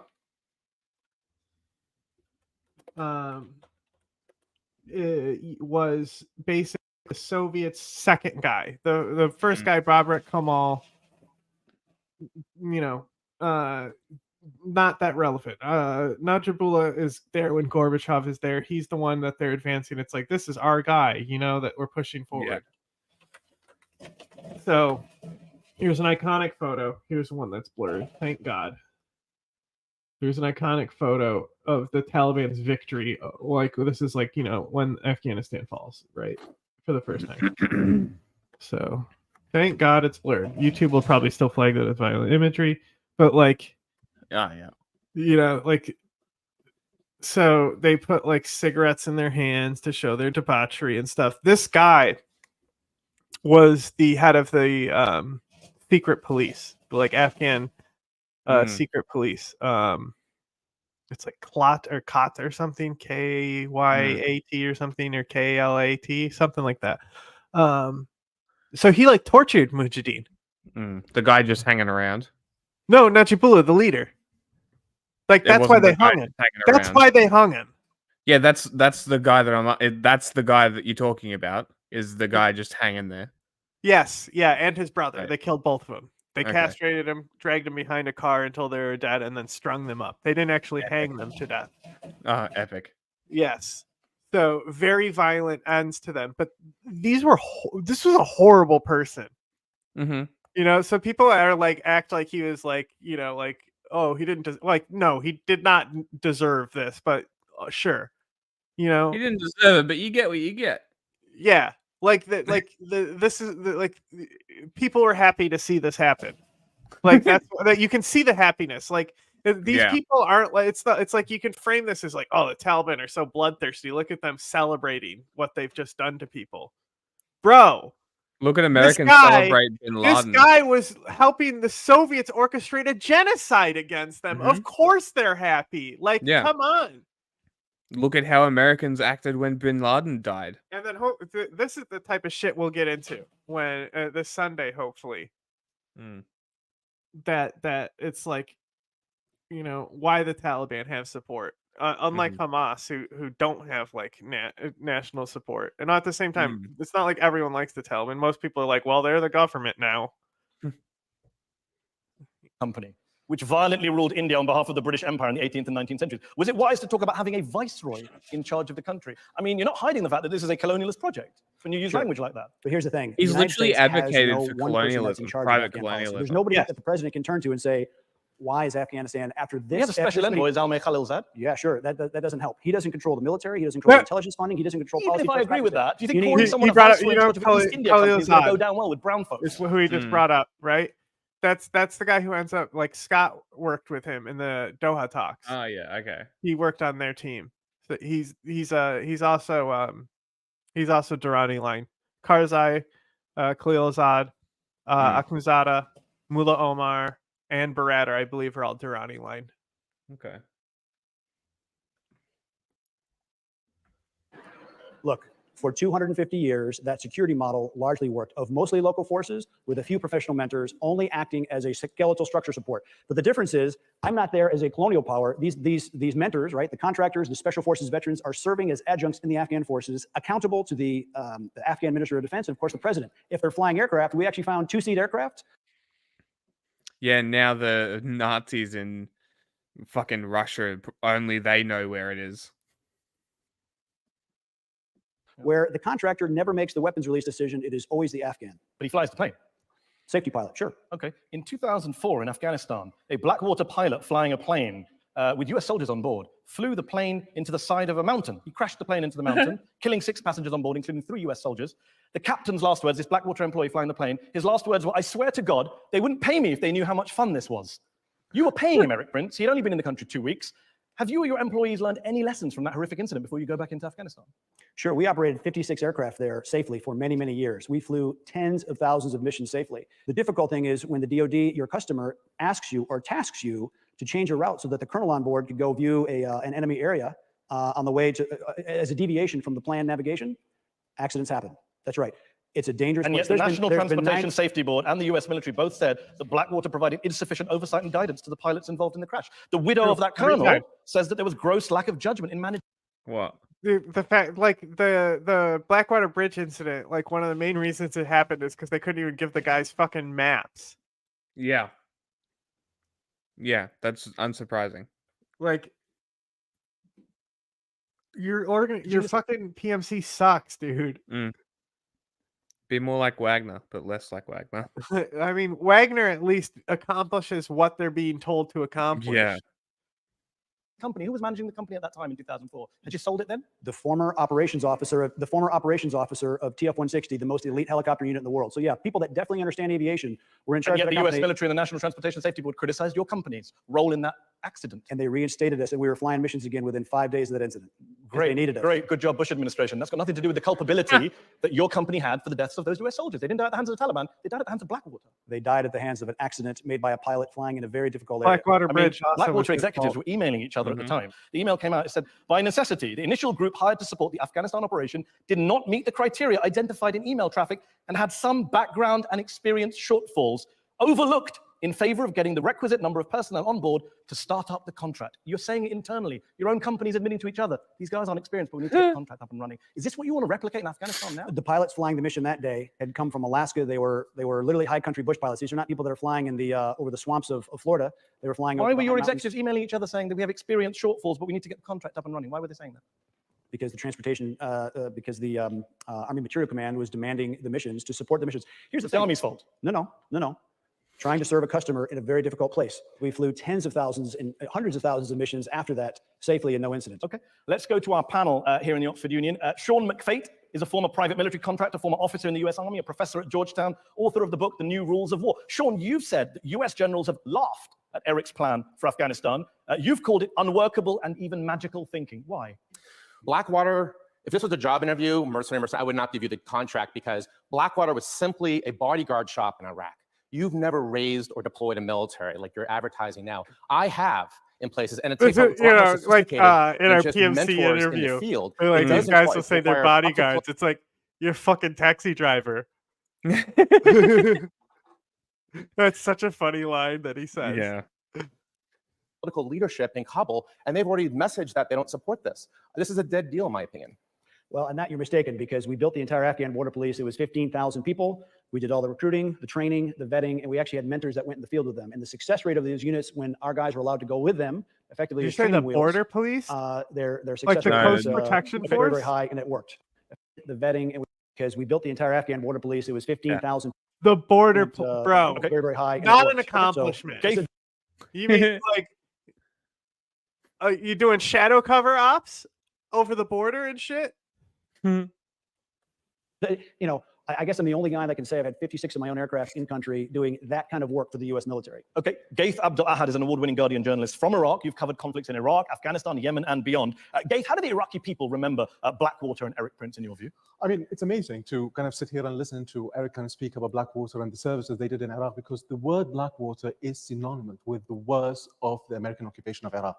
There is not a single Iraqi that I know. I mean, I'm one of those barbarians that was liberated by your country, but there is not a single Iraqi who would, you just mentioned the word Blackwater to, who would not say corruption, violence, and I'm not talking only about the Nisour Square kind of massacre, but I'm talking about the whole 10 years of the existence of these mercenaries. And I think part of the failure of the American project in Iraq was due to the using of the contractors. Isn't that a major problem that you could concede that even if your plan is a good one, you shouldn't be the one doing it, given the legacy you've left behind. With Here's the thing, your math is a little skewed because the US didn't invade Iraq till 2003, and I sold the company in 2010, so that's certainly not 10 years.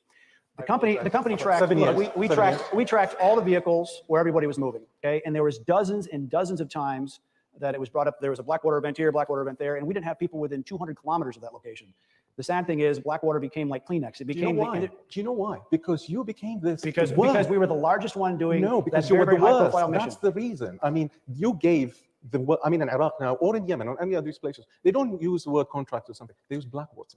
In Yemen, in whatever, in Somalia, they don't use mercenaries or contractors. If you've been in Afghanistan recently Yes. as well, if you're reporting, do you think Afghans will welcome this plan that Eric is putting on the table?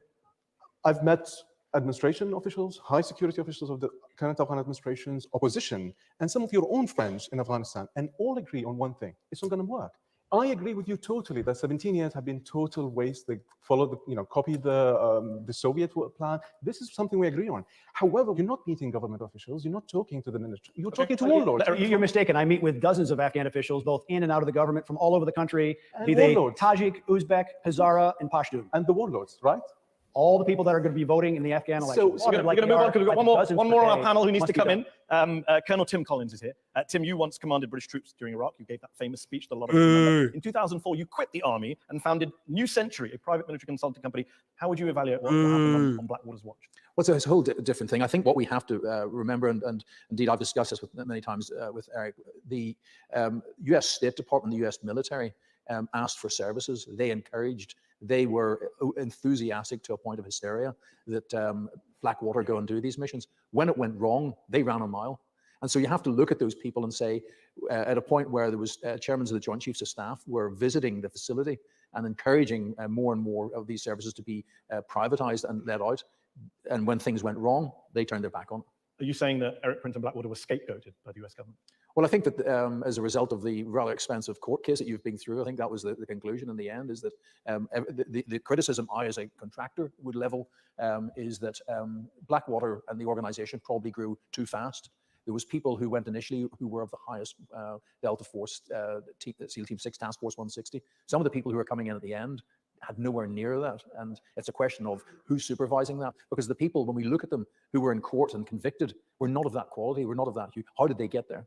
How did they get there? Why were you hiring poor quality people towards the end of your period in Iraq? Well, because there's literally not enough Delta Force or SEAL Team 6 or even SEALs for that matter to do that mission. You go to Marine infantry or Army infantry. The one fair characterization that I will say is Blackwater did two types of missions. We worked for the State Department. They dictated you must drive a polished, waxed Suburban, okay, big SUV, armored, 11,000 pounds, lights and sirens down the road. And when you drive the same route every day that the State Department tells you to, it's very easy for the enemy to set up an ambush. You keep saying engagement ambushes. Just to be clear for the audience, one study found that Blackwater opened fire first in 84% of the shootings. It wasn't defensive. Because you fired first. Okay, but it's not just a matter of the enemy opening fire with a firearm to attack. They open fire with a trigger switch when they drive up to you and destroy you. Okay. I mean, literally. But there's also ambulance drivers, 9-year-old children. You should see the doctors pictures on their way to work. Whether it's Hamas in Palestine, in Pakistan, Afghanistan, Iraq. Bad guys load ambulances with explosives and kill innocent people. But not in the cases I cited. We're going to take a break. In part 2, we're going to talk to Eric Prince about some of his work in China and his relationship with the Trump administration. For construction services, So, like, not training. The company doesn't.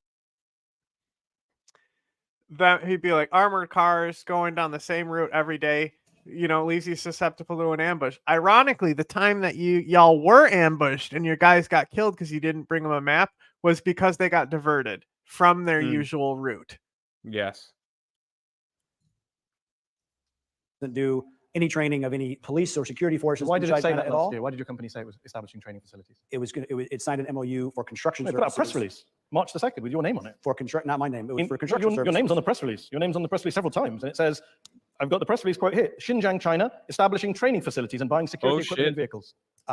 Again, it was for construction services. It's training facilities. If you look at the actual translation from Mandarin to English, it was for construction services. Okay. The only sorry, we didn't translate it. This is your company's English press release. With respect, the only training services the only training services the company does is for people like Bank of China employees or China Airlines employees because they travel the world and they go to dangerous places. You are training people in Xinjiang. No. So the press release was wrong. The company has zero footprint in Xinjiang, China. So it's not establishing the training facility. It said it was establishing on March 2nd, 2018 in an English language press release. The board has discussed this twice, and there is not $1 or RMB allocated for anything like that. Okay. And you've got nothing to do with what's going on with the Uyghur Muslims in Xinjiang? Zero. Okay, but you do have a lot to do with the Chinese government. So for someone who sees himself as a great American patriot, veteran, ex-Navy SEAL, America first, Donald Trump supporter, isn't it odd that you do so much security business with the Chinese government, which is seen by many, including by President Trump, as a major geopolitical adversary of the United States? Isn't that weird? Isn't that a conflict? Again, the company doesn't do any security per se. It does some training for people to avoid being a victim of a You are terrorism incident. garbage. No Okay, you're Blackwater, garbage. I'm sorry, no FSG. You sold Mr. President, I'm beginning to smell a big fat commie rat. Armed doing that kind of security. But you are working in China. You're Hong Kong based. The majority of your company is Chinese owned, is it not? It's retail investors.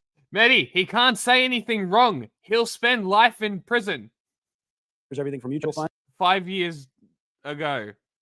Still counts because it's But it's retroactive. like you're a Chinese majority company, Chinese are owned, you yeah. not? Yes or no? I don't know if it's majority, but there's a lot of Chinese ownership. Sure. How much? It's your company. You're the executive deputy Sure, chairman. no, it's publicly listed and it's all publicly disclosed. So tell us. The fact is, the company does grocery delivery, trucking all through Southern Africa. We do medevac. We're the biggest medevac provider. But there's no conflict between working for the Chinese and working for the US as you want to do now in Afghanistan. You don't think there's a conflict there? As an American patriot, ex-veteran. Look, America is a big trading partner of China and helping China connect its logistics lines for better trade. I think countries that trade together tend to not fight together. Okay. Fight against each other. Sean McFay is a former private military contractor, former officer in the US Army, professor at Georgetown University, author of the book, The New Rules of War. Sean, is there a conflict of interest here? Is there a concern, do you think, in Washington, D.C., where you're based? Yes, there's a big interest. So last year, the National Defense Strategy, which is the Pentagon's strategy for the world, shifted the first time in years away from counterterrorism, counterinsurgency into the threats of Russia and China. And we all know that China uses its economic instruments of power to look at they did to Sri Lanka. They took over a port as if they were a mafia don. So it's not just economic trade. There's also a darker aspect to it. And many in Washington see you as one of their sort of weapons of war. Are you a Chinese weapon of war? Absolutely not, because we're not doing any kind of training, building their tactical. What about the leverage security that Sean makes a point capabilities. about? The Look, economic leverage. The fact is, what does the company do now? It does trucking and transportation from Southern Africa. Okay, you can deliver groceries from Cape Town all the way up to the DRC. We medevac, we fly people all over the continent, and we do significant air operations out of Malta, supporting, hopefully, When did operations they in make countries this? like Iraq, When did this Pakistan, interview other happen? dams. 5 Look, years ago. countries around the So world. 5 years ago, they were China saying, showed- "Hey, I think we beat Al Qaeda and ISIS. The war's over. We won." Yeah, And we've been 5 years. sleeping on some things. I guess so. Shows up with a lot of money and a lot of people to do infrastructure projects. The Russians are showing up with muscle and weapons. The United States has largely missed the boat. The one positive change the Trump administration has made is the law changed last October for OPIC, the Overseas Private Investment Corporation, the only part of the U.S. government that actually makes money. And now they've shifted a huge budget away from the State Department to OPIC so that it is managed and it allows more investment. They've also launched a trade war with China, which might put you in two different camps at the same time. Let me ask Colonel Tim Collins this question. He's here. You're a famous officer in the British Army. Now you're chairman of your own private security consultancy. I love that he's just like, okay, time to shut the fuck up. This guy is going to harass you now. Say, when you run these private for-profit companies, you're only loyal to yourselves or to your bottom lines. You're not loyal to a national government. And that's a problem. That makes you conflicted. What's your response? Isn't this video Well, great? at the end of the day, there's a thing called international law, and nobody does That's the anything actual outside. And if fucking they do, then they must be held accountable.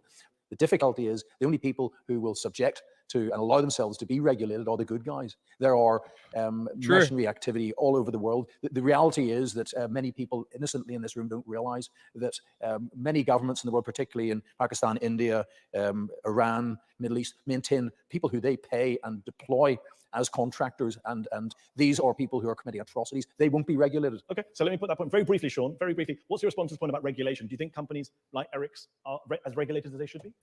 Well, I'm a little bit more skeptical about the power of international law in Yeah, general I'm a about little mercenaries bit because skeptical. think about who's going to go into Yemen and arrest all those mercenaries? The UN? And if so, the mercenaries can shoot back, right? They can kill your law enforcement. And I'm not There is suggesting no that world police. that would be Eric's plan, but Eric is part of a broader trend of the rise of mercenaries. Where does this end? You know, private wars without states. And what if the U.S. partakes in this? Metal Gear. Eric, let me ask you this. You're a big supporter of Donald Trump. You've been questioned by Special Counsel Robert Mueller over the Russiagate investigation. He's looked at your laptop and your phones, I believe. You've also testified to Congress. In November 2017, you told Congress under oath that you played Eric Prince laptop scandal, crack pipe and dick pics. quote, no official or really unofficial role in the Trump Pics are campaign. just What you selfies. didn't tell Congress is that on August 3rd, 2016, you were at a meeting during the campaign at Trump Tower with Don Jr., Trump's son, with Stephen Miller, then a campaign advisor to Trump, with George Nader, a former Blackwater colleague of yours who acts as a back channel to the Saudis, the Emiratis. He also happens to be a convicted pedophile. And also Joel Zamel, an Israeli expert on social media manipulation. How come you didn't mention that meeting to Congress, given it's so relevant to their investigation? I did as part of the investigations. I certainly disclosed any meetings. The very few I had. Not in the congressional testimony you gave to the House. We went through it. You didn't mention anything about August 2016 meeting in Trump Tower. They specifically asked you what context do you have, and you didn't answer that. I don't believe I was asked that question. You were asked, were there any formal communications or contact with the campaign? You said, were apart from asked, here's writing the papers, video. putting up yard signs, no. That's what you said. I've got the transcript of the conversation here.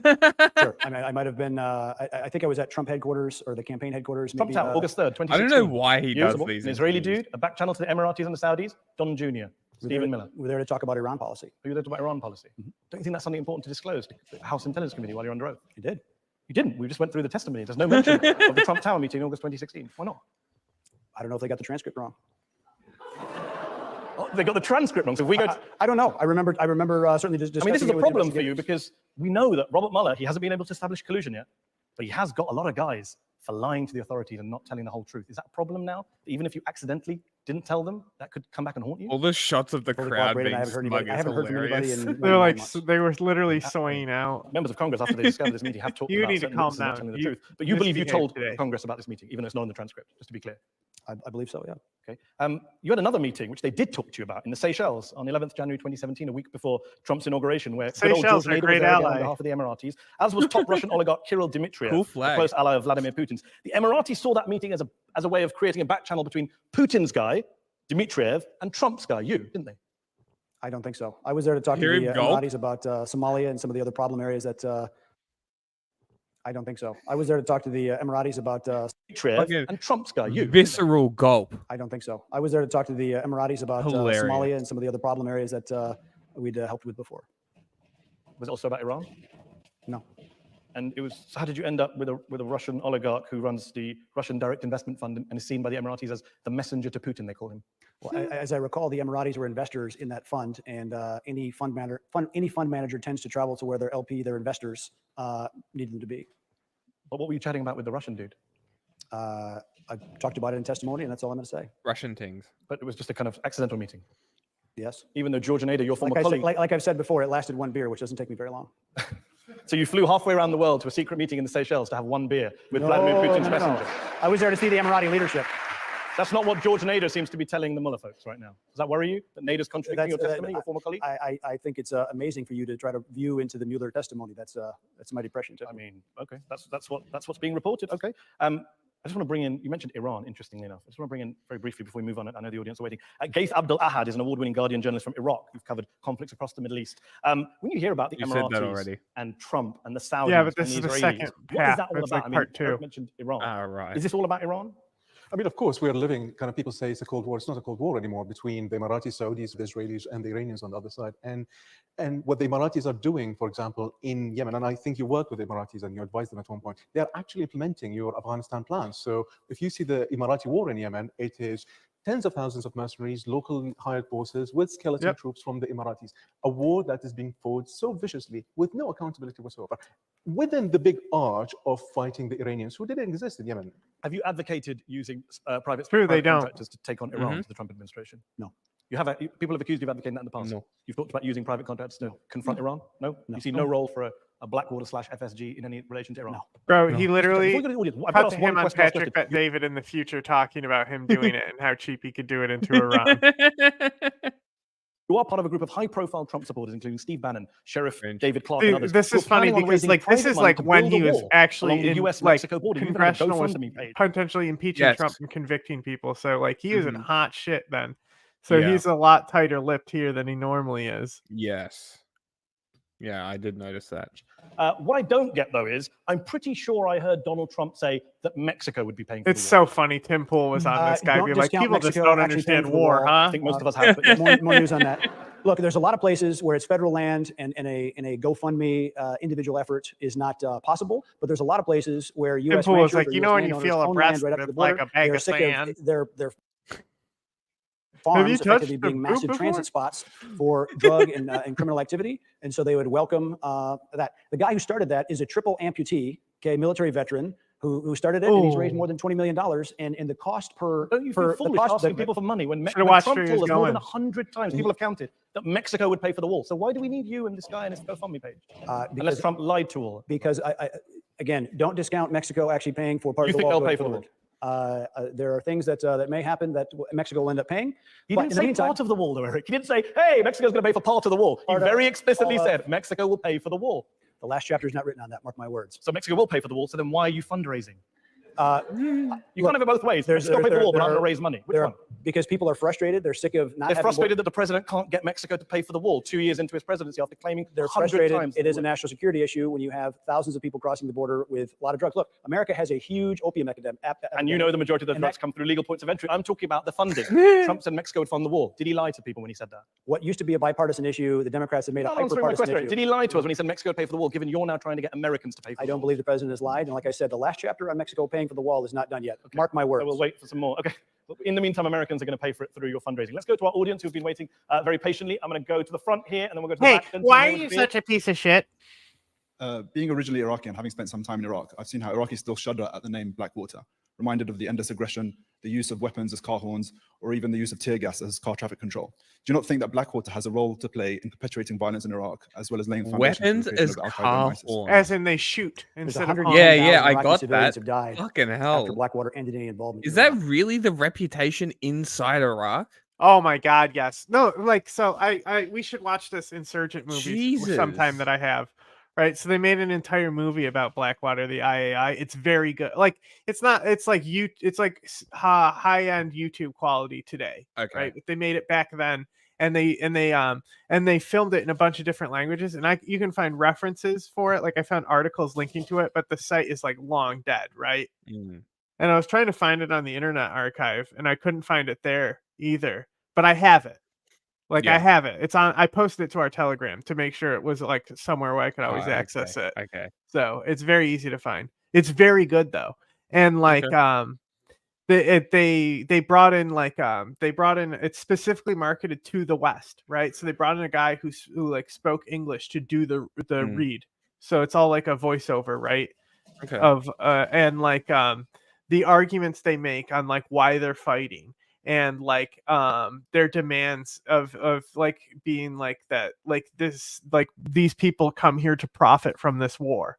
Like this is wrong. Like they're trying to make an appeal to Americans. Like you need to be against this. This is wrong. Yes.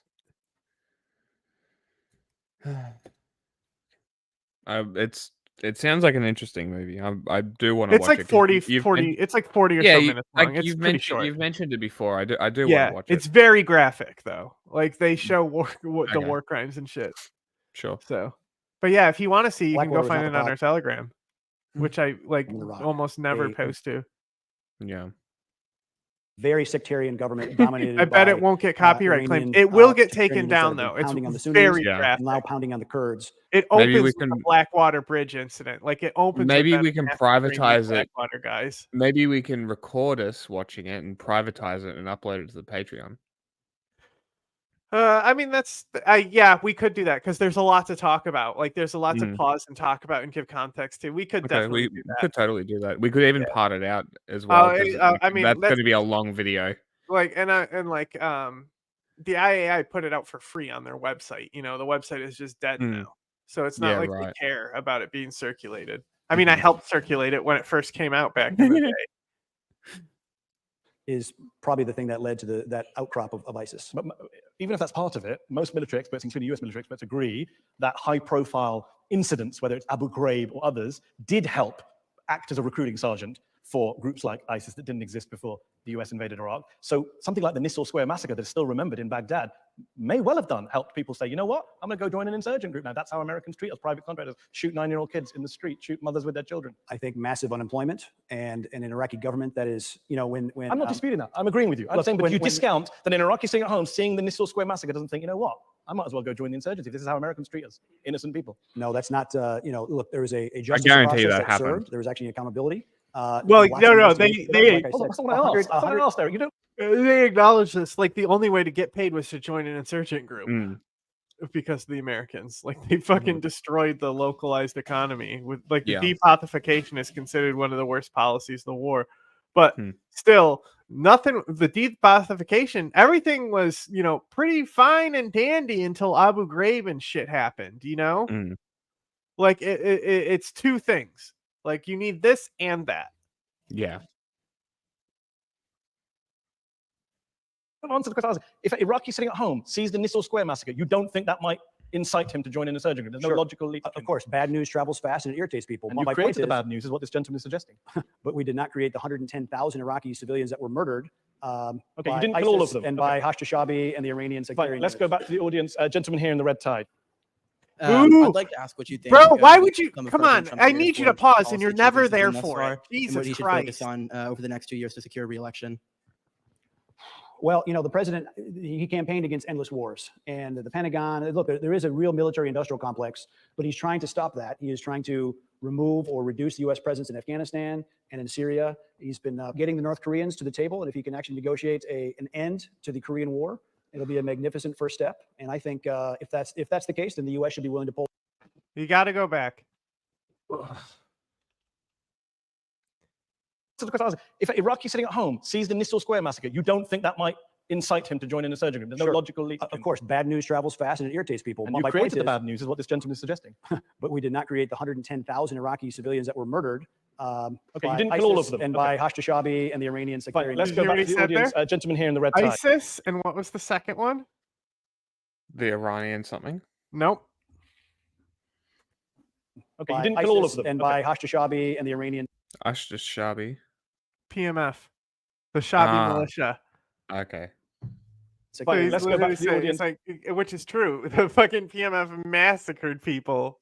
So he's like, yeah, well, we're better than the PMF. Look at his fucking face. Like, at least we didn't kill as many people as the PMF. Gentleman here in the red tie. I'd like to ask what you think some of President Trump's greatest foreign The policy PMF is achievements still have been thus more far, liked than and what your we should group. focus on over Crazy. the next 2 years to secure re-election.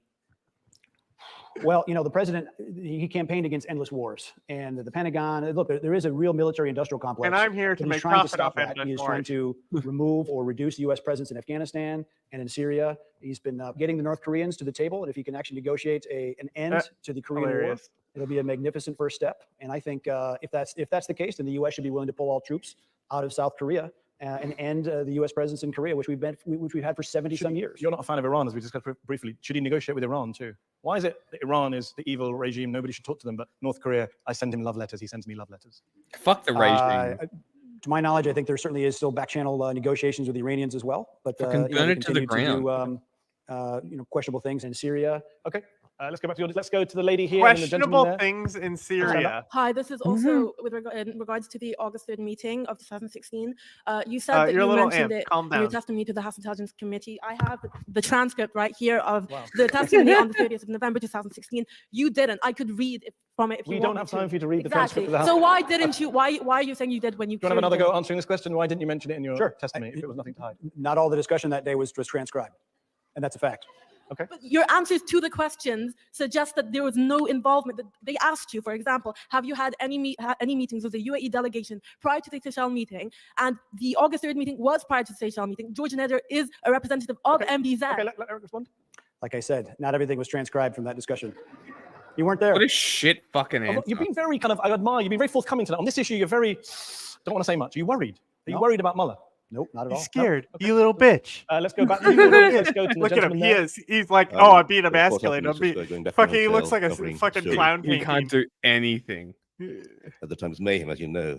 We saw people getting killed. My own driver was injured. Now, we've discussed this with you before, Eric. But just going back, what lessons have you learned? We've discussed from it? this with you before, And would Eric. you have Go back done to things his differently face when he says, then we've if you knew said, what you we've know? discussed Have this you before, Eric. He looks like a injured? disciplined Now, we've child. discussed this with you before, Eric. Well, just going back, what lessons have you learned from it? And would you have done things differently then if you knew what you know now? Sure. I wouldn't ever do security for the State Department again. It just wasn't worth it. It wasn't worth the damage or the horror of the company. If we were going to do it, I would have insisted, like we did for any NGO work that we did, is that we have cameras. NGO work. Because the camera serves as that third-party neutral observer Bro, because it's very your easy to guys second did guess this something shit that on happens, camera. you know, The days ago. massacre that they've been bringing It's very up, different when you have to make it happened. Like there's video, like yeah, we've seen, like yeah, people had cameras. Like, like come on, bro. Here's what I don't get. You're saying cameras. That the implication being that you don't accept you did anything wrong there. Had there been cameras, your men would be vindicated. This is that, the is whole. that what you're We saying? need Do you wanna be police explicit body about that? cams. Look, That because they've been will found put guilty in American courts. I know the accountability court you in. don't like, but they've been found guilty in American courts. After the fourth time of trying them. Okay, they've been found guilty in an Correct. American court. And we had numerous other incidents where there was a shooting and we were accused, and when Okay, but in this all square, do you believe your men did anything wrong? And when law enforcement authorities viewed the tapes, there was no problem. Do you believe in this all square your men did anything wrong? It's a very simple question. In hindsight, sure. If it's an innocent civilian, every innocent civilian that's killed is a tragedy, is a horror, and we tried very hard to avoid that. That's why 41 men died doing that mission, shielding other people from enemy bullets who were trying to kill them and slaughter them or hang them from a bridge and burn them. Okay, take some more questions. Lady there with her hand up. You wait for the microphone to come. Actually, it was burn Yes, them I and was then a hang them U.S. from a television bridge. journalist in Iraq during and after the invasion. I saw Blackwater people humiliate and terrorize Iraqis. They were hostile to journalists and they were hostile to NGOs. Why should you get a contract to do the same thing in Afghanistan?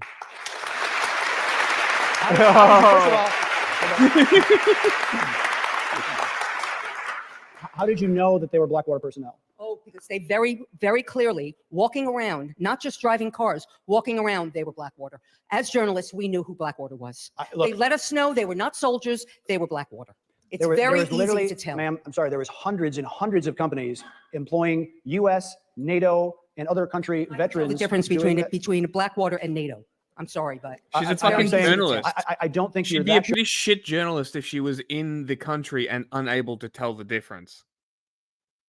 Realistically. How do you know they were ours? Just deniability, you know, like. Yeah. It's just deny. It's typical fucking PMC leader bullshit. You know what I mean? It's like, oh, I didn't do anything. Capitalist bullshit. No comment. No comment. Sharp that you can tell the difference between a Polish guy, a French guy, or do a you Canadian think you're guy. that sharp to tell the difference? Well, okay, sure. All right. Before this gets out of hand, we'll go back. You guys aren't going to agree. You're not going to agree. Before this gets out of hand, we'll carry on with the audience. We'll go to this gentleman with the tie and the suit.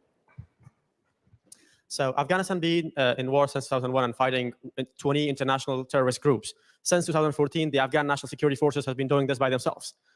So how do you justify that you'll get a contract and go and do the war in Afghanistan, given that you're making money out of this business and you'll ever want to conclude this business there? Based question. And one point, please do us a favor and have a bold line between mercenaries of death and democracy. And it's totally up to the people of Afghanistan to decide who is their next president. Thank you. Can I just ask, are you Afghan yourself? Yes. And you believe that Afghans don't want? Never. More? Like that's definitely Never. Deal with the first question. Not just no, an unrequited zero I don't know. hesitation. I don't know, but he never. No, the thing is, you know, opinion disregarded. He was clearly a Ghani stan. You could tell because he insulted saying, "I don't think Ghani's going to be the next president," right? Because like he did, like so he like was dismissive of that, of Ashraf Ghani being the next president. So this, or the, you know, because he had 2 terms, so this would have been the last term, you know, that was coming up, the election, and he's like, because since he insulted Ghani, this guy didn't like it, so he's like, you know what? How come you let why don't you let Afghanistans decide their own elections instead of trying to say who's gonna win? Like, shut up, bro. Sit down. You have a self-interest in perpetuating the conflict because you get paid. Here's the thing. Of the $62 billion, right now the U.S. spends $5 billion supporting the Afghan security forces. $57 billion is the cost of U.S. presence there. That's going away. Okay, the support for the Afghan security forces, the airlift, the medevac, which is wholly inadequate right now because Afghan soldiers are dying at a rate of 30 and 40 per day. If there's not a skeletal support provided to them, Ashraf Ghani himself said the Afghan forces will collapse in less than 6 months. I say it's more like 6 weeks. Okay, so there has to be some kind of capability He was right. to keep the Afghan security Eric forces was right operating here. able to function, He so that was. Afghanistan can actually have a free election, and they should be totally free to choose their next leader. I agree. Eric, let me ask you this: despite all the things you and Blackwood, Who would have seen that some coming? of which we've discussed tonight, but Eric Prince, apparently. you said in 2007, "quote I sleep the sleep of the just. I'm not feeling guilty." Just wondering, is that still the case today? You still have no regrets, no guilt, no ruined sleep at all over all those innocent lives taken by Blackwater employees? None? Look, the fact is the company did what it was asked to. It was asked to protect. We saved thousands and thousands of people. We saved many, many wounded U.S. soldiers well beyond the scope of the contract. Okay, we did what we were asked. any injury, any civilian that's injured in a car crash or an accidental shot in the head, shooting. or 9-year-old children shot in the head. Correct. And since long after Correct. Blackwater was involved, 110,000 Iraqi civilians have been killed in that same conflict by ISIS, by incompetent government. So when I have George Bush on the show, I'll ask him about his sleep. I'm asking about the people your guys killed. Does it keep you awake at night? We were asked to do a job, and we performed very, very well. We'll have to leave it there. Thanks to our audience here in the Oxford Union. Thanks to our panel of experts who've come tonight. And thanks to Eric Prince for joining me on Head to Head. That's our show. Head to Head will be back next week. Cool. And that's our show, I guess. What a doofus. What an absolute. What an asshole. Isn't he? He's so just good to put on, bro. Awful. He's fucking awful. What a cunt. Like, you have no idea what you're talking about. It's just so embarrassing. At least have some humility. Oh, fuck. Okay. That's it, Buster. No more military aid. Pakistan is threatening my border. We will continue to be your single source of truth. Dismiss